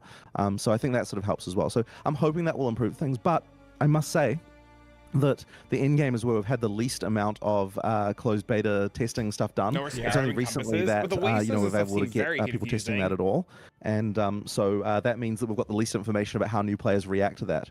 That I think is going to be something that we'll find out more as we go into early access. Honestly, like it's a sort of it's very hard to get people in like a 1 week beta test to be able to get all the way to end game and like engage with that. And the people who get there are going to be most hardcore users anyway.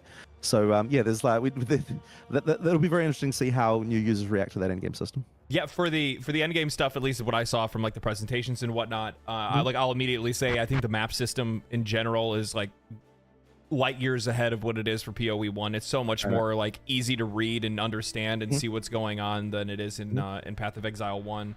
And especially like the more like simplified skill tree for the maps as well. I think that helps out quite a lot. Path of Exile seasons have always seen a lot of players come back. It seems that it's always an actual event, momentous occasion. There's a ton of people that file in. You got a bunch of people streaming it on Twitch. What do you guys think is the key to maintaining that long-term engagement that you guys see with Path of Exile? So I think there's a few elements. So one of them is the thing that I already mentioned before about the full economic reset being really important. But the next one is that our just general view on maintaining a game, and I think this is something that the industry is more generally coming towards now, but only in the more recent years, is coming to the understanding that you don't want to keep players around forever. You want to give players a good experience that they're going to enjoy for like a few weeks, a month, maybe 6 weeks, something like that. Like some amount of time that's like bounded, and then you're happy to see them go to play other things, and then not in the knowledge that they're going to come back again later. Like you don't have to hang on to players forever, and I think that mindset is something we've had for quite a long time, and it's something that I think just much better for the long term. Like there was a period when the MMOs were big where it's like everyone was trying to like hang on to players for the longest amount of time. They were all subscription models, so it was like the interest was keeping people around forever, and I think it takes a while for that kind of it takes a while for that mindset to kind of go away, and it's sort of very interesting to see as well that and this is kind of a weird maybe a weird connection, but in the mobile world, for some reason I feel like they still treat players very much this way, that it's all about they want to try and keep players forever. And as I said, I think that it's kind of something that is ultimately self-defeating, because players will just burn out. Like you really would much rather give them a satisfying experience than like, okay, you know what, I'm done with this, but I'm going to come back again later. So I mean, that's like one really important thing, I think, for sure. So, do you guys think that your monetization has something to do with that? Because like you guys have a very like player first approach to your monetization. You guys are. It's so expensive. Wait, they want you to spend your money and then get the fuck off their power and bandwidth. Yeah. I mean, especially in the like free to play realm, you guys are, you know, a rare breed to say the least. How much of an impact do you think that has on it? I mean, I definitely think that comes a lot to sort of player trust, you know, like by not being aggressive with monetization, by making sure that we, you know, everyone, what we do feels fair. I think that it just means that, you know, players trust us and they're much more likely to spend money just on the idea that, you know, I'm supporting the game that I'm enjoying playing. Yeah, look, I'm sure there are things that we could do that would like juice our monetization significantly beyond what we're doing now. But we wouldn't enjoy doing those things. And I think that ultimately be self-defeating. You know, it's much better to just do what we do. And honestly, like, monetization is something that like, it's not our first thought when we're coming to design things. Like our first thought is about designing the game. And then monetization really is like, okay, like, obviously we want to make some cool stuff there. But it's like really the first thing is like first make a good game, and then if the game is good enough, the hope is that players will then want to support you. Yeah, the hope is that players will want to support you in what you're doing. So yeah, I mean that's kind of always been our view on it. And you know, it's funny, even at the start. So we started the game in 2006, like working on it, and at that time, free to play was really not a thing in the Western world. And the reason why we chose that is because we kind of thought, you know, well, we're not some big studio, we're just some random dudes in New Zealand, you know, like if I don't think we can even get people to buy our game, and like how would we even distribute it, and like all this stuff. Like we were like, we couldn't even do this. So free to play felt like a way for us to be able to actually get an audience. But then the only examples that we had were all of the pay to win things that were going on in Asia at the time. So we were like, well, obviously nobody in the we were like nobody in the West would ever accept anything that was pay to win. Clearly, right? True. That's clearly not okay. It's kind of what we were thinking about at the time. So we were like, well, so obviously we need to do all of this cosmetic stuff that we do. What is that? So that was kind of like our thinking back then. And it's funny because it turned out that actually Western gamers will accept pay to win in a lot of cases. There are like a bunch of pay to win games that are successful in the West after all. Yeah. But our whole thesis at the time was like, you know, nobody would accept this. I mean, we wouldn't accept it, right, as players. Like that's what we were thinking. So therefore, you know, that was the monetization model that we picked. Oh, is this the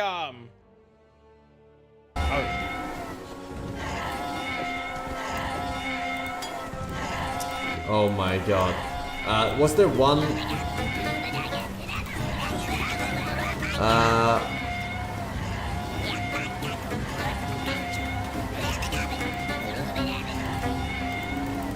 I don't have the waypoint there.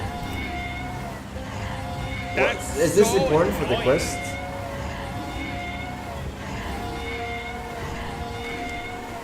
Oh, I'm level 20. Ah, I'm level 20.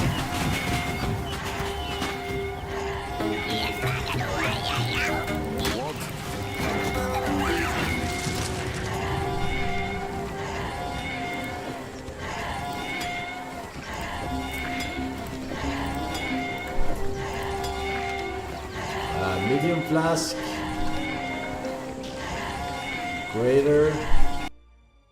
That's fucking atrocious. Oh my god, dude. Holy.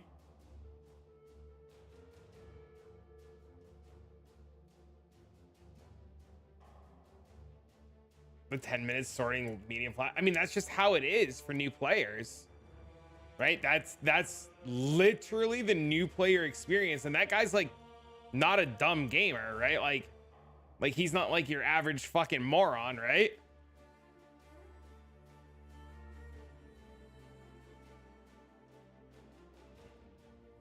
So it's just really interesting to see firsthand. I don't know. Your friend is playing Fall Guys. Bro, I haven't played Fall Guys in a fucking minute. Holy.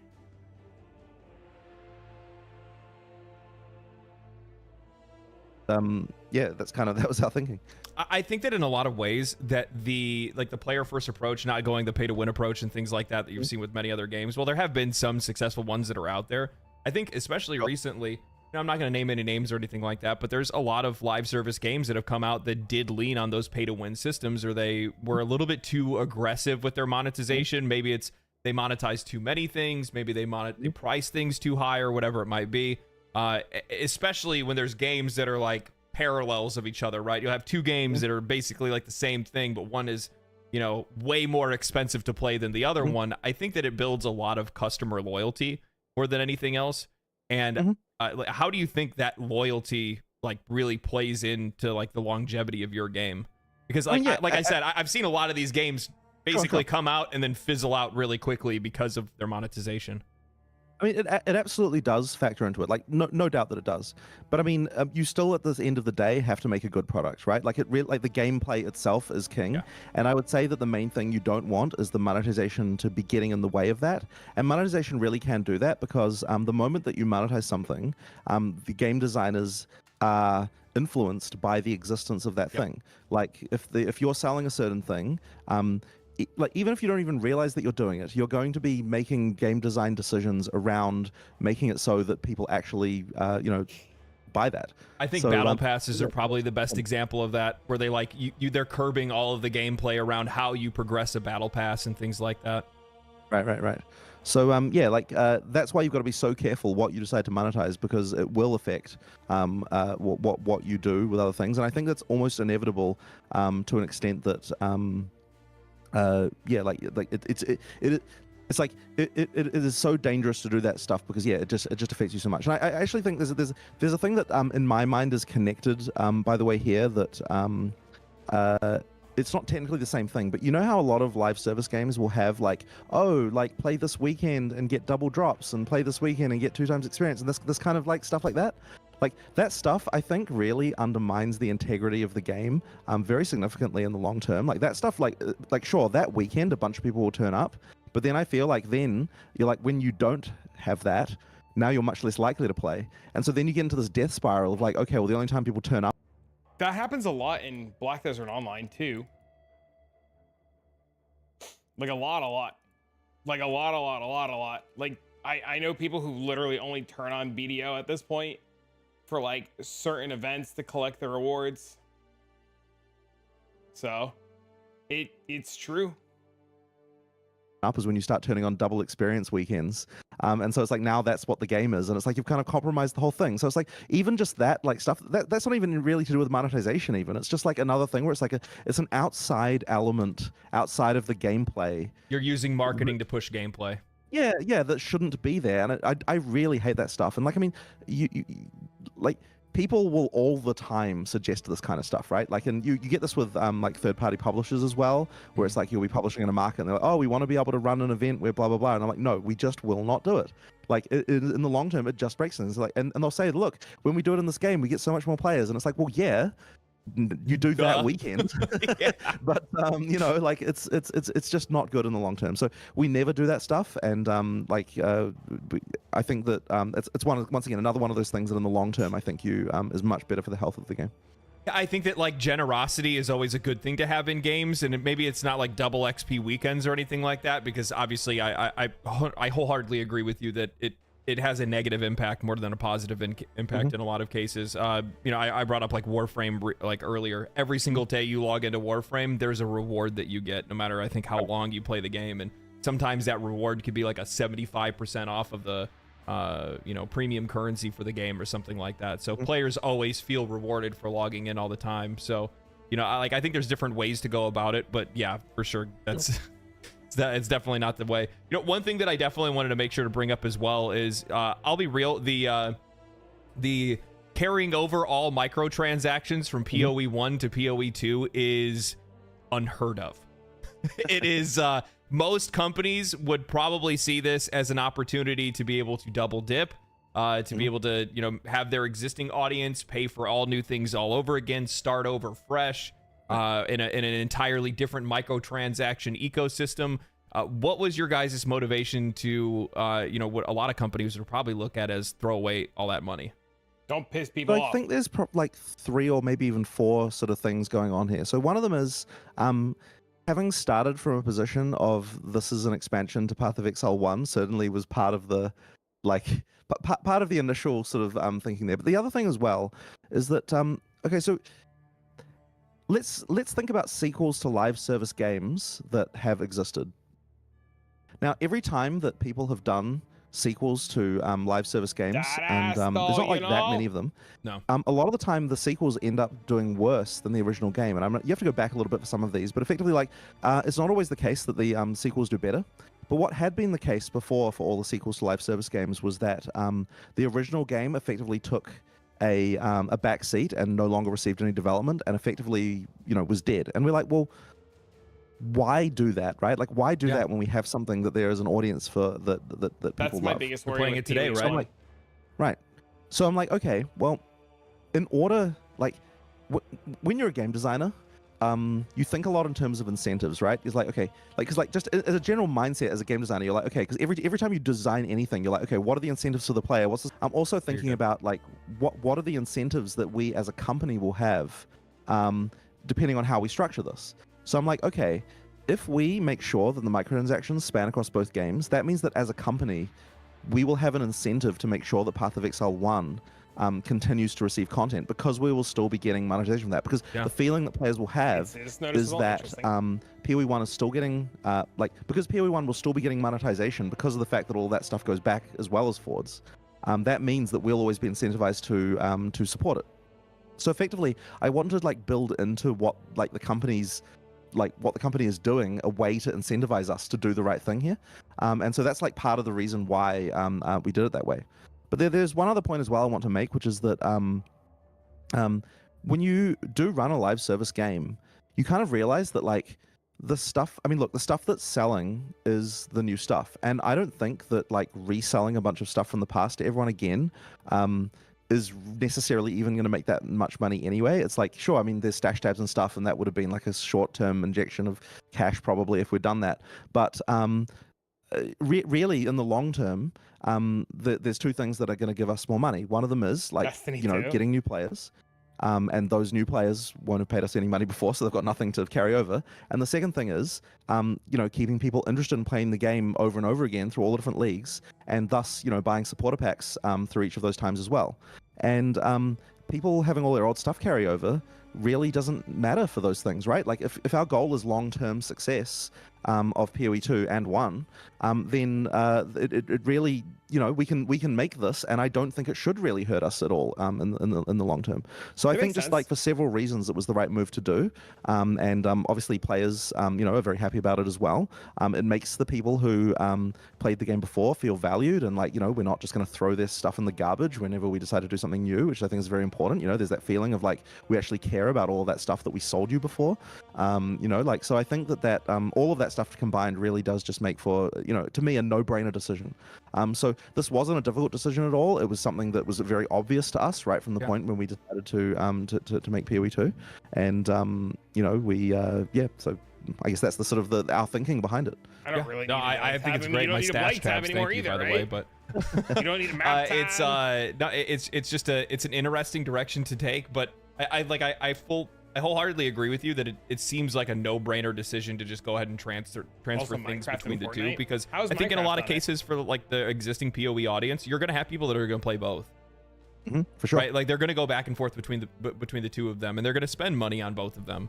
Sure. And again, I think this kind of goes back into this like conversation of like, when you treat players like that, when you make things so accessible, when you don't make a situation where it looks like you're just trying to take money from them at every given turn, I think it builds a relationship in which they don't feel like they need to spend money. They feel like they want to.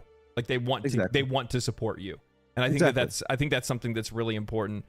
This ties into like a conversation. Okay. This is more of like a philosophical thing on my part, but you know, over the last couple of years, I've noticed that there's been a trend lately where I think that a lot of companies are trying to either strike a balance or try to trend in the direction of like younger audiences and different, you know, people like to say the mythical modern audience or something like that. And you know, one of the things that I've noticed is that like great games just seem to land well, right? Like Elden Ring is a game that's played by ages probably 13 to like, I don't know, probably folks in their 70s have played Elden Ring. Like it really does cover that massive group of people. And I think that in a lot of cases, the industry is kind of losing sight of how like older players are not aging out of video games like they would in other industries. So like they feel like they have to target their games towards something else. And I noticed like the first thing that caught me off guard was when I logged into Path of Exile, and the first thing that happens is all of the other characters get hung. And so it's like it's not a game that immediately wants to treat you like a child. Like it has its tone, it knows what its universe is and what its themes are. You know, how do you think you strike that middle ground, or do you think it's necessary to strike a middle ground with an audience? Well, at the end of the day, what we're doing is making a game that we enjoy, right? Like we're making a game that we think is cool. And I think the danger really comes when you try to make a game for an audience that you're not part of. Like I think that's where you start to make things that appeal to nobody. You know, because you probably the people you're trying to make a game for that aren't you feel patronized by whatever it is you're doing. There's a lot of examples of that. Yeah, and you don't, and also you don't, you know, once again, you just don't know what it is they want. Like the only person that I know, like the person I know the most what they want is myself, right? Yeah. Like I know exactly what I'm looking for in a game, and so and also like a lot of, you know, the people on the team as well, like, you know, like the people on the development team really need to like what it is they're making. So, as I said, we're making a game for ourselves primarily, and I think if we do that, we will find an audience of people who are like us, who enjoy this kind of thing. And yeah, we do enjoy, you know, like darker themes and like doing, you know, like fun stuff. Like just honestly, it's just really fun to do this stuff. The most fun that our artists have are when they're like making things that are more extreme. Like you probably, I guess you probably didn't. Oh no, we did. We show you in that presentation the Black Chambers that has all the crazy body horror stuff, and it's like they had so much fun. Just like, oh yeah, what do we get this guy? And just like pull his intestines around a crate, like a, you know, around a gear train, like, you know, like stuff like that. They're just like, you know, and they're like slicing the guy in half vertically. The minute I saw like the cheese grater machine, I was like, thank God. Yeah. So it's like there's a smile on the artist's face when they're designing stuff like that. So it's like, because art is you know, crazy. and if they're enjoying it, then the players will enjoy it. So you know, like I think that's really what it comes down to. Just, you know, target yourself, like make stuff that you think is cool, and then so long as there's enough other people like you out there, then you'll get a big audience. Yeah. Okay. Bro, I'm putting our blight let's in the see alpha here. race. That's fine. These are It's a new game. we're into the literally bonus fine. round here. Here we go. Path of Exile. Oh, this is a really good one. So obviously, long-standing game. There's a lot of narrative and story elements from Path of Exile 1. A lot of world building that's very pivotal to this game. It's picking up off of the events of Path of Exile, obviously. You don't even know what the currency you're going to need in Path of Exile 2 is going to be. You don't know if it's items, bases, chaos. You don't even know how the trading system is going to look. So you can't say that you can't make money when you don't even know how long it's going to take you to get to maps, or even how you're going to farm maps. You don't know if you're going to play a character or if your character is going to get nerfed. You're just hoping they keep the in-game auction house. They've already said that they're keeping the in-game auction house. That's like known.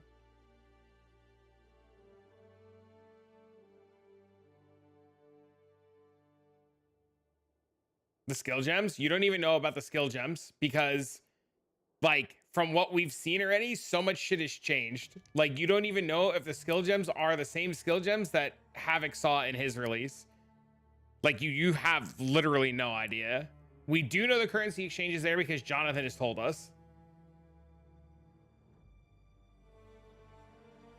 Yeah, you don't even know if skill gems are skill gems, like outside of what, like,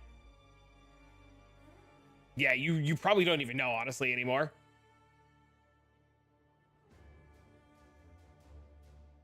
And Jonathan, we've seen, has all... Fucking cat, dude.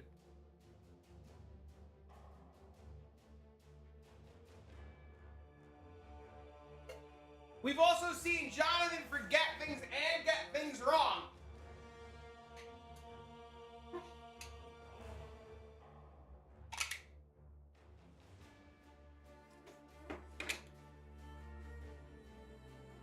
Hold on.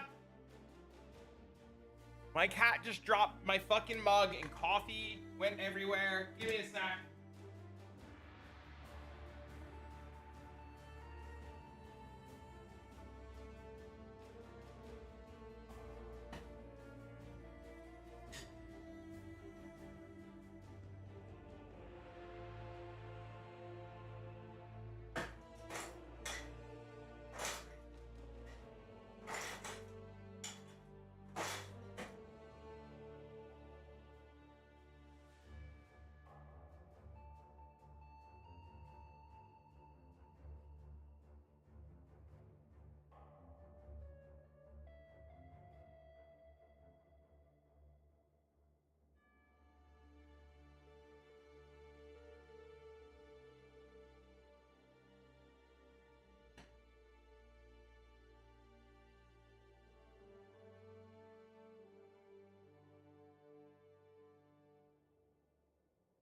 Hold on.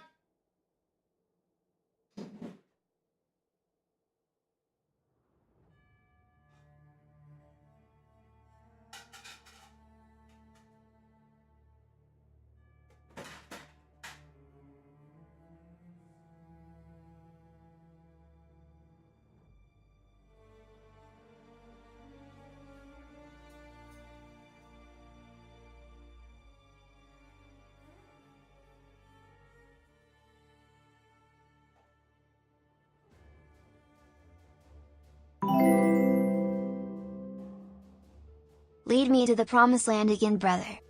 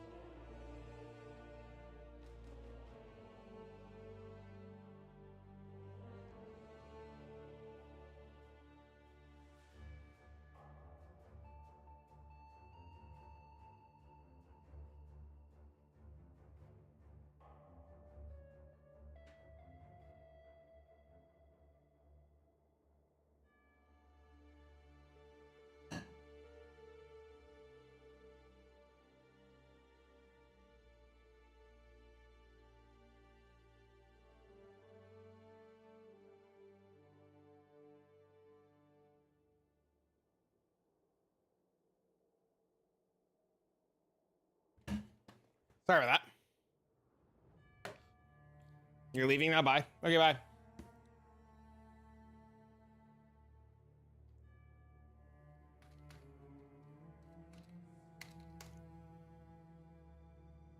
How do you guys approach storytelling and in a way to keep players invested, but also, with Path of Exile 2 coming out, how are you guys going to, onboard those new players that maybe won't go play Path of Exile 1? So as a starting Does it point, like you matter? really can play through POE2 and understand the story without knowing anything about POE1. Like it is the same world. There are going to be some characters to repeat, that kind of thing. Like if you played POE1, there's a lot of stuff there for you. But we do have to make sure that the story is kind of feels engaging to someone who just didn't experience it before. I think one of the things that's really interesting with storytelling in an action RPG is that you have to be really careful not to be overbearing. Like there are cases where we expect people to play through the game lots of times, right?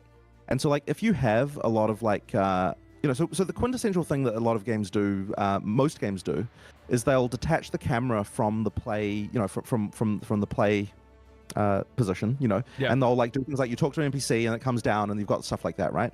And I think for a game that you play through one time, that stuff is very effective and works well, and it does help with engagement in the story, and like that's a good thing.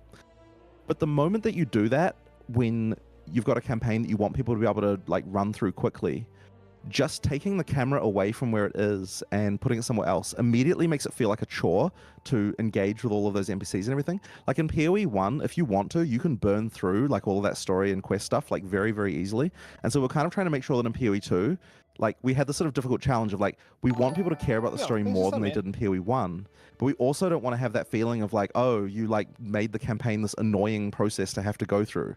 I think that is something that some of the games have run into, and so then they start to think, oh, we need ways to skip it, and like it drives all of that stuff, right? Like we want we want to try and do both. So I think that what we've really tried to do is to add more of that story stuff through the campaign in ways that are both not annoying but do sort of allow you to experience stuff without having to stop your gameplay. So you've got things like as you're walking through areas, like sometimes we lost them. That you can click on that like will play as you as you run through and stuff like that. We've also made the like more, I guess, like animated story moments that you sort of get to experience without actually having to stop running around. Like you've got things like boss intros and things like that. Like you get a moment to like tell a bit of a story as the boss is coming out. With a few lines of dialogue that can really like make like sell the idea. Without kind of getting in your way. So I guess that's the sort of main thing. And I think one of the games that inspires me the most, and strangely enough in this regard, is Half-Life, where they always made sure to never break the character's ability to like you've got one perspective through the entire game, right? Like there's never a moment where like where you have a cutscene or you fade out and fade in and do something else. Like, and I agree with that thing wholeheartedly. Like the moment you do that, you feel like you lose control and you feel like it's a game telling you something rather than you playing something. So I actually am a big believer in like keeping the character's perspective the entire time. So that being said, we do have a few things. There's an intro cinematic that you guys got to see. It was very good. That was a lot of fun to create, by the way. And there's even a couple more things like that later on in the campaign as well. Very cool. Which we'll be doing. So yeah, I think that the story stuff is a lot better in PoE 2 than it was in PoE 1. But we still, as I said, have to maintain that idea of like, don't get in the way, don't be annoying, don't like if you know what you're doing. Don't make you have to do annoying steps. Like actually, here's another random example about this kind of stuff where like there's this idea in where we have to consider both what the character knows but also what the player knows. So in our storyline, unlike a lot of games, if you know as a player where something is before someone has told you about it, then we will allow you to go and do that quest before you know about the quest and that kind of stuff. And like we're generally pretty consistent with the idea that like that you don't have to just talk to an NPC just to find something out that the player already knew. Like that's really important. Like you don't just, like, like if you can always like you have to go to an NPC if you have to like turn in a quest item because they need to like make something for you or do something like that. But if you already know exactly how something works, there is no requirement for you to talk to an NPC just to find that out. And once again, I think that's a bit unusual as far as games go because most story games kind of like the character has to know about something before you're allowed to do it. Whereas in a lot of cases, but here it's very important to us that if you know what the campaign is and you've done the storyline a million times, you just go straight there, you just do the thing, and it's very there's nothing in your way. Are there instances in which you could actually go and like take down like a boss that might be a part of a quest before the quest is actually taken? Yeah, absolutely. That happens all the time. So we do in some cases have blockages and things that but when we do that, it's because there's some key you have to get from something and stuff like that. So there are blockages along the way that are mandatory. But generally speaking, you can ignore the NPCs for everything except having to turn in quest items, and then you'll still be able to complete everything just fine. That's cool. And go through everything just fine. So this guy never knew. I like that. So this guy never knew, even in POE1, that you could just like skip all the bullshit. And I think a lot of players don't realize that you could just skip majority of the bullshit. That's really interesting to hear. Because like the idea is, this kind of goes back to one of our earlier discussions, but it's the idea of earning the ability to trivialize the game. Yeah. You know what I mean? So like, and that's something that players like. Who knew? Players like to earn things in games, including skill and reputation and items and whatnot. But I think that there's something really special in that, where for these more experienced players, once you've run through the campaign a couple of times, now all of a sudden I don't need to talk to these people. I can go grab this, I can go kill this, I can do this, I can come back and then take the quest and turn everything in, and then go back to doing what I was doing. Sure, that's very cool. I like that a lot. So just in general, with POE, you guys have POE2, you guys have done a lot of new things. You guys have added a lot of new things. How much freedom do you guys give your team to experiment with new ideas, and how do you guys decide what features are making it into these games? So it is honestly a mix, but I guess one of the things I like to do as a manager generally is that if someone suggests something and I've got an idea as well, then if those things are of equal weight, like if I don't have a reason particularly to prioritize one or the other, I'll always go with what the team wants to do over what I would prefer to do. I think that's just important because it means that the team just feels a lot more ownership over what the game is, and they feel like that their ideas are actually getting in, and they feel like what they come up with kind of gets into the final product. So like it's interesting being a game director, because you've kind of got this mix of tyranny but also democracy, in terms of like you obviously have to make sure that the game is going in the direction. Like I'm not going to do anything in the game that is something that I wouldn't like, but at the same time, if I'm ambivalent towards something but another team member is really passionate about it, then it's absolutely something that I think that they should be allowed to do, because it'll make them much happier. And I think also the passion of the person making the product shows through a lot in the final result. So I always want to err on that side. But the main thing, of course, that I'm here to say is like, but if I am like, no, I don't like this, I really have to just be tyrannical and say, no, this can't go in the game, because I don't. I really have to, on some level, have some kind of cohesion around the whole vision of the thing. You really don't want it to turn into some kind of design by committee product either. So it is a bit of a tough balance, but ultimately, I would hope that the team feels like ideas they come up with have a good shot to go in. And generally speaking, I'm fairly fine with whatever ideas they come up with going in, so long as there's something that I don't think is making the game worse. I'm like, yeah, go right ahead. You can. Let's go with that. Let's come up. Let's do this crazy boss. Let's do whatever crazy monster you came up with. Yeah, I like that, especially with the boss design and stuff like that. I think that like when I was playing the build of POE2 that I was playing, like the boss design is something. It's wild how much you guys have evolved it since your last game, or just in general, just for the genre. It's just so cool. Sure. Which actually it brings me to one final question that I have, and this is something that was kind of brought up when we were at the event. I just want to say that I appreciate the genius of this, but the idea that you guys are going to be releasing the first 3 acts and then you are going straight into the end game, because you guys want to make sure that in early access, the end game is what is getting played, the end game is what's being tested. What's the motivation behind that? I feel like obviously part of it is somewhat a no-brainer, because PoE is its end game in a lot of cases. These games are their end game in a lot of cases. But what are you guys looking to accomplish for it, and what was the mindset making such a intelligent decision?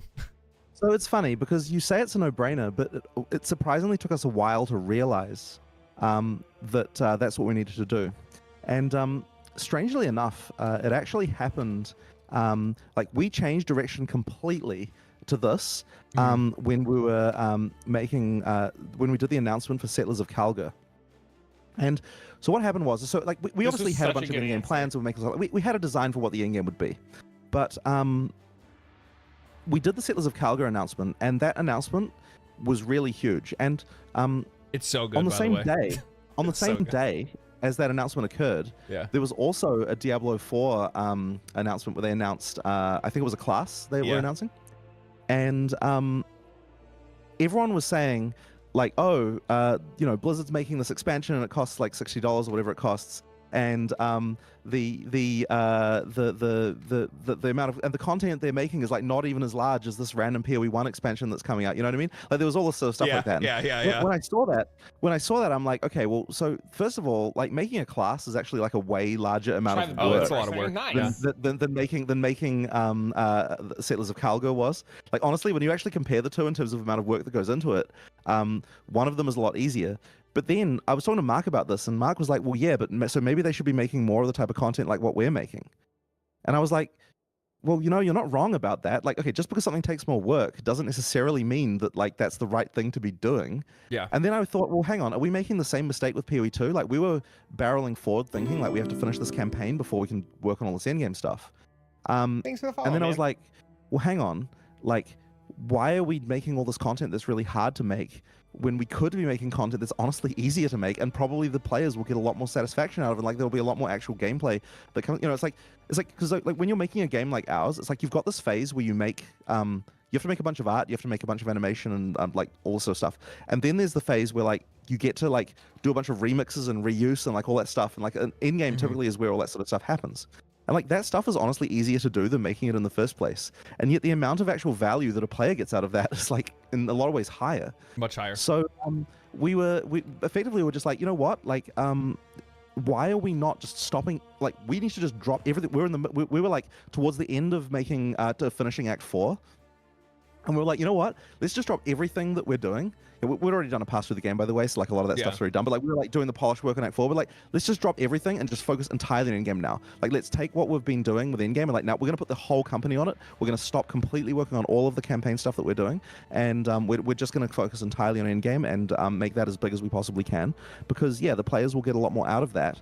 And like honestly, like a 3-act campaign for a new player, it's already a huge game. Like sure, we're making a game that's that's 50 hours long, but having a 25-hour long game is also still a big campaign, right? Like, and yet, yeah. And the other thing as well about this is that if we have a bad end game when we get to early access, then we kind of have to say to people, hey, trust us, guys. There's a good end game coming. You guys don't really. I mean, we'll tell you kind of what it is, but like you guys have to just sort of trust us what it is, right? But if we have a great end game, so bad. and then the campaign's 3 acts short, well, it's like you know exactly what another 3 acts is going to be like because you just played the first 3, right? So it's like you know exactly what to expect when we add that later. But we get to impress you with an end game before that point. So yeah, that really was what it came down to. But yeah, it was not really that long ago when we came to do that. And I think that was a really important decision because we effectively, and the other fun thing about it, by the way, is that now like making the end game for POE2 is like going back to the making POE1 leagues again, except with the resources of the whole company all in one thing. So it's like making 7 leagues concurrently, which is kind of a crazy thing, but it's been very fun. So yeah, it's been a lot of fun to work on that stuff, and it's pretty cool. So yeah, it's funny because in retrospect, it's like obviously this is the right move, right? Like obviously this is better. But it did take a little while, and it took that moment of like, well, what the hell are we doing here, to actually realize that we had to change direction like that. Yeah, because I mean, like from my perspective, when I'm looking at it, it's like, well, story content. It's not like it's not worthwhile, or the work that your folks have been doing on it isn't worthwhile. There's a lot of value in it, but the vast majority of that value will be extracted within the first couple months of the game releasing, and then done. Whereas like Endgame is the reason why people keep coming back to the game over and over and over again. But also a lot of the value that we get from making that stuff is that we then get to use it to remix it to make it an endgame. And so like the endgame maps that we were showing, like all of them look like unique areas, but all of them are just like done by just like we've got so many assets through the campaign of the game that we can take and then turn into maps. Like when people are making new maps, it really only takes a few days to turn around a new one, because like in-game maps I'm talking about, because in terms of the environment, I mean, because they just take a bunch of existing stuff and they're putting it back together. And it's like you'd be surprised how different you can make areas feel than campaign areas by changing remixing a few different tile sets together, doing some changing the color of things, changing the lighting settings and all that sort of stuff, and suddenly you've got an area that just doesn't feel like anything else you've done. And then you make a few specific bespoke tiles to kind of make to add like a specific theme to the area, and then you've got a new map. And it's like we can do that stuff so quickly, and it really makes the in-game feel gigantic. There's just all sorts of shit in there that there's so many maps and like interesting things to find, and the last benefit is that for a lot of developers, when you're making content quickly, you just feel so much more productive, and it's so much more fun to actually get stuff working. Like it's the slow grind that kind of wears on you over the years, but the whole just like, oh man, we're just like making maps left and right. We're like turning out all these systems. Like it just feels great to do. So yeah, I would imagine, especially because you got to think. You already do think, but with you guys been working on Path of Exile 1 for so long, it's like going back to the regular grind when you're just going to make the end game content, right? It's like, oh, we were already doing this. So that's cool. That's cool, man. I'm looking forward to it. I know a lot of people are looking forward to it. I think that it's going to be a very special game. You guys have put a lot of love in, a lot of care, and even as an early build that I've gotten my hands on, it feels transformative in ways that I haven't been able to express properly in words yet, but believe me, I will. I'm really glad to hear that. That's great to hear. Is there anything that you would like to say about Path of Exile 2, or anything you'd like to say to the audience for the end of this? Give it a second. So obviously it's scary going into a launch, right? Because you don't know how people are going to react. But I think that I'm really happy with the work the team have done on the game. Like it's just so I think it's a good game. And I'm just really looking forward to seeing how people react to it. Like I just want to see were we crazy this whole time what we were making, or did we actually did we have the right idea? Like all the changes we've made, all the things we've done. I just want to see does it actually, are players actually going to love it? And I'm hoping they do. Yeah, I think they will. Man. I think they will. Well, man, thank you for joining me today. I'm really, really, really hopeful, man. I honestly am. There's always the fear and the worry that it's gonna be bad, right? Or there's always the fear and the worry that there's gonna be something about it that we don't like. But I'm really, really hopeful that it's good. And I don't know. I feel like we've watched so many interviews and paid attention to so much nitpicking over the last couple of days that it's really hard to believe that it can't that it's I don't know. Jonathan speaks so passionately, right? The hell is this? All keystones.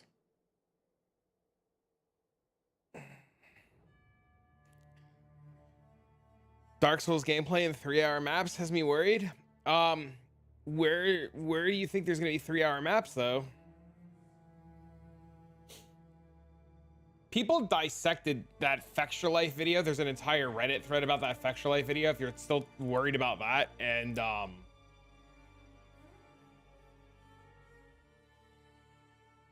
people were saying that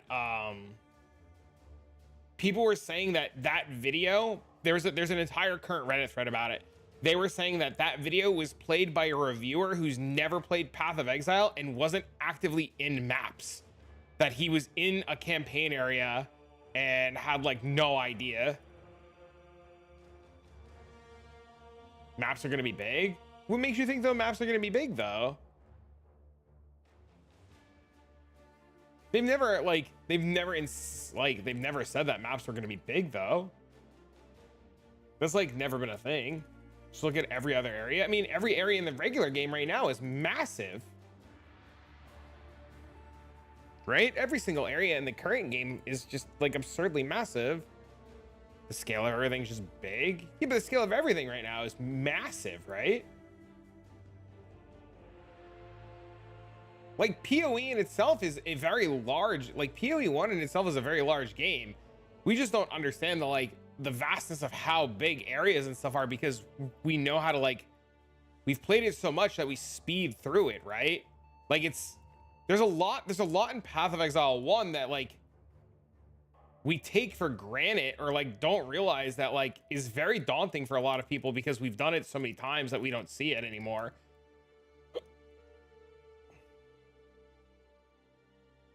But there's plenty of areas in Path of Exile 1 that are just like absurdly massive for no reason. And sometimes those areas are split between 2 floors.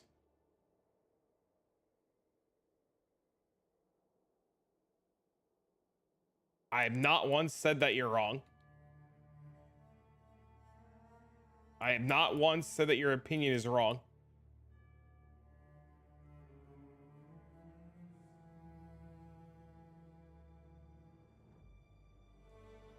I did not say they weren't going to be big. I asked you what made you think they were going to be big.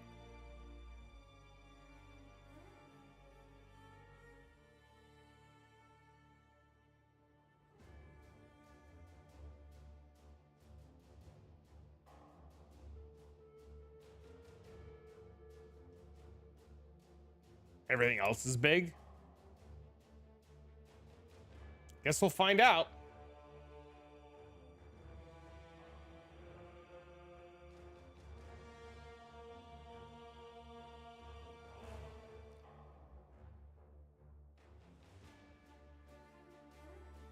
It's fucking huge. It is. It is very large.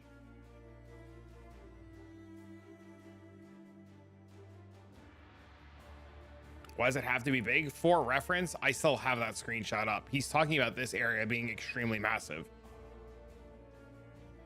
This is for reference. This is what he's referring to.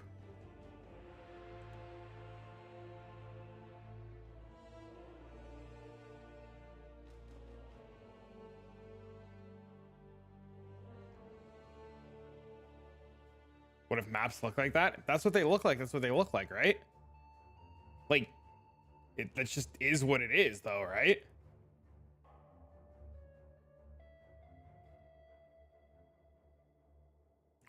It's a 3-hour map. We don't know any, like, what do we know? So you haven't consumed, so this is, you haven't consumed as much information about POE2 until yesterday, right? Like, to make sure I'm understanding of like how much you've looked into this, because I don't know what you, I don't know what you've watched, but like the newer stuff is very fast. It's moving and backpedaling. Every single thing has been designed. And Jonathan has said this in interviews. Every single thing that we've been showcased is designed to be slow in the video to showcase how it is. Even like a really good example is this ball lightning clip, right? Like he's backpedaling here. You would never do this. What about people who played it? People only played it in Act 1. They've played it in Act 1 with no gear, no nothing, right? And even clips like this are designed to not show you the speed of it. They're designed to show you the skill. Like, tell me you would cast, if you were to play Ball Lightning, you would cast this skill, this mob and this mob are dead, and you still be backpedaling. Like, he's instant nuking these mobs, and instead of running forward, he's just backpedaling. If nothing was dying, all of the footage we've seen has only been Act 1 and Act 2. But the thing is, all of the footage that's out there is only Act 1 and Act 2, so everything is slow because it's a bunch of people with no gear, no twink gear, no knowledge of the game, no skill gems, no understanding of how anything works. And as Jonathan said, it's only been sent to, majority of the people that have played it have not been Path of Exile players or Path of Exile pros, right? It's only been a small handful of people that have played Path of Exile that got to play POE2. Majority of the people are like new players. So I'm not saying that you're wrong in any sense of the meaning. Like, your opinion is valid.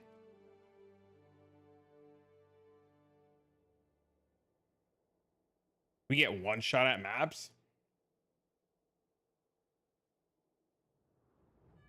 I'm just so worried to be Dark Souls like, not Diablo like. I mean, it's a valid worry, but everything that I've seen so far tells me it won't be like Dark Souls like at all. The only thing that'll be Dark Souls like is pinnacle bosses.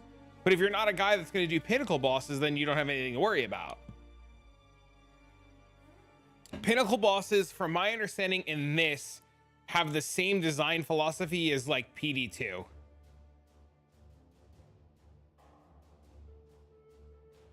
Look at the monk clip with the flicker strike.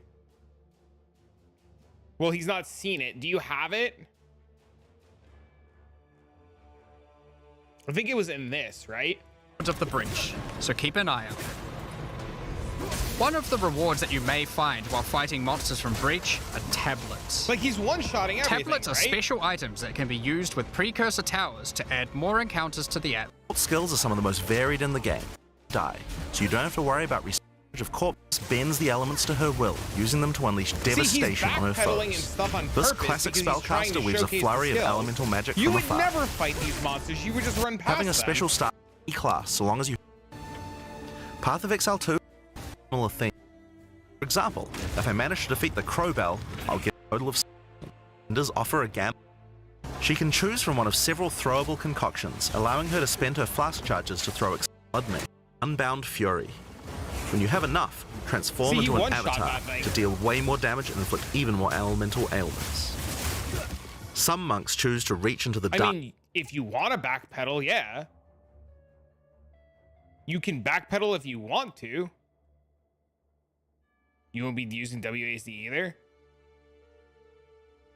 I've tried WASD. I can't. Have you played it, Hitman? Did you play it already?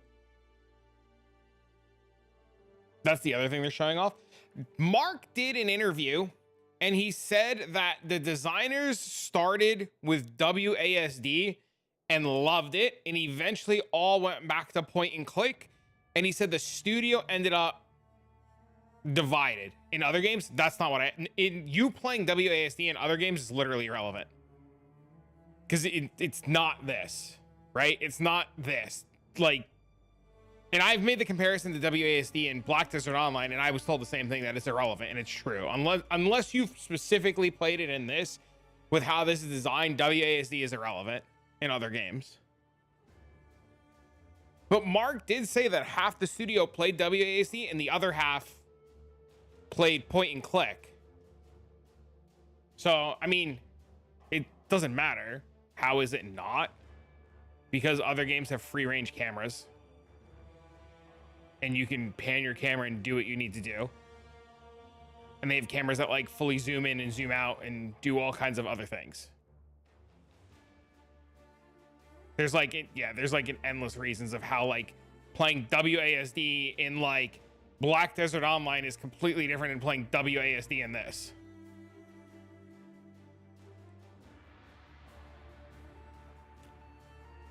But you don't have to backpedal. You could just click forward and shoot and keep clicking forward. Thanks for stuff on YouTube, man. Has Snoobay played? Has he been to the LA events, or is he just like making like assumptions? He did? He went to LA? Does he have video footage of him in like playing the LA client?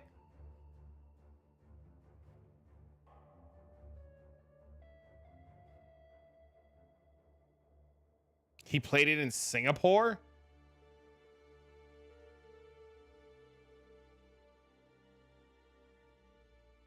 You played it in Space Invaders?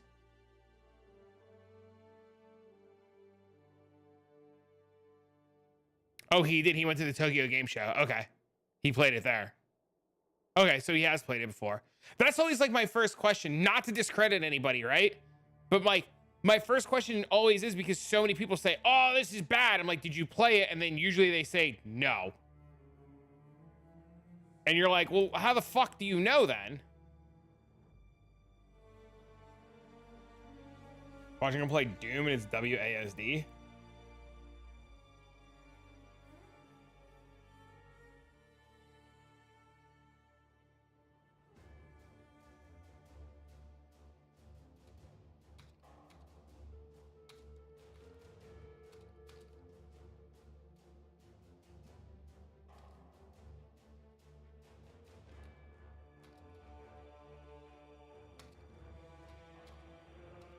It's just FPS, not top down. It's like Dota compared to Smite, I think it's called.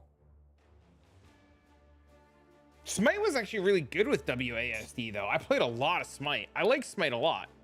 I actually streamed Smite for a little bit, but nobody would watch it, so I stopped streaming Smite. But I think Smite's actually really good. Surprisingly really good, actually.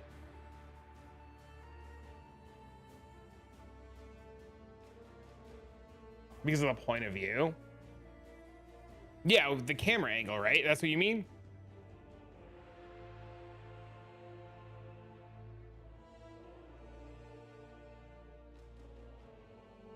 Top down WASD is just weird.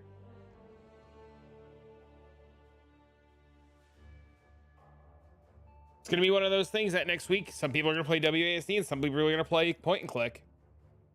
You know? I mean, I've played D3 on Switch, and D3 on Switch, I know I'm saying D3, but it's an ARPG with a joystick and it feels fine, right? And WASD is built around like that.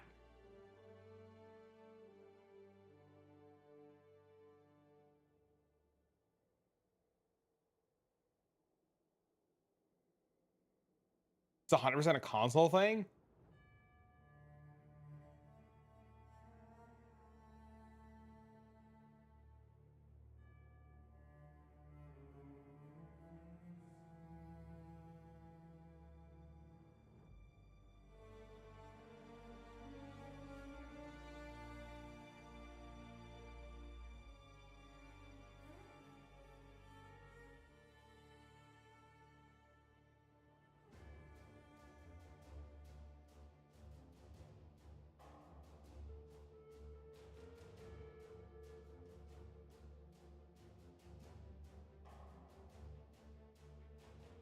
This is a console game. It's 100% made for console. Yeah.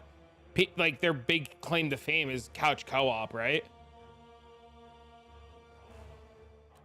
That's me, Thrixel. My hands when I play PoE start to like hurt bad. Like my hands start to really hurt. Like I'm very excited about WASD and like just for like the stress relief on my hands. Yep. The whole RSI from clicking too much is just, it's too much.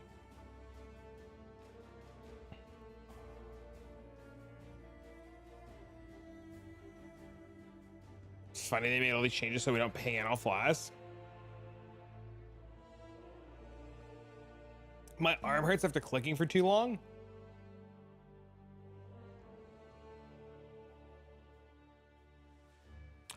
I just really like the idea that they're giving a bunch of like accessibility options. I think that's really good. POE1's an MMO.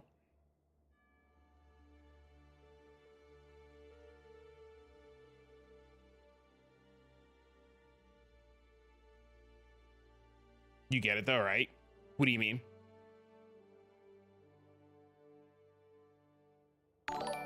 Thanks for subbing YouTube, man.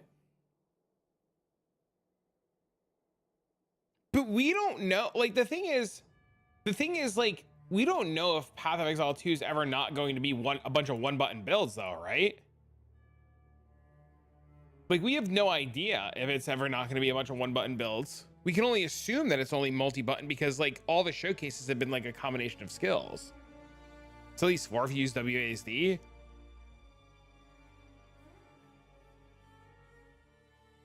I don't know, man. I play Black Desert Online I used to play Black Desert Online in my spare time. And like, I don't know if you've ever seen like the button combinations of Black Desert Online, but it's like playing a fighting game. So, I don't know. Like it does like clicking buttons doesn't faze me. And I've learned in PoE1, it feels better to use multiple skills than it does to just play one button builds.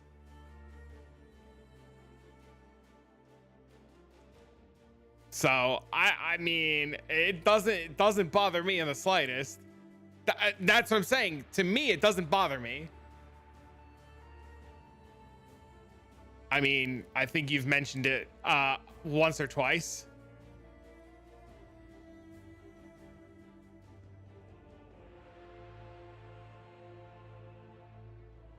I think today alone, you've mentioned it more than once, but you know.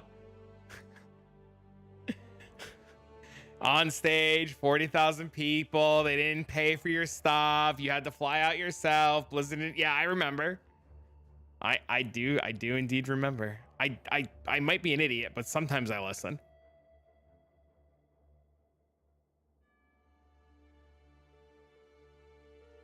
You don't seem to consider that stuff.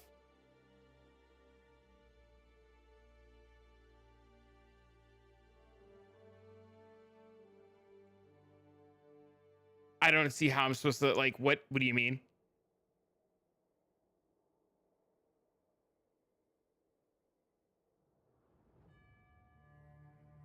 Monk. More than likely Monk. I actually did a whole YouTube video on it.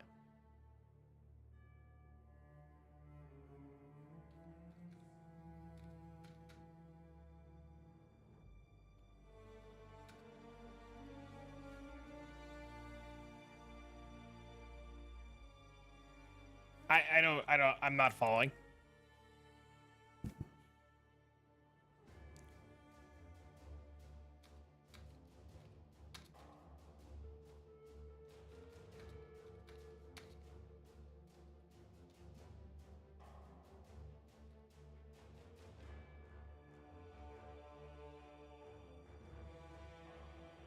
I do think we are caught up on everything though so far.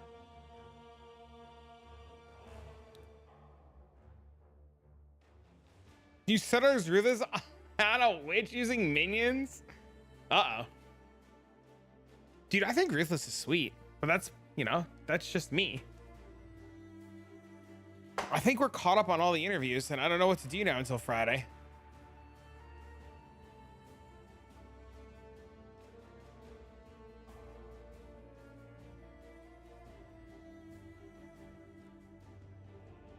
Has this been updated?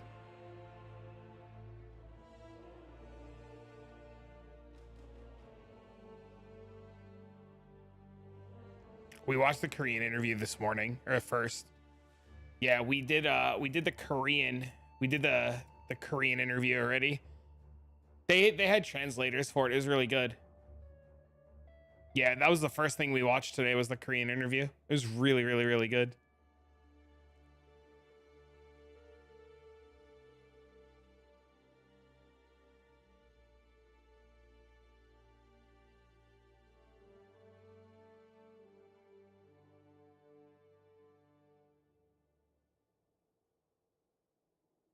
See, you can't even look at this, right?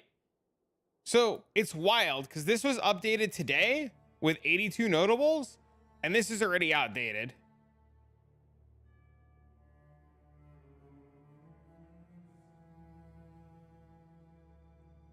This is why I don't like look at this stuff, right? Because like this is not in the game. It's kind of not outdated. But this being here, like, removes all credibility. Jonathan said they're hoping the servers can do. But it's not removed. It's literally been said to have been removed. And this current iteration, it's removed. We don't know if Eldritch Battery is coming back or if it's even going to function like this at all.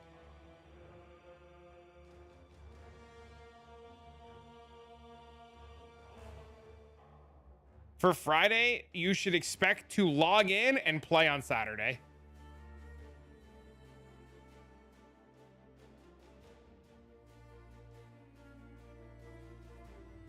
Because they have to.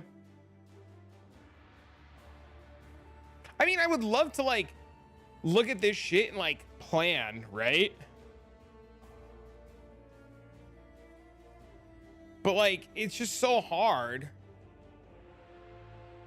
This is cool, though. If this stays how it is, this is cool. I like this. I'm going out on Friday. I know how game launches work. I mean, I'll try to log in. If I get in, I get in. If I don't, I don't. The only info is removed because of a bug. Yep. That doesn't mean that we know it's coming back. Same thing with, like, this. Like, I don't understand how this is going to be like this.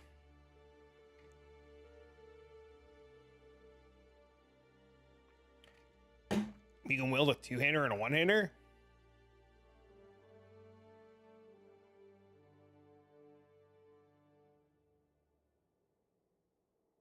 I imagine you can. This doesn't state otherwise.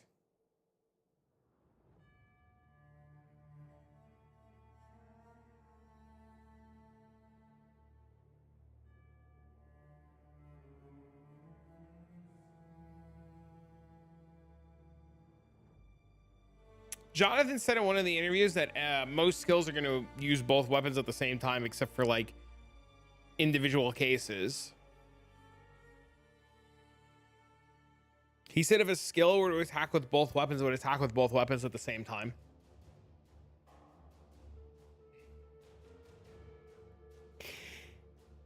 All right, I think I'm done with PoE stuff for now.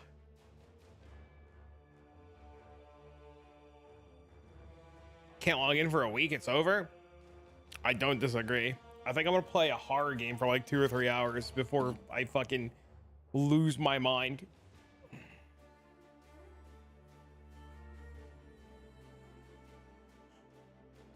This isn't notable.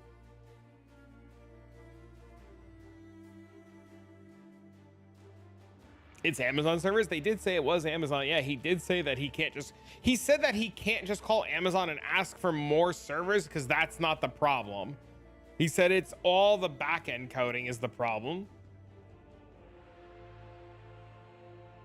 Yeah. Yeah, he said it would be the code that it would be the problem. That's why he said at the end of this interview that he was flying back home to work on server stuff.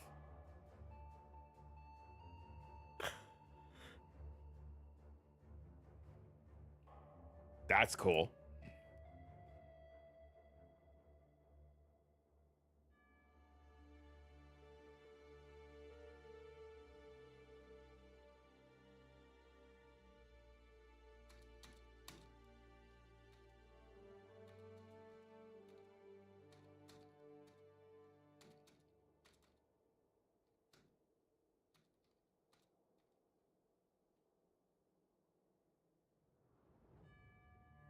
Charms applied have a 10%. I love that this is on the tree if this stays. I think this is insane.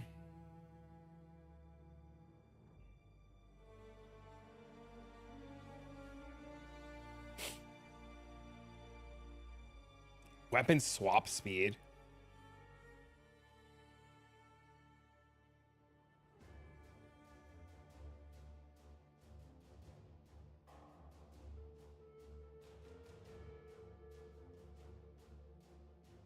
Two percent of maximum fire resistance for each 40% uncapped fire resistance. 20% of leash is instant.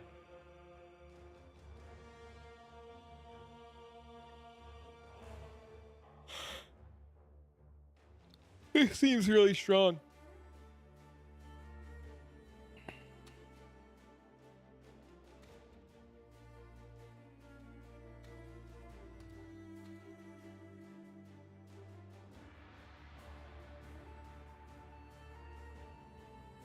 I'm already fighting a food coma. I'm not playing POE2 early access, but I'm excited to watch you play. Hell yeah, dude, high five. So this is what we're gonna do. I am going to put POE2 stuff to the side.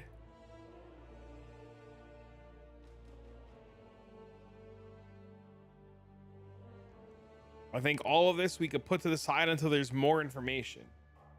And I think tomorrow we can like mess around and play some POE and level and stuff. In the meantime, for the rest of tonight though, there is a horror game that I want to play, and I'm going to focus on playing a horror game. I know horror games aren't everybody's like cup of tea, and I know spooky shit's not for you, but for me, I would like to play a little bit of a horror game and do something a little bit different. We have exactly, I don't even know how much time is left. 5 days, 18 hours. This will be here in no time.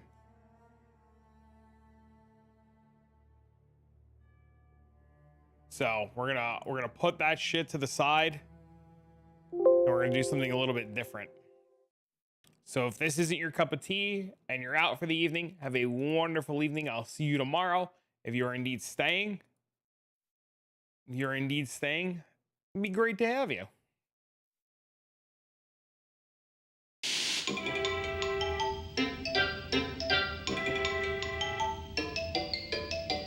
I do need to like tell people in Discord and stuff.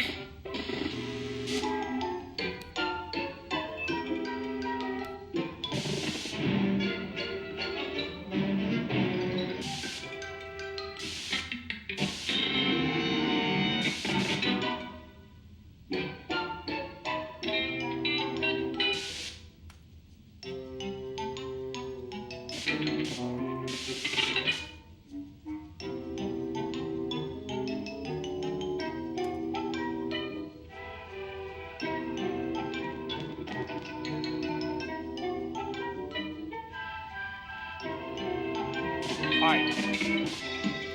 We'll adjust the volume in a minute.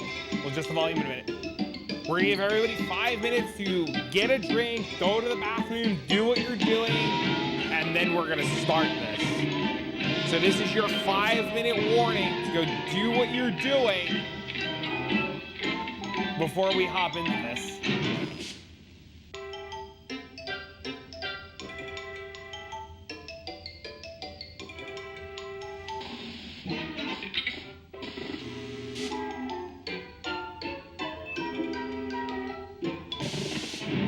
How sad is it Blake's not in POE2? It's not sad. Jonathan already said that it's probably coming back.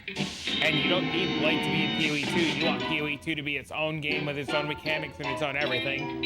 If I wanted to play everything the same from POE1 and POE2, I'd just play POE1. One point it did bring up was about WASD and movement skills. What about it?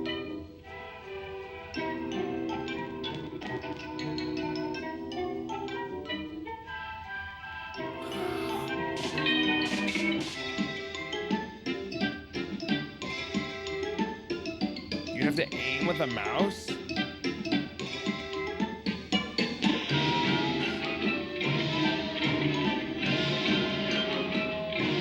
Maybe it's bad, but maybe I'm wrong. I think WASD versus point to click is just going to be something that we test next week. I think going back and forth on if it's good or bad, or if I've done this or done that, or if I played like BDO or WoW, like I don't think any of it matters until Friday, right? Like we can only make assumptions, and unless you the person have played with it and you the person have made a decision, right? And then you're gonna have people, and like we can use the Snoobe thing as an example. Like Snoobe said he played it, he didn't like it. I'm assuming he said he didn't like it. I'm assuming, I haven't watched the Snoobe video. Try playing WASD while doing a handstand. Bro, you think my ass can do a handstand? Let's be honest. Come on. I gotta fucking, oh my god, bro, what? A fucking handstand. Believe this guy, bro?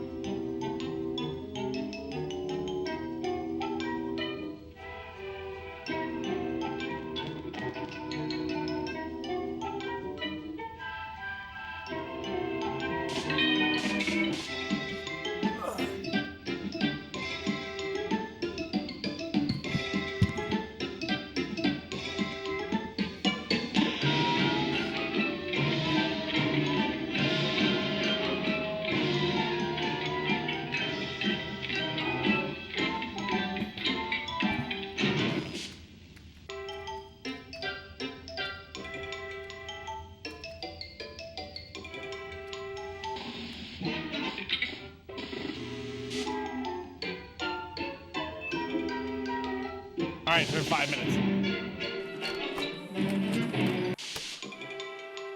You can use the autosave feature. You got it. You're Riley, aren't you? If it's too low, let me know. Kate and I were really close. She talked about you so much. She was really proud of you. I guess you've seen some of what she was working on. Come on. We should get out of here. I know a place you can rest a while and let's talk. We don't know yet, to my knowledge.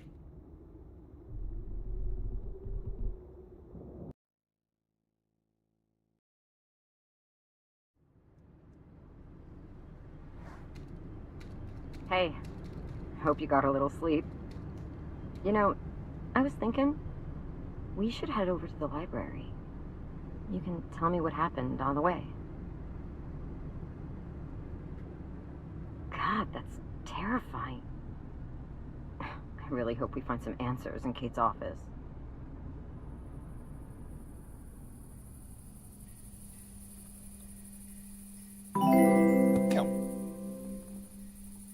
Woo. Thanks for the Come sub, on, man. let's move. I appreciate that 90 months. That's insane.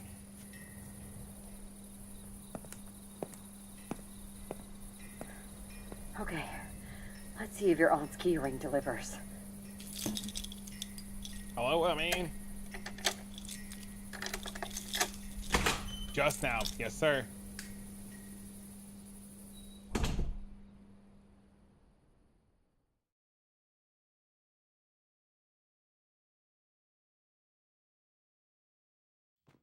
Listen, there's something out there. It's drawn to the tapes, and it's very, very dangerous. Please be careful. I know this is going to sound super paranoid, but after everything that's happened, we need to be careful. We can connect on an encrypted channel with these. You go see I just what you need a can find break in from Kate's POE2 office. stuff I'll and keep watch POE2 outside. drama. I'll call you on the two-way if anything comes up. And I also have been wanting to play part 2 of this. Yeah, I'm pretty sure it's an NDA break.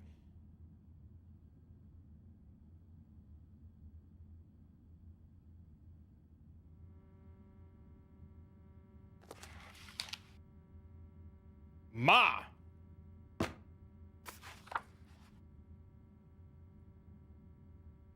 So we're looking for a book with a pineapple on it? Hi, I'm Wendy. I'm personal assistant. Scan a book in the scanner to look at its checkout history. Hey, Margaret. Found an odd tape in the book returns. Haven't looked at it myself. I was hoping you could take a look at it when you can. It's in a log cabinet. You remember the code right? Also, might need to take a look at some of the books. I've been told some of them have been tampered with. I swear this is like the 5th one this week. I put them aside for you, but I think the new guy accidentally put the books back in the library without looking. I hate to ask, but if you get a moment, could you look around the library and see if you find them? There should be a history of these books in the library database, so don't stay up too late. Sophie.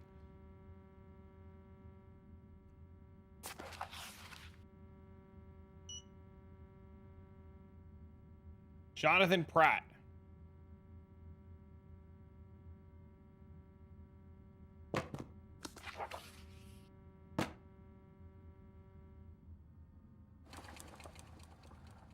I can just spin the chair? Oh, shit.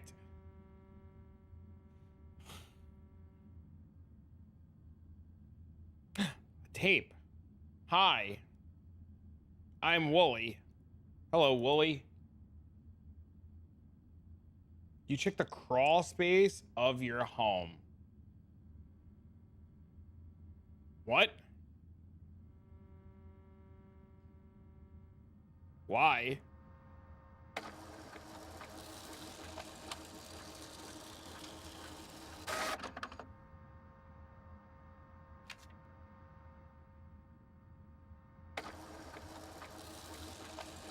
It's a random question.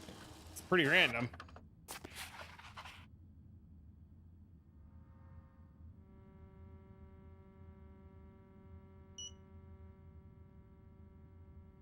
Toilet treats.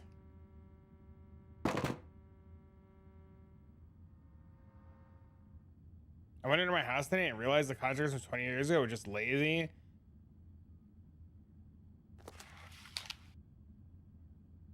Okay. I'm not following why I would need to go in the crawl space of my home.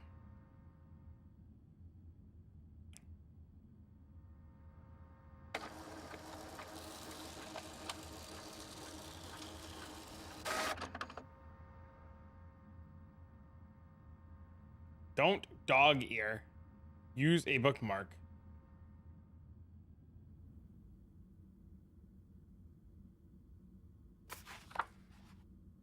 MMDD.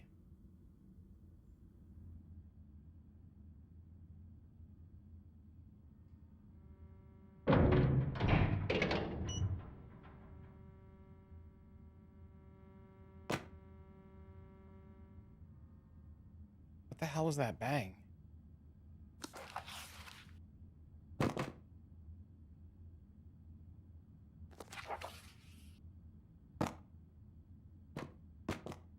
I really don't know if I'm going to need this or not, so I'm going to try to get that up there so I don't lose it.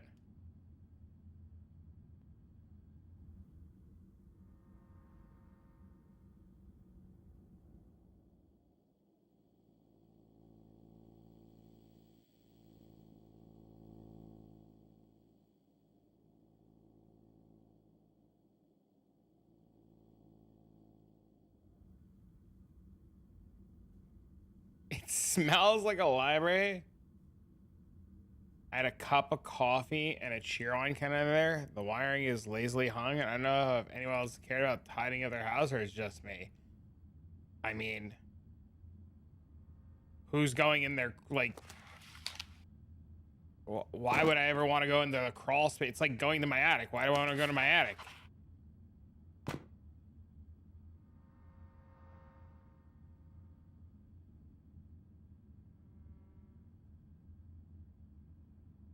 There was a loud bang, and I don't know what that bang was.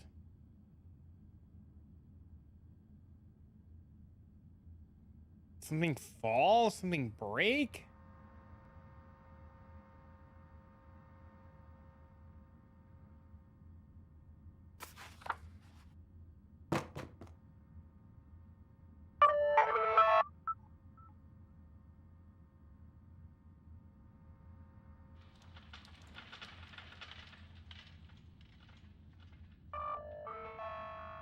So they can claim your home? Oh no.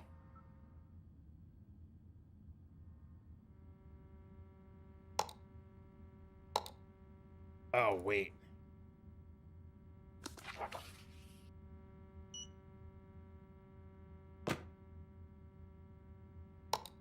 This is a pineapple? And Greg the Grape Raisin. June 27th. May 12th. I don't get it.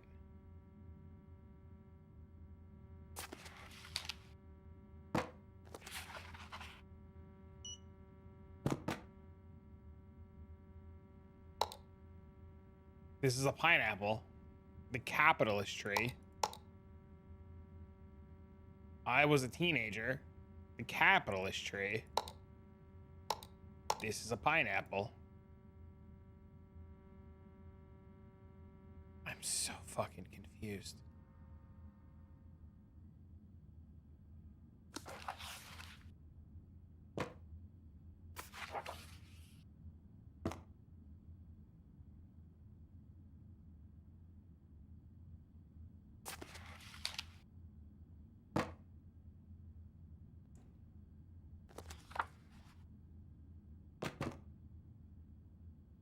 So much stuff is on sale. Wait, don't I have this book? I do have this book. This is a pineapple.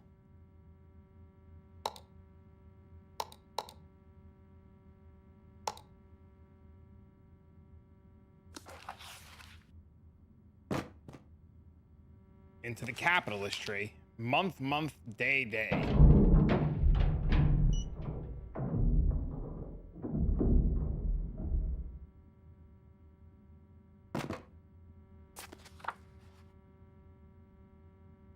M-A. Pineapple.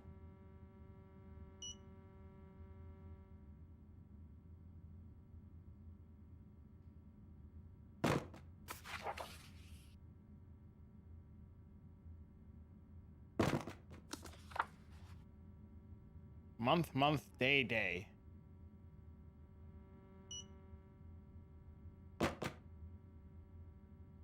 9/6/4/19.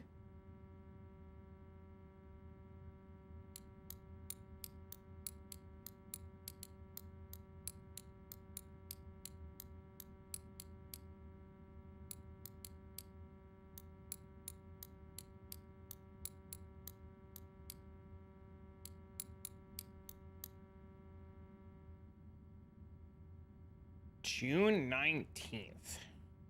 September 4th.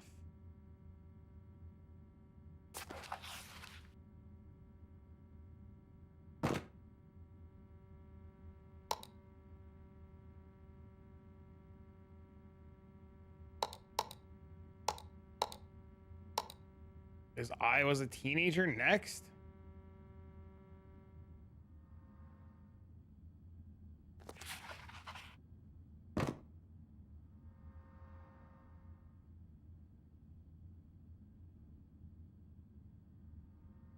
There's no shot they were put back here.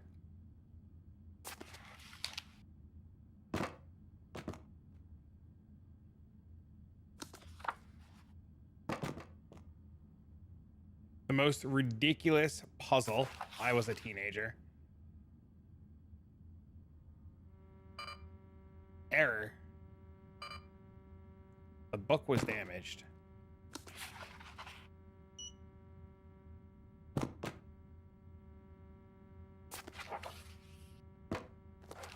How the fuck was the book damaged? Okay,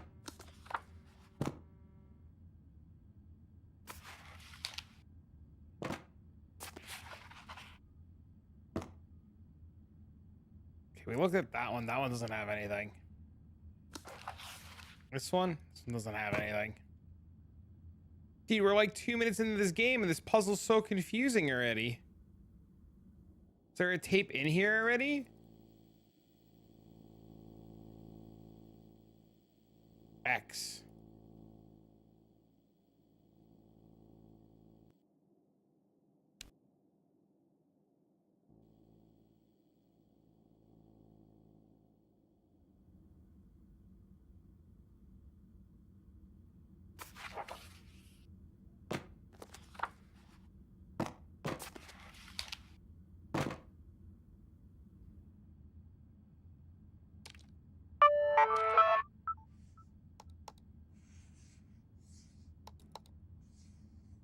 Okay. That doesn't do anything. I'm gonna like look this up eventually and it's gonna be the dumbest solution and I'm gonna feel like a fucking idiot.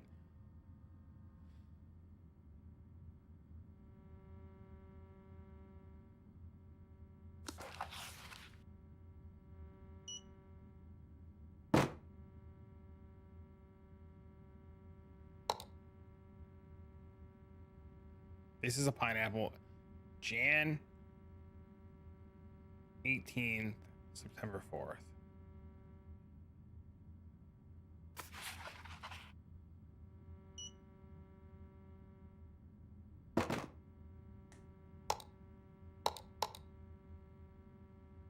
Greg the Grape to Raisin Curse.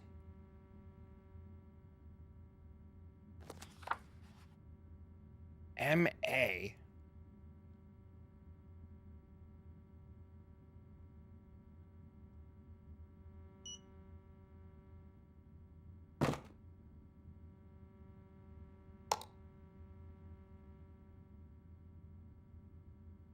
What the fuck does M.A. stand for?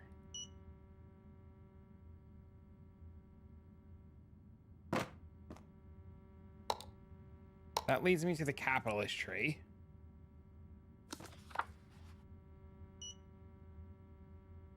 Michael. It's Michael's. It's Michael's book. 0619.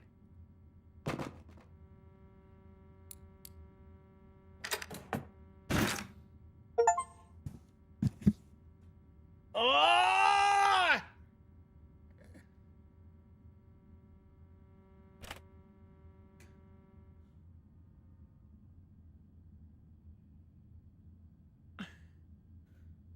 Easiest game yet. Oh!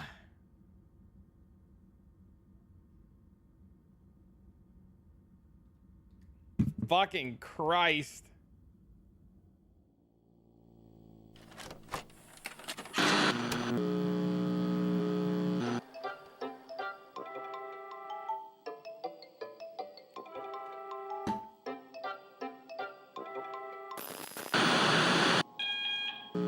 Hi, friends. I'm Amanda.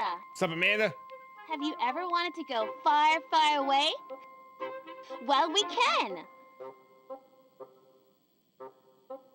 At least in our imaginations, we can.